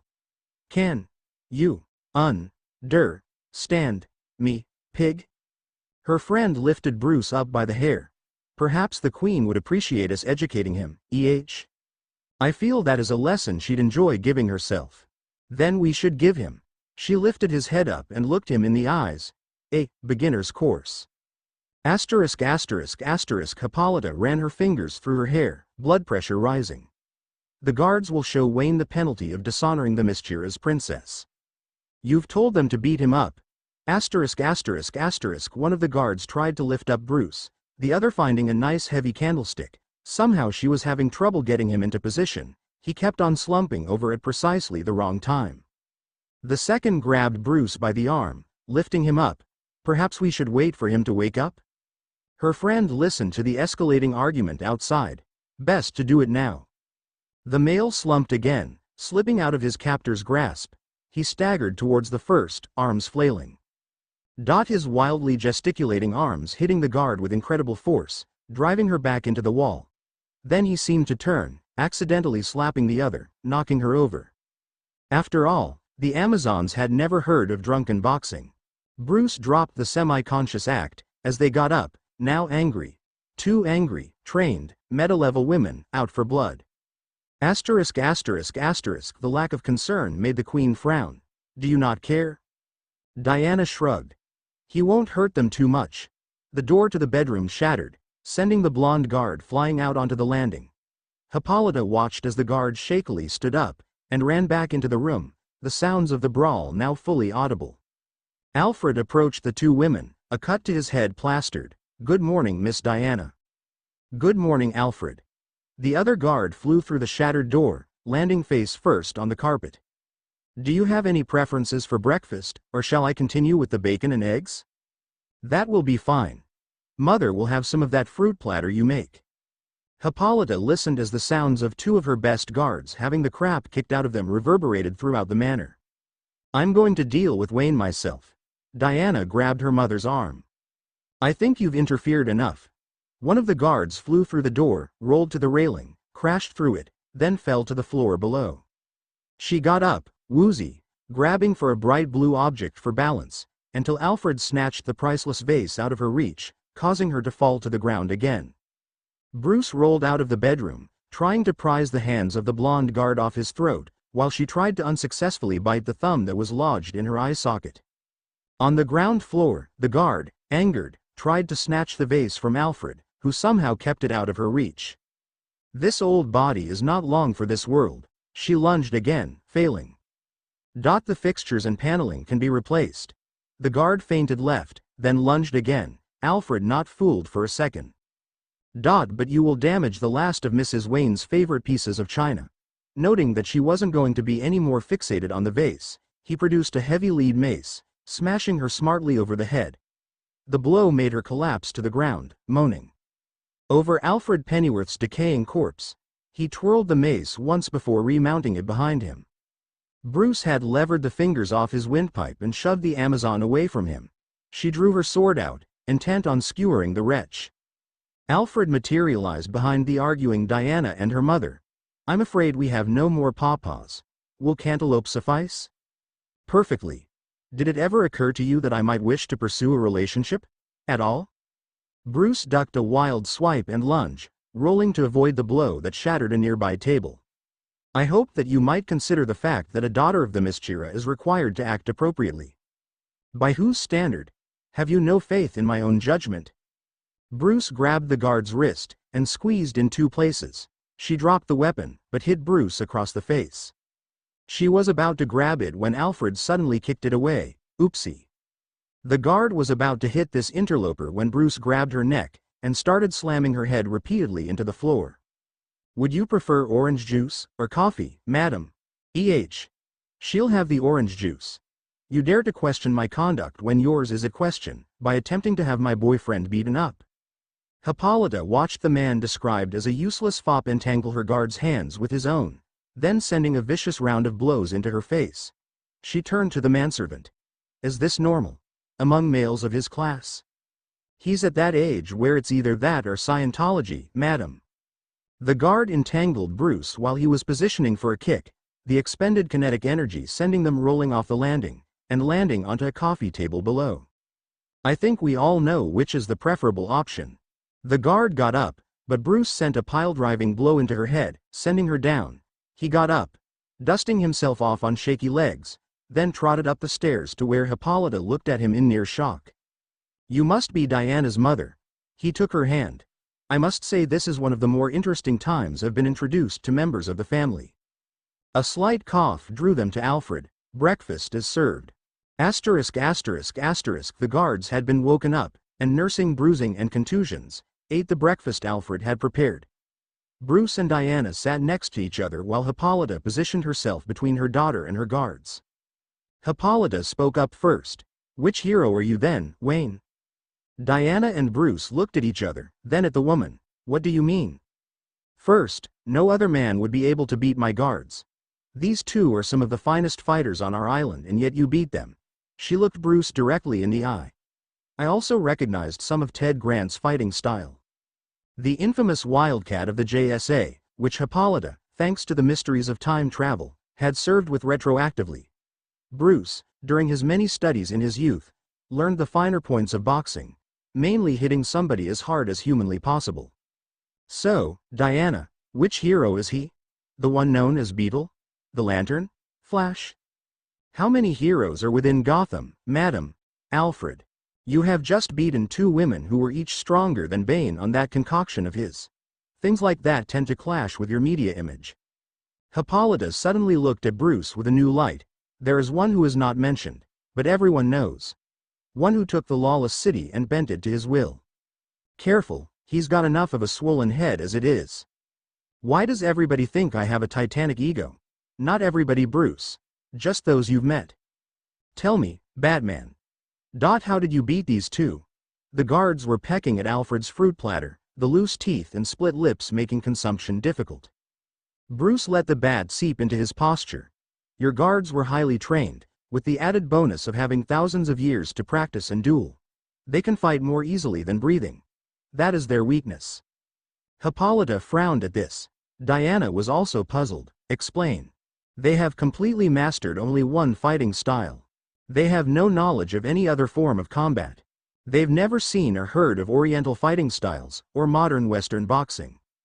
So anybody such as myself, who's seen Diana fight up close in her early years, or yourself, or even study the news footage of those events.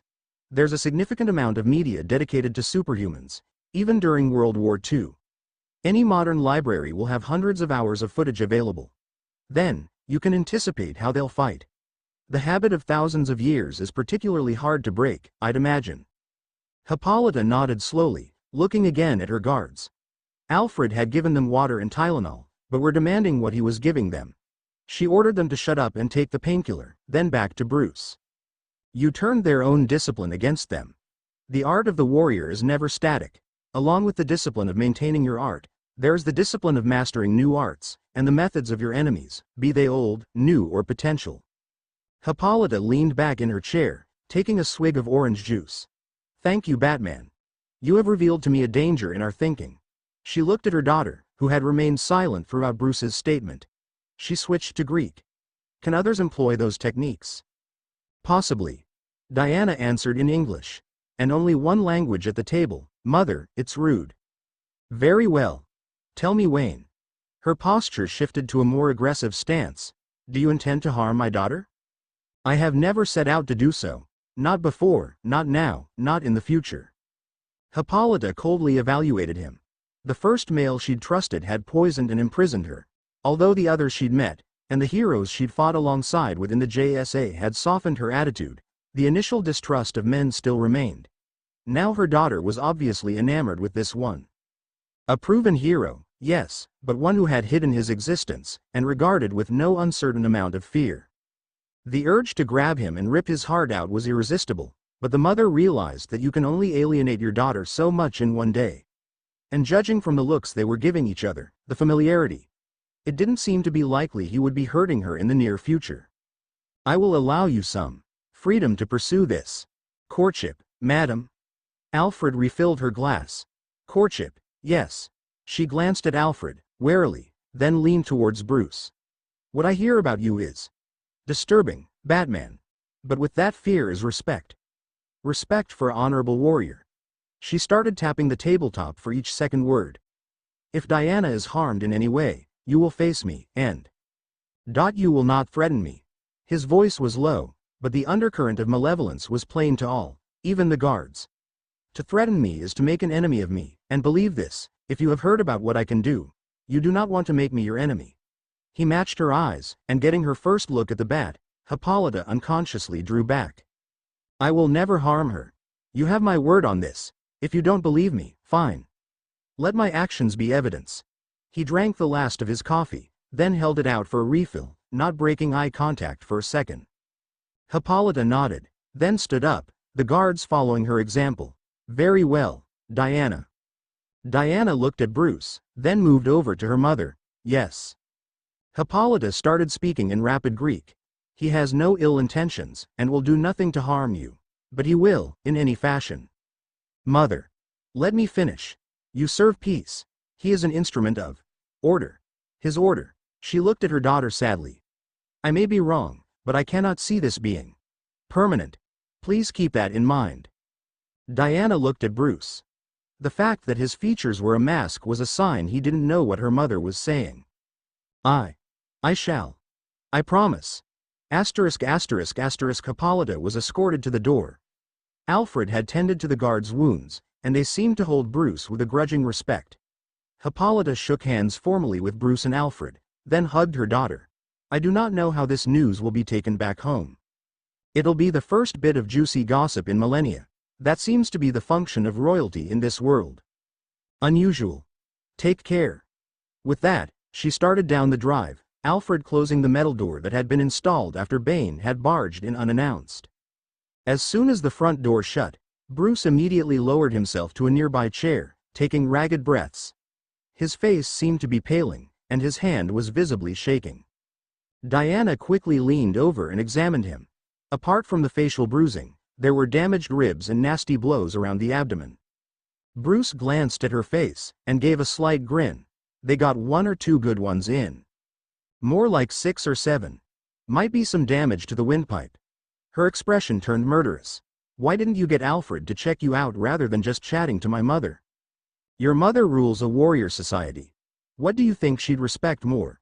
Someone who fought her champions and took his injuries in stride, or someone who was beaten to a pulp? Diana's fingers pressed a sharp spot, making him wince. I've had worse. Alfred emerged, hefting a well-used case. Many a time he's incurred multiple injuries that would send any sane man straight to the emergency ward. He progresses d'essay my advice. The case was cracked open to reveal a first aid kit that bordered on the obsessively well-prepared. Fortunately, or unfortunately, this ranks about minor to middling on his regular injury scale. I'll fetch the bandages. Miss Diana, can you help him to the bedroom? As Alfred left, Diana noticed that Bruce was inclining his neck at an odd angle. Is something wrong with your neck? I'm trying to avoid the view. It's very distracting. Diana looked down. At the angle she was leaning over, the robe she wore gaped open, giving anybody in the chair a sight to die for. So I distract you? Her lip curled up slightly. Oh, why? His response was muffled as Diana grabbed the back of his neck and shoved him face first into her cleavage. Is this a distraction, Mr. Wayne? A suppressed sound made her turn to see Grayson, and 2 people she didn't recognize. A woman in a wheelchair and a teenager, all staring at the sight of her manhandling Bruce Wayne's head down her top. She stepped back reflexively, the sight of his damaged face drawing gasps. I knew something like this would happen, muttered the woman. Diana closed her robe hurriedly. That was caused by my mother. Dead silence. I meant that it was the 2 women she brought along, her bodyguards. The 3 looked like stunned statues. Alfred entered, carrying several bandages. Good morning, Master Tim, Miss Barbara. Could you help? It appears Miss Diana's mother came around to defend her daughter's honor. And Tim suddenly snapped out of their trance, and started to bind their mentor. From the looks of it, they'd had a lot of practice. The woman, Barbara, wheeled herself over to Diana and held out her hand. Hi, Barbara Gordon. Diana took her hand. From the looks of her musculature, she'd been in that chair for some years. Diana. Something about the woman's voice rang a bell. Have we met? Barbara looked faintly embarrassed. When we talk, I normally use a Voxbox and computer system. Diana looked at the young woman with new eyes. You're the Oracle? In the flesh. She frowned. What were you expecting? Green Lantern and Flash have the theory that you're a man. She had the operation years ago. Sit and swivel, Grayson, snapped Barbara, offering the mid-digit to perform the operation. You're contaminating the minds of the young, called, pointing to the teen next to him. While the 3 were squabbling, Bruce was levering himself up, assisted by Alfred. Diana came around and offered her shoulder, which he took without comment. The 3 were nearly at Bruce's bedroom before the others noticed. The visitors raced up the stairs following. More accurately, and Tim got halfway up the stairs before the violent coughing of Barbara, who had been left at the foot of the stairs, drew their attention. Picked her up while Tim carried the chair. By the time they got to the door, Alfred had gently, but firmly stopped them while Diana had placed Bruce in his bed. He looked up at her apologetically. It looks like I won't be able to do that picnic, after all. Considering my mother's track record of interfering with my life, this rate's middle to low. Bruce lay back, looking at Diana. I'll be fine by tomorrow. This has happened hundreds of times before. Diana brushed part of his hair back, checking his skin temperature. Name one time. When Cobra stole my body. Clark had to fight him without his powers. Did a good job too. I was feeling his bruises for 2 weeks afterwards. Bruce's voice softened. At least I know where he doesn't guard. It didn't look like you felt a thing. You use pain as motivation. Diana ran a finger along his chin. Right now, you are one of the most motivated men I've ever seen in my life. I'll be fine by tonight. I just need to sleep this off. A pause. We can have our picnic on Wednesday? Make it Thursday. Deal. Diana leaned in and kissed him, lingering, her tongue tracing the contours of his lips. Without warning, he raised his hands and gently broke contact. Ah, Diana. If this continues, resting is going to be the last thing I'll be capable of. If I knew that was all I had to do to break that dark exterior, I would have seduced you years ago. Bruce's eyebrows raised. If I knew you were willing to go that far, I would have told you. Cute. Now get some sleep. She kissed his forehead, then drew the curtains before leaving. Pleasant dreams. Somehow, thought Bruce, that is not going to be an effort. As Diana left the bedroom, holding her dress and clothes under one arm, the group of Alfred, Tim and Barbara straightened, trying very hard not to look like they'd been listening. She went to first. I need a favor. Sure, what? Can you do his patrol again tonight? Tim looked away, embarrassed. Barbara smirked, slightly. I think he needs more recovery time, that's all. Stated Diana. From his injuries, she added, before could open his mouth. Tim couldn't believe this. He's not going to spend another night on the blocks. One night off is pretty much unprecedented, agreed Barbara. Alfred, could you? Already taken care of. Alfred produced a preloaded syringe of ketamine. Thank you. Unless the end of the world occurs again, I'll be back on Thursday. I shall count the hours until then. Charmer. She suddenly hugged Alfred. Take care of him, and yourself. My standing orders for nearly 40 years. He nodded, then headed off. Diana was left facing Bruce's surrogate son, his current pupil and one of the JLA's most important members. I suppose you wanted to find out what's going on, finished Tim, awkwardly. He doesn't give too much away. Although from the looks of things, unless we're really mistaken, you've got a thing with Bruce. Which is a major contravention of the laws of all space and time, but we're okay with that. Diana smiled. Glad to hear it. She suddenly realized something. Does Bruce have a map of major shipping lines? Aquaman surged up to the surface, the sensation of air hitting his lungs always feeling alien, no matter how many times he did this. He saw Diana sitting on the edge of the beach, perched on top of a rock. Diana. What do I owe this pleasure? Glad you came up, Orin. Her voice was flat, controlled. Well, when somebody drops a large rock in the middle of the Atlantean City Plaza, with, Orin, the beach, now, carved on the surface, you take it that there's some urgency involved. What happened to the JLA communicator? I didn't want anybody to know about this meeting. Including Wayne? Arthur Curry walked up the sand. I heard you two were getting cozy.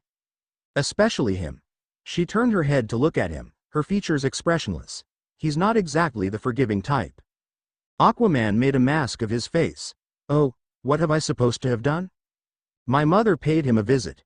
Meeting the in-laws is always painful the first time. He'd agree with you. She made 2 of her best guards beat him up. Aquaman couldn't suppress the slight chortle. Sorry, the great Batman being beaten up by 2 Amazons. Oh, he gave them more bruises than they gave him. Her face was still featureless. Really impressed mother. Gives her full blessing now.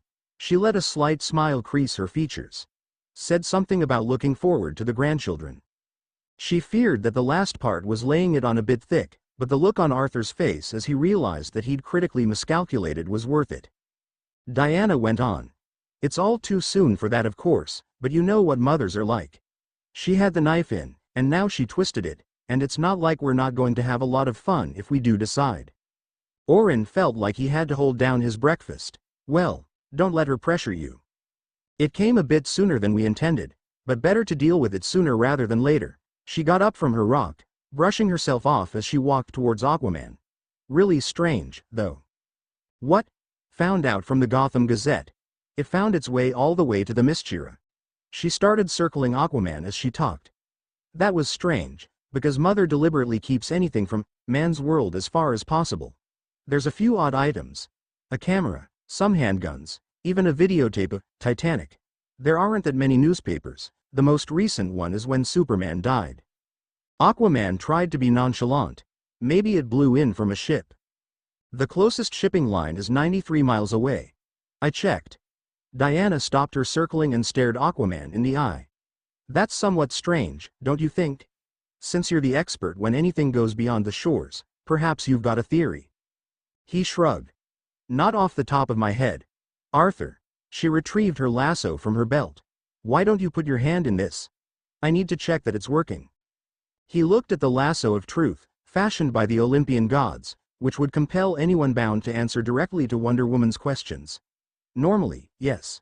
Unfortunately, I was chairing a dispute between some of the local governors when your message flattened a charming piece of local sculpture. They're probably eating each other alive as we speak. So. Aquaman turned to leave, and started walking to the edge of the water. Of course. Sorry to take your time, Arthur. You've got a whole ocean to order around, people who depend on you, schemes to cook up. Aquaman, halfway in the water, turned towards Diana. Why are you seeing Wayne, for God's sake? He's brooding, bullying, aggravating, obsessed with controlling his little patch of the world. Careful. You just listed some of your best features. I'm the first to admit we have some similarities. There's differences, though. Obviously. What are they? First of all, he doesn't feel that he has to use my family for his dirty work. Her tone grew cold. If you ever do anything like this again, I'll make sure my mother knows about what you did. Of course, you'd probably think that Atlantis could win a personally motivated war against the Mysteria. But the locals probably wouldn't want to get involved in a war that their king caused by attempting to humiliate their queen and her daughter. Then Bruce will know. She turned her back to Aquaman. You know what happens to those he feels personally insulted by. With that, she launched herself up into the air. Aquaman watched her, feeling a sinking feeling as she disappeared from sight. He waded back to the shore, and sat down, watching the waves, assessing his miscalculation. Perhaps if he'd been quicker, maybe asked her out. Still, in all probability, she would soon realize what a mistake she'd made with Wayne, and kick him out of her life. Then he'd start working on her again. That thought cheered him up immensely. As Arthur got up, and entered the water, he idly wondered what the Janissary was doing at the moment. Later.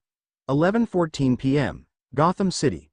James Gordon, police commissioner of Gotham City, publicly credited with holding the city together during the infamous No Man's Land, and recent widower, got out of the cruiser. What's the situation? Some guys from out of town tried to rob the museum. Think they tried to use some of that Metropolis technology. Gordon seriously considered starting smoking again for the 7th time today. Guess they didn't read the manual. What kind of weapons are they using? A sphere of energy roughly the size of a baseball shot out of a window and hit the cruiser that Gordon was just in. It exploded, sending the vehicle flipping up, then down onto the ground. Detective Harvey Bullock, Major Crimes, looked cautiously from his position behind a cruiser's front section, watching his boss form an intimate embrace with the blacktop. Something lifted from the set of Phantom Menace? The men looked out at the surrounding cops, and grinned. The B-13 upgrade worked wonders on a bunch of stuff lifted from a National Guard armory, turning M-16s into plasma guns, night vision goggles into full sensor arrays, and a law into a shoulder-mounted cannon which would punch through Superman's skin.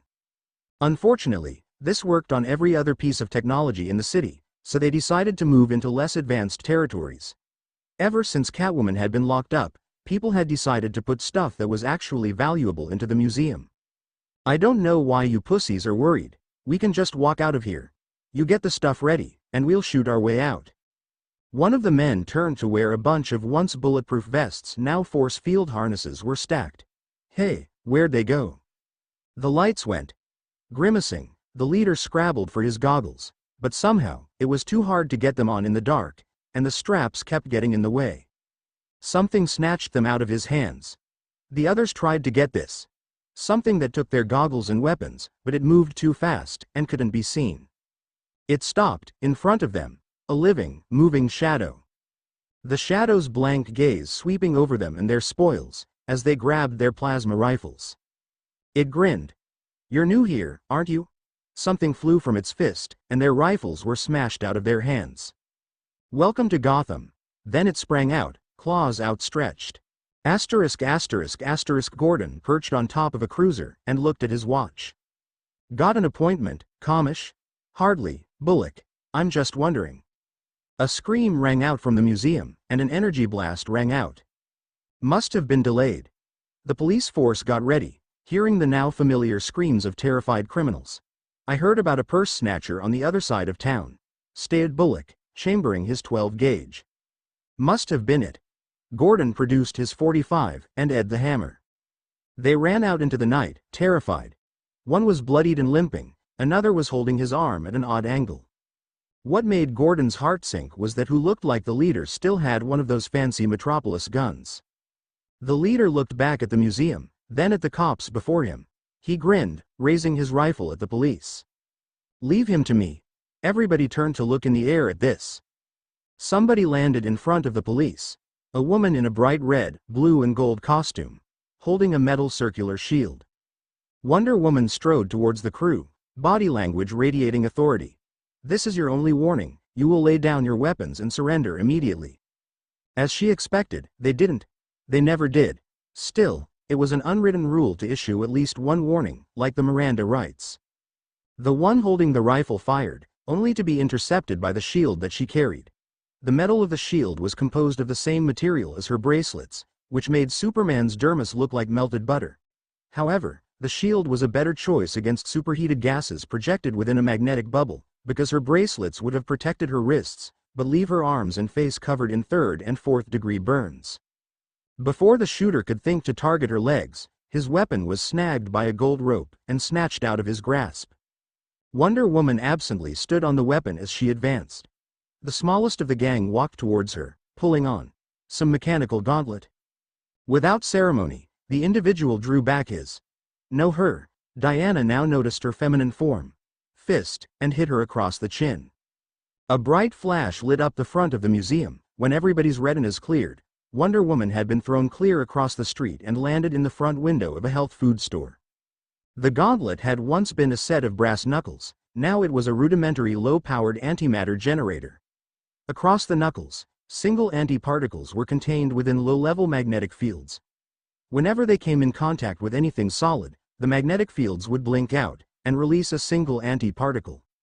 Wonder Woman got up, on shaking legs, her jaw sore, several teeth feeling loose, and the copper taste of blood pooled in her lips. She leapt into the air, and flew towards the celebrating criminals. They found themselves knocked to the ground, with the exception of the female, who somehow had been drop-kicked into the windscreen of a police cruiser. Wonder Woman wiped the blood from her lip, then hauled up 2 of the criminals. "I believe you wanted to speak with these gentlemen." The police immediately swarmed over the crew, handcuffing them and leading them to the awaiting cruisers. Wonder Woman walked towards Gordon, shaking his hand. "Commissioner James Gordon?" Evidently. Dumb. This comment was being made by one of the thieves, being marched past them. Her boyfriend's probably got stuff in here, saving his investments. Wonder Woman gave him a bland look before turning back to Gordon. Then her 85-pound, solid indestructible metal shield somehow slipped from her grasp, and landed edge first on the objector's foot. He gave an agonized howl as she picked up her shield, her face a look of innocence. "Whoops." "Whoops what?" stated Gordon. "I didn't see anything." "Same here." "Ditto." "See what?" The man was hopping, complaining loudly. "Abuse of authority. I can't believe you'd let her do that." Bullock pushed his head down, to guide him into the cruiser, but somehow managed to slam his head into the doorframe instead. "Welcome to Gotham." While the police were securing the crew, Wonder Woman was led by Gordon into a nearby alleyway. "I assume you wanted to say something to me?" She looked at Gordon, suddenly embarrassed. Well, it seems I'll be spending more time in Gotham than usual." "I heard. I'm not going to be here all the time, Commissioner, but when I am here, I would like to help out. Before I do that, I'd like your official sanction." Gordon looked at her, and gave an odd smile. You trash a bunch of hoods that could have wiped out half the force, and you're asking my permission to do more of the same? I take it that's a yes. Hell yes, however, I'm too sure that I'm the one whose approval you should be seeking. He raised his voice. What do you think? The dark voice split the shadows cleanly. No objections whatsoever. Part of the shadows moved, slightly. She's a trained warrior. Proved herself over and over again. The shadow grinned. Also, her reputation would enhance your career rather than drag it down. Ever since No Man's Land, I've gotten 3 book offers and a security directorship at LexCorp. Retorted Gordon. Wonder Woman, the GCPD offers its full public support. She formally shook his hand. You won't be disappointed, Batman, I have to discuss a few things. The shadow was moving up the side of a building. Just before she decided to follow, she looked at Gordon.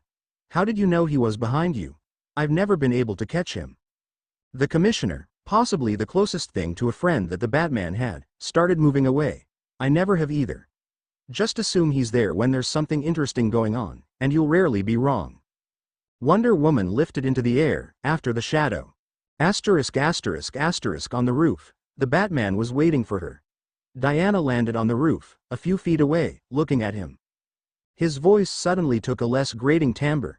Looks like you impressed the locals. Hope so. She moved her jaw around experimentally.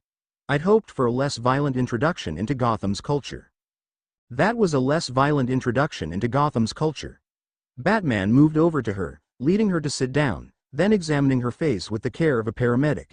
Next time, don't test out new and unusual weaponry on your chin. Only when you stop taking on 7 armed bandits with only a piece of rope and a nifty cape, she stated. Point taken. He finished his examination. Nothing broken. How does it feel? I got worse when I was a teenager.